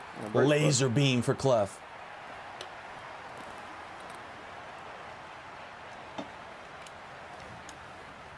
A response on 4th down from Clef ties this game up. We're in for a dogfight, ladies and gentlemen, as Dez will take this out to the 25-yard line. One more time on 4th down. Cooper Kupp to the end zone. Yeah, wide open right there. Cover 2 from Dez. Had the hard flats to cover the out route. Corner route gets right behind it.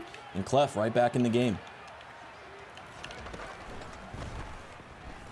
On 1st down, Dez looks right side. Dangerous throw in coverage. Carmichael picks up 4. This guy Carmichael's just insane. It's just a little bit of the out route. You highball it to him, 6'8". Still comes down with it.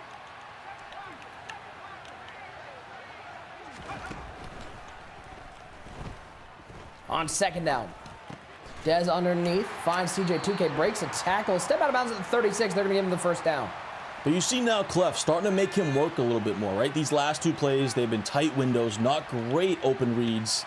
So Clef, you know, dialed in a little bit more here on defense. Witten, Kupp, and Carmichael in the bunch to the right side for Dez. They look left side to the solo receiver. That's Art Monk who gets run over.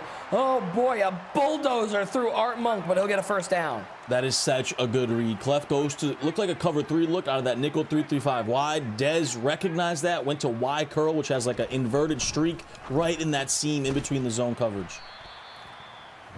There's Jason Witten with the catch. These tight ends, Witten has been very clutch for Dez, one of his favorite targets. And of course, Dez rocking that New Orleans Saints offensive playbook, which we don't see is too common, right? We see more Washington offensive playbooks, or the Colts bunch, or the Panthers bunch.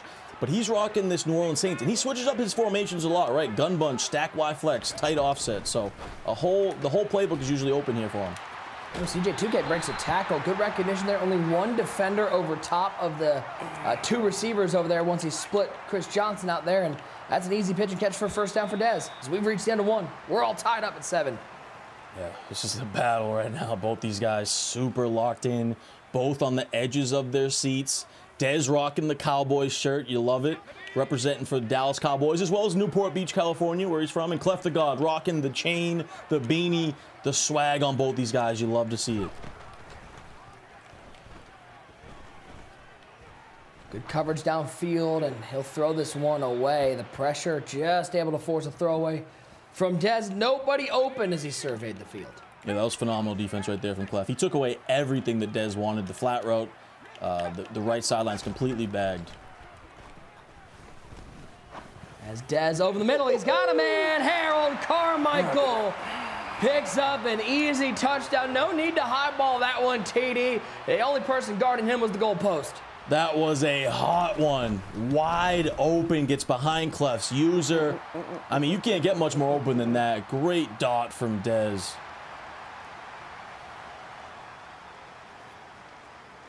(14-7) the score. As Clef will take it out with Devin Hester. We've seen one kick return today. If he goes left, he might still be running. Instead, he runs into his own blocker. That's where Clef's drive will start. Elway, this was just a little simple post route from the outside, and Harold Carmichael didn't have anybody on him. Yeah, he had a post wheel route combo, and the zone defender stuck with the running back wheel route. The post gets wide open behind the user. Great play design in between that zone coverage. Great throw. One thing I love seeing out of Dez, Ty, is every time he scores a touchdown, the first play afterwards, he's sending heat on defense. Yeah, he's aggressive, too. You know, say what you want about him, but his style is aggressive. He wants to go out there and get it. That's the thing. He's got Cup open again. Cup to the 48-yard line. Yeah, Dez is really struggling to defend bench here. Clef keeps going back and forth to bench out of this gun tight with these corner routes, specifically to Cooper Kupp in that slot position. Over the middle, and there's Cooper Kupp again to the 44-yard line. So it's been Jason Witten for Dez. For CleffTheGod, he's looking for number 10 out of Eastern Washington. And back to my point a second ago, Dez, he's aggressive, and you can tell he's not afraid of the pressure of the lights. He's in a championship game right now for $75,000, and it just does not get to him, right? Like you said, he's blitzing on first down. He's throwing deep. He's playing aggressive. He's playing to win, and you love to see that from the young 17-year-old in his first ever EA major. They're down in 2. Carmichael splits wide right. Clef back to pass, double pressure, and he doesn't get rid of it. And how about the defense for Dez and a big grin as he knows that play was massive. 4th and 13. And Clef knew the pressure was coming, too. He had the threat detector. He saw them lighten up, blitzing from both sides, but he knew he had to throw it quickly and still couldn't. And he throws it quickly here. High ball to Witten, swatted away. And Dez with another stop. And Clef cannot believe how poorly this game has gone early. Dez an opportunity to take control. Phenomenal defense once again. Back-to-back plays, sends the pressure. This time, Clef recognizes it. He gets the pass off early, which is great. Tries to high ball. It's a 50-50 ball and just couldn't come down with it. 1st and 10. Can Dez take a 2-score lead? Remember, he's got the ball to start the second half as well. He'll get 6 underneath with Chris Johnson. Yeah, and I'd like to see Dez here slow the game down a little bit. It's 2nd and 4, very manageable. Maybe go to a base, you go to an inside zone, make this the last possession, get this even a little bit closer to the 2-minute warning. Limit the possessions for Clef, because we know Clef, how great he is on offense. You want him to touch the ball as least as possible. CJ2K splits out of the backfield. Elway empty set, quick throw, right side. Carmichael didn't have anybody over him, and he'll pick up a first down and is still running to the 27-yard line, getting 13. Carmichael's uncovered right there. Simple flat route. You know, motion out that running back. So that's the thing, too, with the motion out the running back, right? It does a lot. We can create a lot of concepts, but it also works as almost as a decoy, right? You're a little bit worried about that side with your user, so then back on the right side, you know, you have an easy check down to a receiver that's uncovered. First down at 10. Well, run play. Chris Johnson, lots of room up the middle. Look like a little read option, and Chris Johnson on that at the inside zone will pick up a first down. Yeah, such a smart play call. I mean, the defense was so spread wide open. When you go over to that stack Y flex formation, your receivers are so spread out far like that. Clef, brings his user over to the left side. The inside zone was a perfect play call, wide open, and you use some more of this clock, get it down to the 2-minute warning. First and 10 for Dez. Red zone opportunity. Outside. That's got to be outside. He hands it off to Chris Johnson. He's got a lot of room. He'll pick up another first down up the middle. Yeah, Clef really struggling in that dollar defense to defend these inside zones and these quick bases. And Dez taking complete control of that, right? Clef brought his user all the way over to the right side, tried to set something up, then brought his safety down. Wasn't quick enough. Dez takes advantage. First and goal, stretch run, Byers, end zone. I'll buy that for $1. Dez a 2-score lead.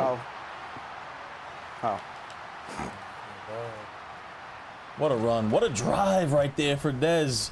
I don't understand. I mean, puts up 21 points just like that in the second quarter on Clef, and now Clef's back is completely against the wall. What a great drive from Dez. I mean, he pretty much had all the right play calls in every situation you could ask for on that drive. Take it out with Hester. What missed tackle there. Best return we've seen to the 26. So we take a look at one more time at the fourth down play. Tried to highball it to Jason Witten, the defense breaking that one up. Yeah, it's not necessarily a bad read. And then we take a look at the touchdown here. Nice little stretch. Cuts it back in. Good stick work. But not necessarily a bad read by Clef. It's a real 50-50 ball. Just couldn't come down with it. And like I said, all the pressure now is on Clef. You have to go down. Keep this game in reach. Pressure, he's going to throw this one. Looks like away. Is indeed away as he was put in the direction of Harold Carmichael. $1:44 left tie. This feels like maybe what could be the game-deciding drive. Yeah, this is a huge drive. One of the biggest of Clef's career. By far. Now, Dez calls a timeout. Not a bad decision. You're up 14. You can't take those timeouts with you the second half. Might as well use them to set up your defense properly. Please screen. There's Carmichael underneath. Looks like he should have enough for first down, and he does indeed. Clock down under a minute and a half. Yeah, I like Clef going tempo here because last play he got Dez stuck on his D tackle, so maybe you can quick snap him. You can get a couple lucky plays. There's Art Monk, and Art Monk able to get out of bounds at the 43. Clef's in business, driving over midfield.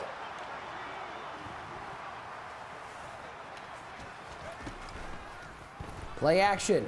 Got him. CJ2K, a great block. He's got a man wide open. Harold Carmichael, end zone. Touchdown for Clef. Did he score too quick? It doesn't matter. He's cut this back to a one-score game. Yeah, free touchdown right there for Clef. You see he's not even happy about it because he knows he hasn't been playing well in this first half, but it looks like Dez messed up his adjustments. Trying to do too much. Goes to PA cross out of the gun tight, and that corner route type route was just wide open. Blown coverage from Dez. Clef takes advantage. Clef kicks this one deep to the always dangerous Devin Hester, but take a fair catch out to the 25-yard line one more time. Ty, this is about the easiest touchdown. How about the block on the left side by CJ2K to open this up? Yeah, it was a play-action play, so great blocking on the play-action from the running back. Dez knows he made a mistake with his defense, messed up his adjustments, because that was a free touchdown. You're not going to get much more open than that. First down for Dez, quick throw to Art Monk. Takes a big hit, but hangs on to it. Give him 11. Yeah, and look at this completion percentage for Dez. I mean, back-to-back games now. Right now, he's 11 for 13. He's not missing reads. He's taking his checkdowns. He's making the right play calls on pretty much every single play. There's the corner route. Tough throw. Oh, my. Cooper Kupp is absolutely vaporized. Huge hit right there. And Dez is going to call a timeout because his receiver was tired right there after that huge hit. But, not a bad read. Good patience because Clef had his clouds at about 30 yards. So Dez wanted to wait till that corner route got behind the cloud. He did that, but it was a really tight window.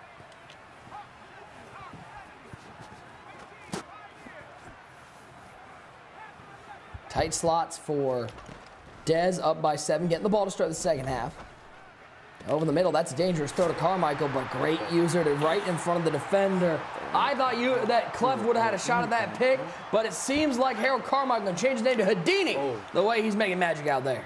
Yeah, Clef running a lot of that double Mabel defense. So he has basically double flats to the sidelines at 5 and 25 or 30 yards. And Dez recognizes that, and he's just peppering it over the middle. Let's see if he can spike in time here. He can. So, you know, high-level stuff going on here. Clef pretty much... Oh, that could have been bad. Clef defending the sidelines at a high level. Dez sees that, and he's peppering the middle of the field. So, big-time, you know, drive right there to get 3. Oh, that could have been bad. Kick is up, and it's good. 24-14. Dez will take the lead in the halftime, getting the ball to start the second half. CleffTheGod's going to have to find some defense, Tyler Davis. Yeah, he's got to figure it out because Dez is. We talk about his defense so much, but his offense has been what's winning them this game. I mean, I think he's 13 for 15 passing the ball right now, just exceptionally prepared. He's executing well, and he's looking to pull off the upset. Great first half. We'll see if Dez can take advantage or if Clef can find a way to come back. Well, as of right now, Dez is in line to become the youngest MCS champion in history. He's up by 10. He has the ball, but TD, we've seen 2 second halves here change the complexion of the game. Clef's just got to find a way to get a stop. Yeah, no doubt about it. We're going to come down to a great ending. The second half, it's going to be a barn burner. Who's going to take home the Ultimate Thanksgiving Championship belt? Throw it over to our men in Orlando. User and Bugs. Gentlemen, take it away. I mean, listen, this has been a hell game, man. You know, Clef is down 2 possessions. And, you know, but we talk about how he has that dog in him, how he has that fight. Now, you know, he came out there and threw an interception on his first play of the game with the tip drill, and you're trying to see if he's going to bounce back. What does Clef need to do to get himself back in this game? He really just needs to settle down. You know, settle down. It is what it is. The first half is now over. You got to have a short memory. You just got to go out here and play the game, and then he has to figure out something on defense. Right now, Dez is looking like the better offensive player right now. He's looking way more comfortable than Clef. You know, Clef right now on offense is under a lot of duress. Dez is doing a great job of making adjustments and keeping him under pressure. So offensively, Clef isn't that bad right now. It's really defensively, he can't stop Dez. Yeah, and I've been looking at him, you know, Clef on defense, and he hasn't really sent the pressure. And Dez has been sending out 5. You're kind of wondering, okay, when are you going to mix it up? Yes, you know you have that threat detector on 3rd and 4th down, but you can still mix it up, bluff, blitz, whatever on 3rd and 4th down, and still try to send it on 1st and 2nd. But, you know, as we take back, Bugs, you're going to run us through this play right here where you felt like Clef was getting himself back into this ball game, you know, even though he had already turned the ball over once. Yeah. Go ahead and break this down for us. So here's the thing. He can see, like you said, he has that threat detector. So he can see already that there's 2 guys coming. That guy right there and that guy right there on top of 1, 2, 3, assuming that those 3 guys are coming. So there's 5 total guys coming on this play. So right now, Clef is reading that, and so he's going to just design a play. He's going to call a simple bench concept and to where now he knows that if when he calls bench on the left side, if he sees these guys come and sees this corner here and this safety here bracket, then he knows the cover 2 look. And he does such a great job of just sidestepping to the right side of the field to be able to create enough time to allow that corner route to break open, and he did just that. Correct. And so, if we go ahead and run it, you know, the main things reads, you're going to look at those 2 guys right there, and you're going to see Clef's reads on 4th down. And he did a great job of really just looking at all. He sent everybody out, which is really tough to do in that situation because you know you're going to be under pressure. And then he can see, okay, he may have it on the right, but the left side is wide open. He sees those flats. He sees those flats coming down really low, and then he sees that corner route breaking open, and it does such a great job of getting open. And it's really that side step to the right that did all the world for him to be able to complete that pass. Big play, 4th and 5. Go ahead and play that, Omar. As you saw how CleffTheGod clutches up in one of the situations that still kept him in this game. If he doesn't convert this game could get even uglier earlier. Big play right there to Cooper Kupp. Wide open to score a touchdown and to tie this ball game up. But CleffTheGod, he's going to need more plays like that. Hopefully not on 4th down to get himself back in this ball game because guess what? Dez gets this ball at half, and he's up 2. And he's been the better offensive. He's been the better player, period, all game so far, and we've seen it. So Cleff's going to have to do more of that, and not on 4th downs. He's going to have to do it on 1st, 2nd, and 3rd down, and then figure out something on defense. And then Dez just has to keep doing what he's doing. He doesn't really have to change much of nothing. He's in the driver's seat. Just keep doing what you're doing, and you're going to get a belt. And listen, this is the championship. We got one more half left. Chat, I need to know who you got. Put a 1 in the chat for Clef. Put a 2 in the chat for Dez. If you think the young phenom runs away with it, Nick and Ty, wrap it up. Well, if you're looking at this and you want a chance to maybe make a run at the Ultimate Madden Bowl, well, your next chance to qualify for that Ultimate Madden Bowl and gain those precious MCS points, it's in the Ultimate Wild Card. Registration is open until December 1st, so make sure you sign up. The final chance to qualify for that all-important Ultimate Madden Bowl. I know there maybe a couple people here in the booth are going to be signing up for that Ultimate Wild Card and trying to make sure that they are competing for that largest prize pool in the MCS. Well, the Ultimate Wild Card is coming up in January.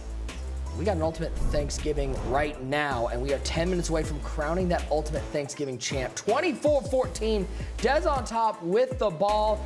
Ty, we're gonna learn a lot about that dog that is in CleffTheGod, whether it's a pit bull or whether we're looking at just a little chihuahua.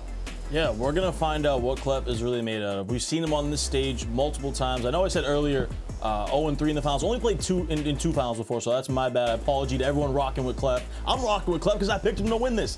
So we'll see, though, what he's made out of in the second half. Now, the tough thing is Dez is going to get the ball to start the second half up 10. So for Clef, he's got to dig deep on defense. You heard at halftime, User and Boogs talking about Clef really hasn't sent any pressure, and it's allowing Dez to sit back in the pocket and do whatever he wants, sending out 5, making good reads. Like I said, his completion percentage, I think he's like 13 for 15 passing right now.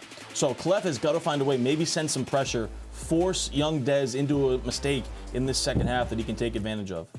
Yeah, Dez very aggressive defensively, Ty. We've seen him send that pressure and made Clef uncomfortable. On the flip side, Dez on offense has really been able to sit in the pocket and dissect the defense. Yeah, no doubt about it. I mean, he's looked, because we talk about his defense, but this has been his best offensive game that I've seen. And when you lab with, the top dog Madden crew, with guys like J. Wall, D. Croft, and Fancy, like, you should be a pretty good offensive player when you get those type of reps. So he's showing off in this game with what he can do on offense. And, we know he can play defense. So all the pressure, though, is on Clef, right? He's got to find a way to get a stop. And I think it's going to start with sending a little bit of pressure, maybe get a lucky fumble or something to force Dez into some adversity. Let's get this second half underway. Dez with the ball at the 25-yard line, up by 10. And he's looking to put this game away. Again, we appreciate everybody hanging out on the EA Madden NFL, Twitch, and YouTube. And maybe you're hanging out with the 3-time belt winner, Henry. We're going to welcome him in right now. He's been watching this entire tournament. Hen Dog, what a final, what a start for Dez, continuing to prove all the naysayers wrong. Oh, yeah, Dez looks amazing, man. He's playing perfect. He's not making mistakes, and even better, his opponents are making mistakes, and he's just taking advantage of them. Second down and 3 for Dez.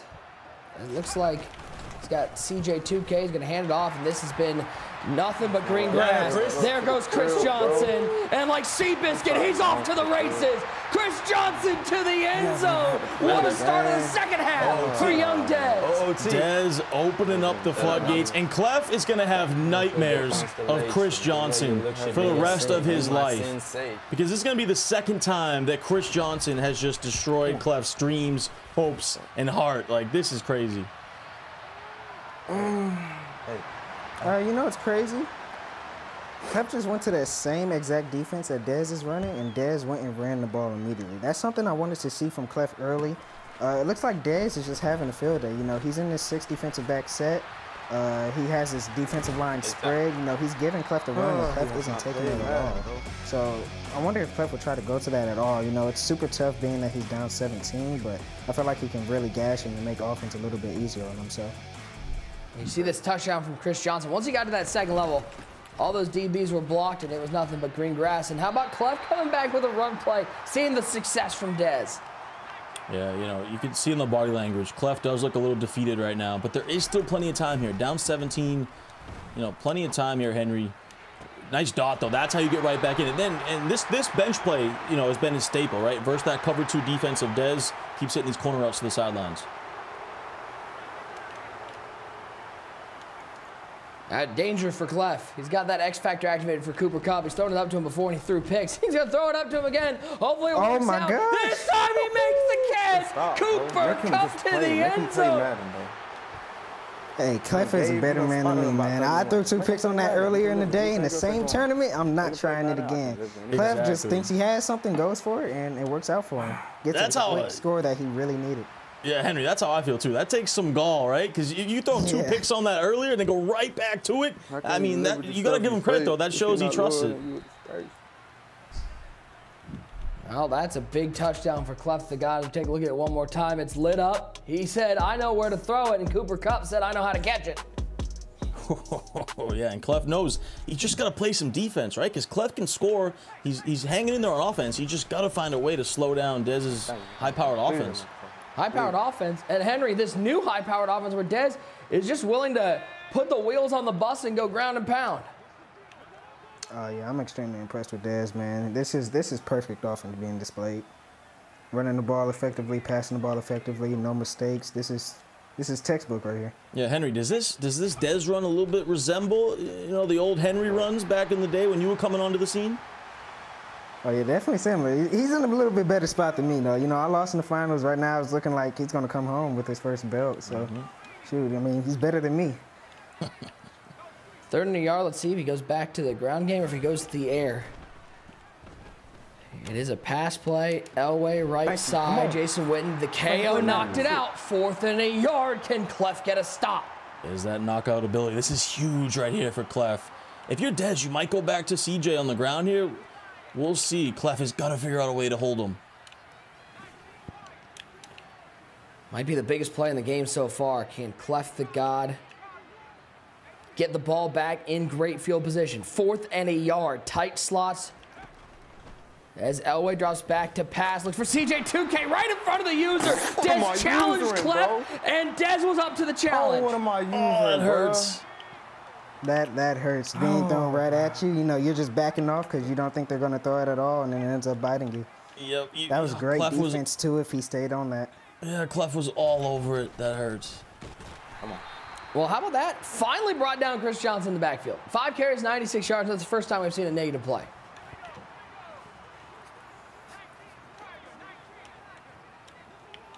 How about Dez already thinking about clock management? He's using this play clock, running the ball. Nope. Looks like Clef going to send a little pressure here, trying to make something happen. Up the seam, it's Cooper Kupp, and Kupp makes the catch in coverage. Henry, it's been a pleasure having you on the broadcast. And I know you would rather be competing, but watching these games, has it given you maybe a little different perspective that maybe you didn't have before that 11-for-11 streak ended? It's definitely cool sitting back and being able to, you know, watch a little bit now, you know, seeing how everything is done. You know, not only from a viewership perspective, but from a broadcast perspective as well. So, you know, I appreciate the opportunity for real. Dude, it's been a pleasure having you, and we can't wait to probably see you in the Ultimate Wildcard. Definitely the Ultimate Madden Bowl. Again, a reminder, guys, if you're watching on Twitch, you want to learn about the rosters, the teams that these guys built, or hang out with Henry and his watch party, you can watch it all in the command center. 2nd out of 10. Elway left side, Cooper Kupp wide open, and Cooper Kupp's down inside the 15 to the 13-yard line, and Dez can run this all the way to the 4th quarter. Yeah, Clef just has no answer for this gun tight, right? If it's cover 2, Dez goes to bench. If it's cover 3, he goes to the halfback in route or the deep corner route. So just so many options. Can't forget about CJ 2K out of the back. That's why you see Clef starting to like pinch his defensive line. So just Dez just has so many options in that gun tight formation, and Clef really struggling against it. I can't pick a play. Can you decline? I can't pick a play. Never mind.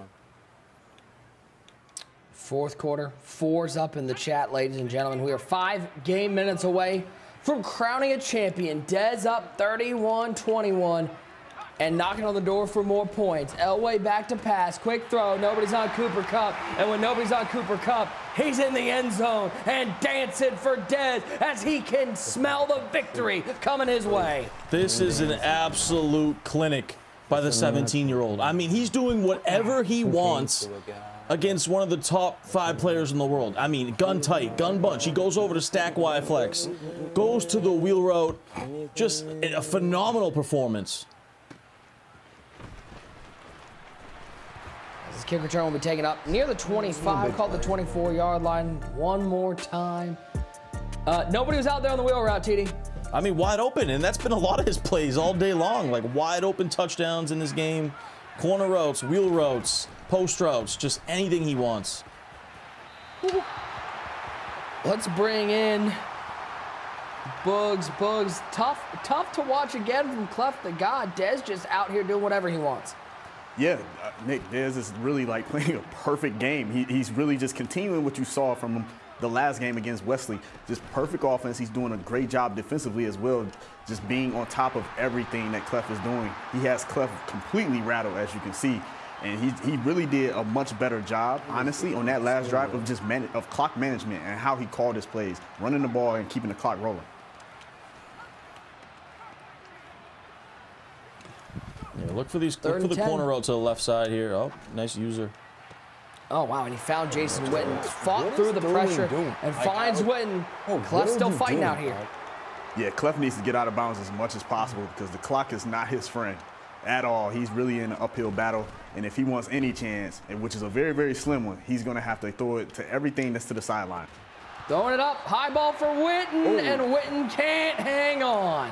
Yeah, Clef taking a chance there. He had Cooper Kupp wide open underneath. It looks like he's just trying to get a big play.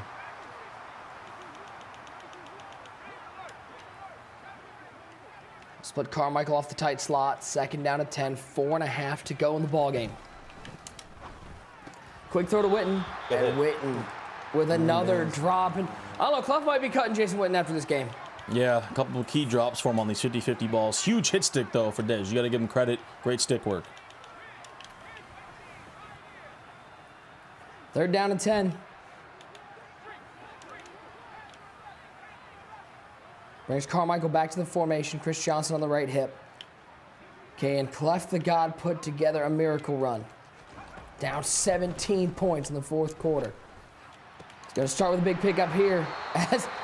Well, listen, it's a different big tight end. How about Greg Olsen that time with the catch? Still fighting. Passes 300 yards passing. Double crossing routes right there. Using some tempo.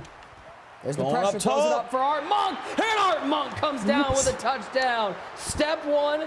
Complete. Clef gets it back to a 10-point game. And you already know there's never going to be any quit in CleffTheGod. He's always going to fight to the end. And like I said, his offense has been good enough. He just has to figure out a way to slow down this Dez offense.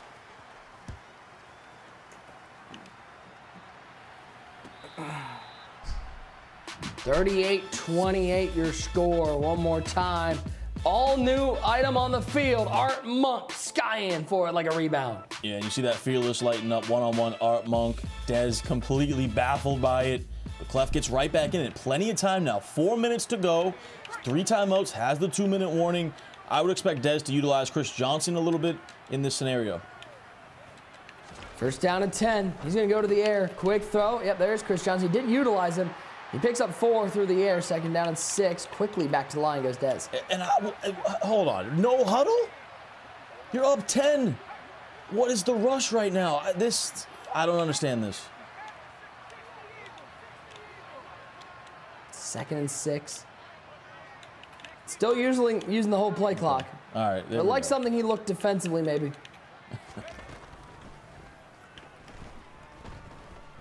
Good coverage all around, but CJ gets over the top of DJ. Derwin James gets blown by in coverage, and Chris Johnson picks up a 1st down on the other side of midfield. Yeah, but to be honest, that was the best defense Clef has played pretty much all game, right? He had most things covered, just couldn't hang with the man coverage. And now Clef going to a defense he hasn't ran all game. He's going to go to the nickel over and try to send some pressure and pray for a miracle. 1st and 10, play action pass.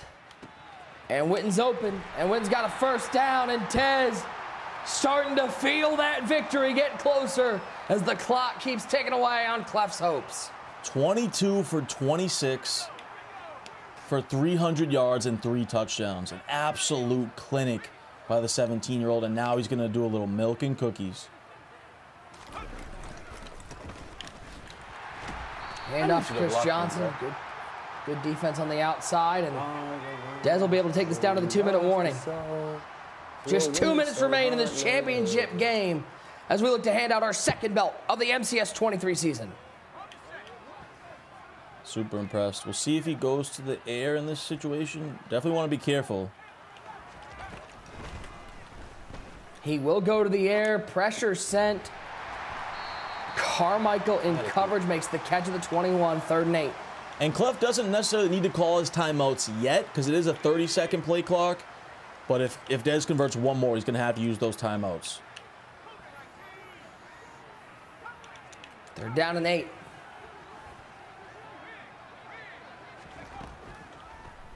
Dez going to put the ball in the air. He might have him left side. Witten drops it. Clock stops. 4th down and 8. And you got to think, yep, Dez is going to take his field goal. A big stop for Cleff. It's going to stay a 2-score game. Absolutely huge. Best defense Cleff has played all game long. And he comes up in the biggest time when he needs a stop. And that was huge right there. It looks like Dez might have had a touchdown over the middle, too, if he would have waited. But Cleff holds the door, and he has a chance here. Oh, the post. All 3 timeouts. Whatever. As Perry will take this up to the 24-yard line. That's where Cleff's drive will start. Minute 16. Ty, when do you have to score to feel comfortable in your chance? Are we talking pre-40 seconds? Oh, man, yeah. Within 3 plays, if possible. I think you got to take some chances here. There's no underneath stuff in this situation. It's all downfield. Well, there's some underneath stuff as Dez almost forces the issue, setting that pressure off the edge. And remember, field goal won't do anything. It has to be 2 touchdowns in this situation. So he's going to go right back to bench. And I think Dez he's cool giving up the underneath stuff if you want to take that. Stepping up, and he'll throw this one away. Nobody open downfield. Only a 3-man rush there from Dez. Yeah, he goes all-out coverage for one of the first times throughout this game, right? Mainly been pressure. But in this situation, you want to sit back a little bit, force Cleff to dink and dunk, use this clock.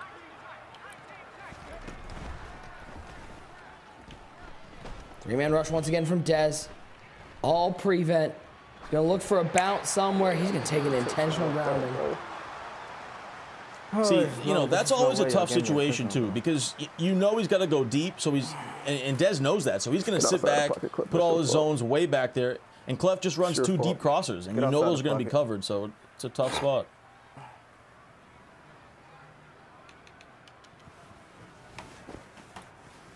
Just get outside the pocket and you was fine. I mean, I don't know what you're doing.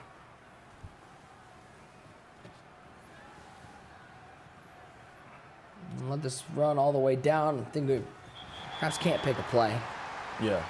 Should see a decline there. Yep. Couldn't pick a play.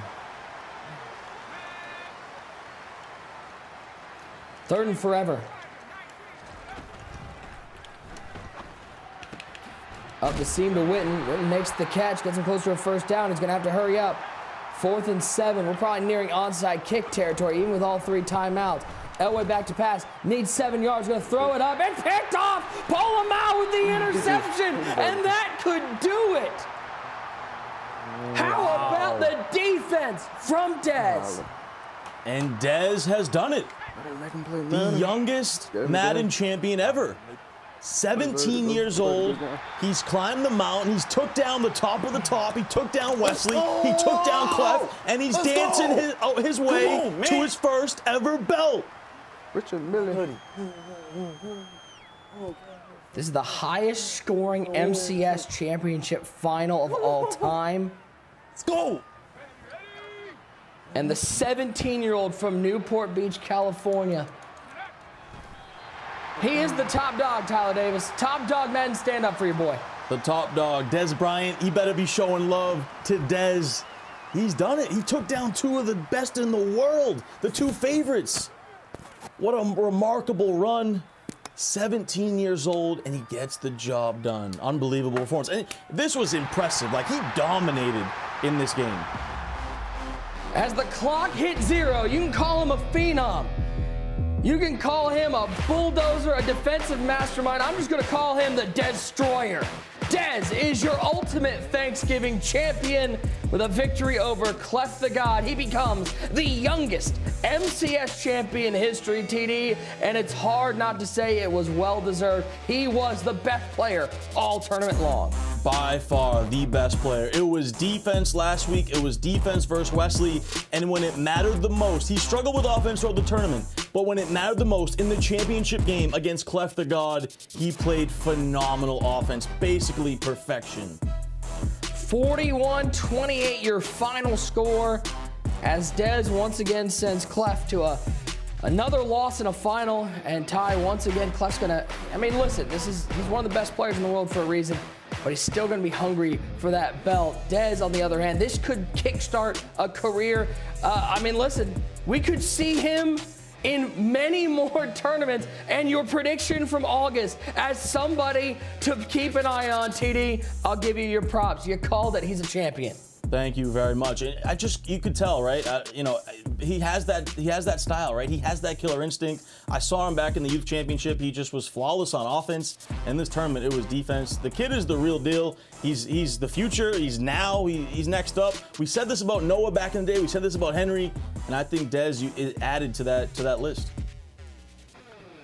Let's take a look at the highlights from this game as we got the whole crew in here. Nick Mazesko, Tyler Davis, one great user of Boogs. And by the way, I think maybe more important than Dez's belt, but does this mean Boogs is in the mush? Because he picked one right. The final game, he got one. 1-8. 1-8. Let's go.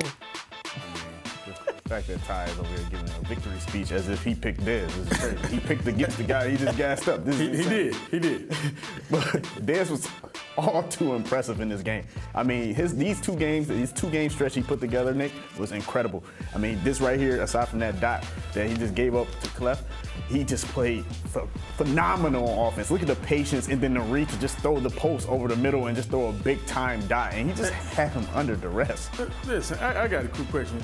Are you good? Because, you seem a little bit out of it. Are you good? I'm great. You sure? I'm more than good. Because you seem like you're a little bit winded, a little bit out of it. I mean, how are you really feeling about this one right now? Obviously, I feel great because, one, I tried to tell you guys, I can see the game, you know what I'm saying? I saw the level and skill level from Dez and how he played. And then, just how he performed in these two games. Mm-hmm. And then now you can't call me the mush no more. And that's the story you're sticking with. You got to respect the name that my mama gave me. Oh, and that's the story you're sticking with. Yep. Man, this was an incredible game. CleffTheGod, starting off with an interception. First play of the drive. When you get to the championship, you cannot afford to make those mistakes. 4 from 1 right there. Just being lackadaisical with his user, overthinking and thinking that Dez is just going to respect him. And Dez came out here with no respect. And that's what you have to do when you're playing against these names. Remember, you're not playing against Wesley. You're not playing against CleffTheGod. You're just playing against another Madden player. And Dez came out there with that mentality, ready to perform. And he dominated this game. From the beginning of the game all the way down to the end, he finished. We talked about his game versus Wesley. He gave Wesley so many opportunities to get back in the game because he was not milking the clock. I don't know who talked to him before half. He came back. He managed the second half so much better than the half that he played versus Wesley. Make sure you run the ball on first down, keeping the clock running. As he sealed the deal, coming up with his first championship belt, you gotta salute the young phenom, 17 years old. Hey, Dez, he came out here, took care of business. There is your final ultimate Thanksgiving bracket. Dez climbs the ladder, climbs the mountaintop, and takes home the belt with a victory over CleffTheGod. Let's welcome in your ultimate Thanksgiving champion, the man who thought his best thing this weekend might be getting tweeted from Dez Bryant and ends it with a belt. None other than Dez. Dez, congratulations, my friend. You become the youngest champion in MCS history. I know it's fresh, I know it's new, but tell me, what does this feel like?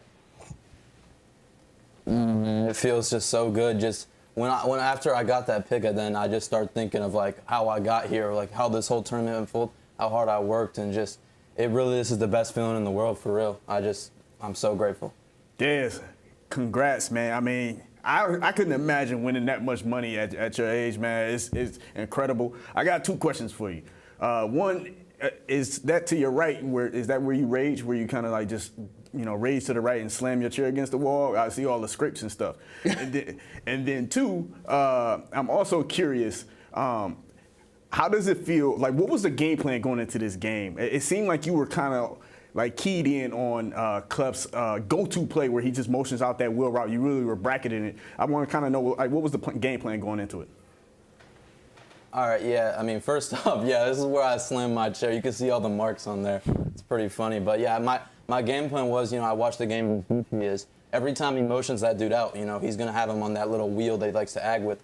So I just bracketed with the cloud, and then I manned up my linebacker with it. And he tested it first play, and I got a pick. I feel like this whole tournament, I've really set the tone the first half, and that's really what's been the key is I keep winning first half, and then I just chew them out, and then the game's over. Hey, Dez, congrats, man. Awesome to win at 17. We actually have a clip, because what I was saying all tournament, we're all saying is your run resembles Noah's back in Madden 20. And you guys actually had a similar run with CJ2K as we take a look at the footage here. Virtually very similar, as Noah had this back in his run against Cleff and back in 20, and you had it here against Cleff. Do you feel like your game resembles Noah? At least your rise to the top almost resembles the same type of thing. Not really. I mean, I feel like we all have our own journeys to the top. I feel like I'm more of an offensive player, and I think Noah, I didn't really watch that tournament at all, but I think he just won it off defense and running the ball, which, I mean, I won it on defense, but I feel like these past two games I really passed the ball well. So, I mean, hand in hand, but it's just an honor to be even mentioned with a dude like Noah, bro. I mean, Ty, that's kind of a crazy shot that you pull up the clip from last time what happened to CleffTheGod with Noah. You know what I'm saying? Ain't nothing we can say about that. Dez, you came out here, performed. Listen, to be honest, you look like the best player here from beginning to end. And you had to play some of the best in the business, CleffTheGod, Wesley, and you're the youngest person here. What was the key factor? Because a lot of people your age, the moment is too big. The lights are too bright, especially when you're playing against some of the top dogs in the sport. What was it that made you understand, like, listen, they're mortal, I have a chance, and you came out here and got the job done? What was it that made you have the confidence to beat these guys? I think the first week when I played K-Mac, I was just so nervous, and after reflecting on that game, I go back and watch the game. I look at how I'm so nervous, and I just ask myself for what. Today I came out, I was like, whatever happens, happens. I'm just gonna play my game, and I was just so relaxed today. And like you guys saw, I just played my game, and my game was better than theirs. Simple as that. Well, Dez, at the end of the day, it was a long road to get here, through all the qualifying, through the brackets and all that, but you are a champion. Congratulations. Enjoy the win. Celebrate a little bit, and get ready, because you're going to be going to the Ultimate Madden Bowl for yet another chance. Dez, your champion of the Ultimate Thanksgiving Madden 23. We got a tweet to show, and I think I know what this tweet is because I saw it. It popped up in my feed. And I'm not happy that the producers have decided to pull this tweet up. I'm protesting this. It's Big Kep. It's the four-legged turkey. This is just disrespectful. We come out here and work all week, and this is how we get treated? This is how. By the way, shout out to Boogs not only being the back, but what's with the purple photo? When did you turn into Thanos? I mean, the thing is, you notice my picture is way swaggier than the rest of y'all. What is the user? What is on your mouth? What's on your mouth? The user milk photo? What is on your mouth on that no. picture? Not like this. This is out of control.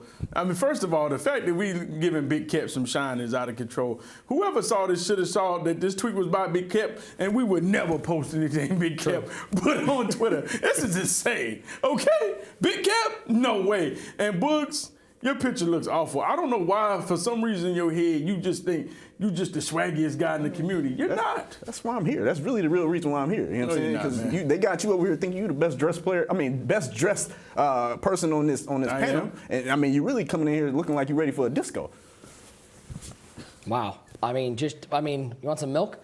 Got milk. By the way, we were talking about Micah Parsons earlier, talking about how he might want to play somewhere in Madden Pros. Maybe he's got a battle with Dez coming up. Micah Parsons tweeting at the MCS saying, challenge accepted. Like, hey, TD, as a Cowboys fan, does it not seem appropriate that Dez should battle Micah Parsons for some bragging rights? Oh, yeah, definitely. He's got Dreeny lined up. Now he's got Dez lined up. We got some battles in store.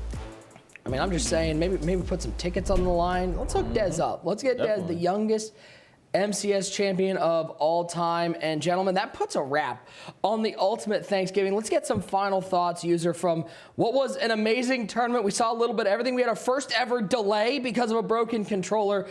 This tournament certainly is going to be one we're going to remember.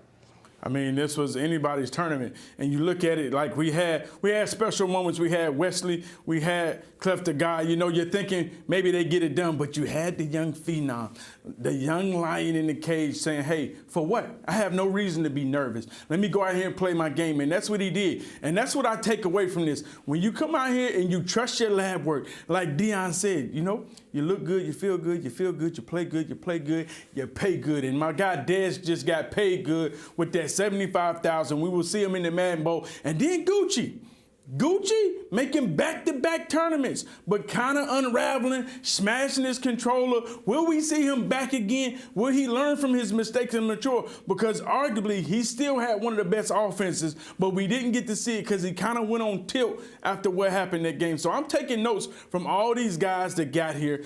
K-Mac, how he came out here, he was looking good but didn't take care of business. And now you see Dez holding up the championship belt. And we got one more to go. The MCS Ultimate Wildcard. Y'all boys sign up now, and we're going to see. Maybe you too can win the belt. TD, I can't help but think, you know, you got Dez, the youngest champion of all time, an amazing tournament. And you know there are two guys watching this at home, Henry and Noah, watch this tournament. You know they're hungry to get back in and get themselves another belt.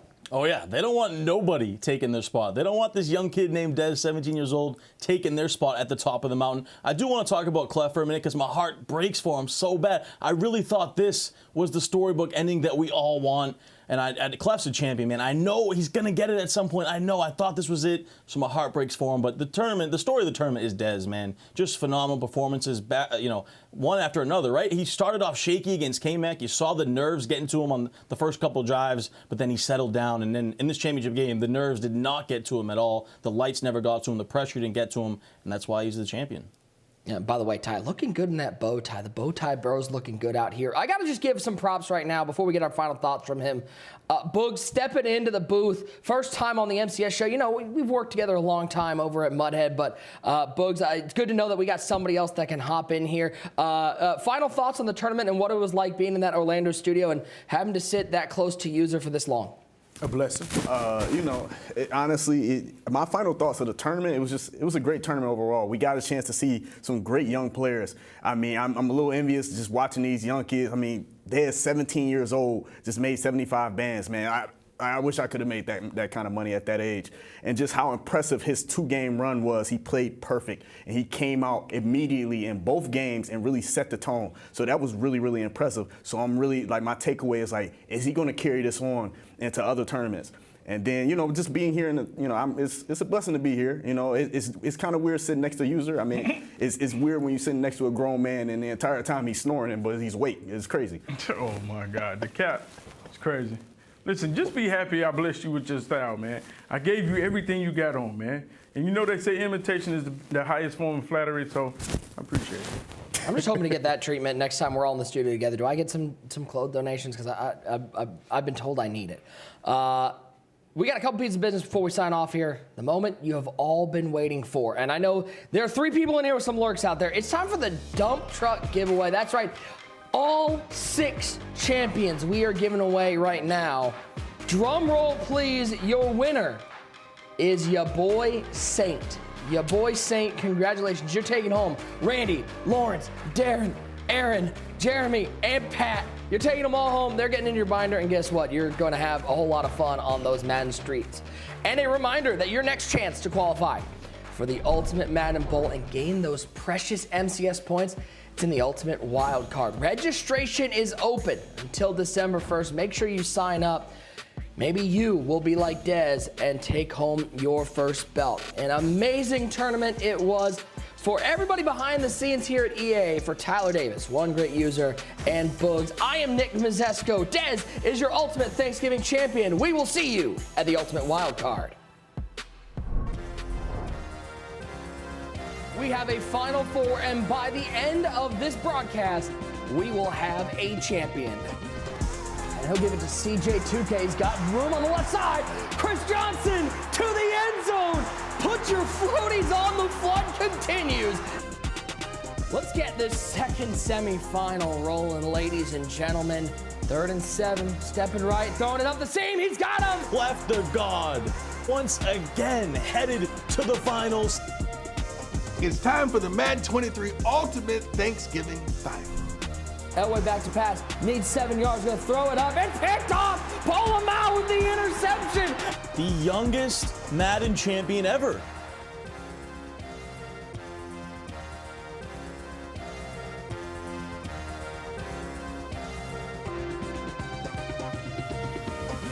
You ain't made it till you got stylers go out and shop for you. You ain't made it till they put on top of you. Parading through the city, the whole block come out for you. We just getting started, y'all finna see what we bout to do.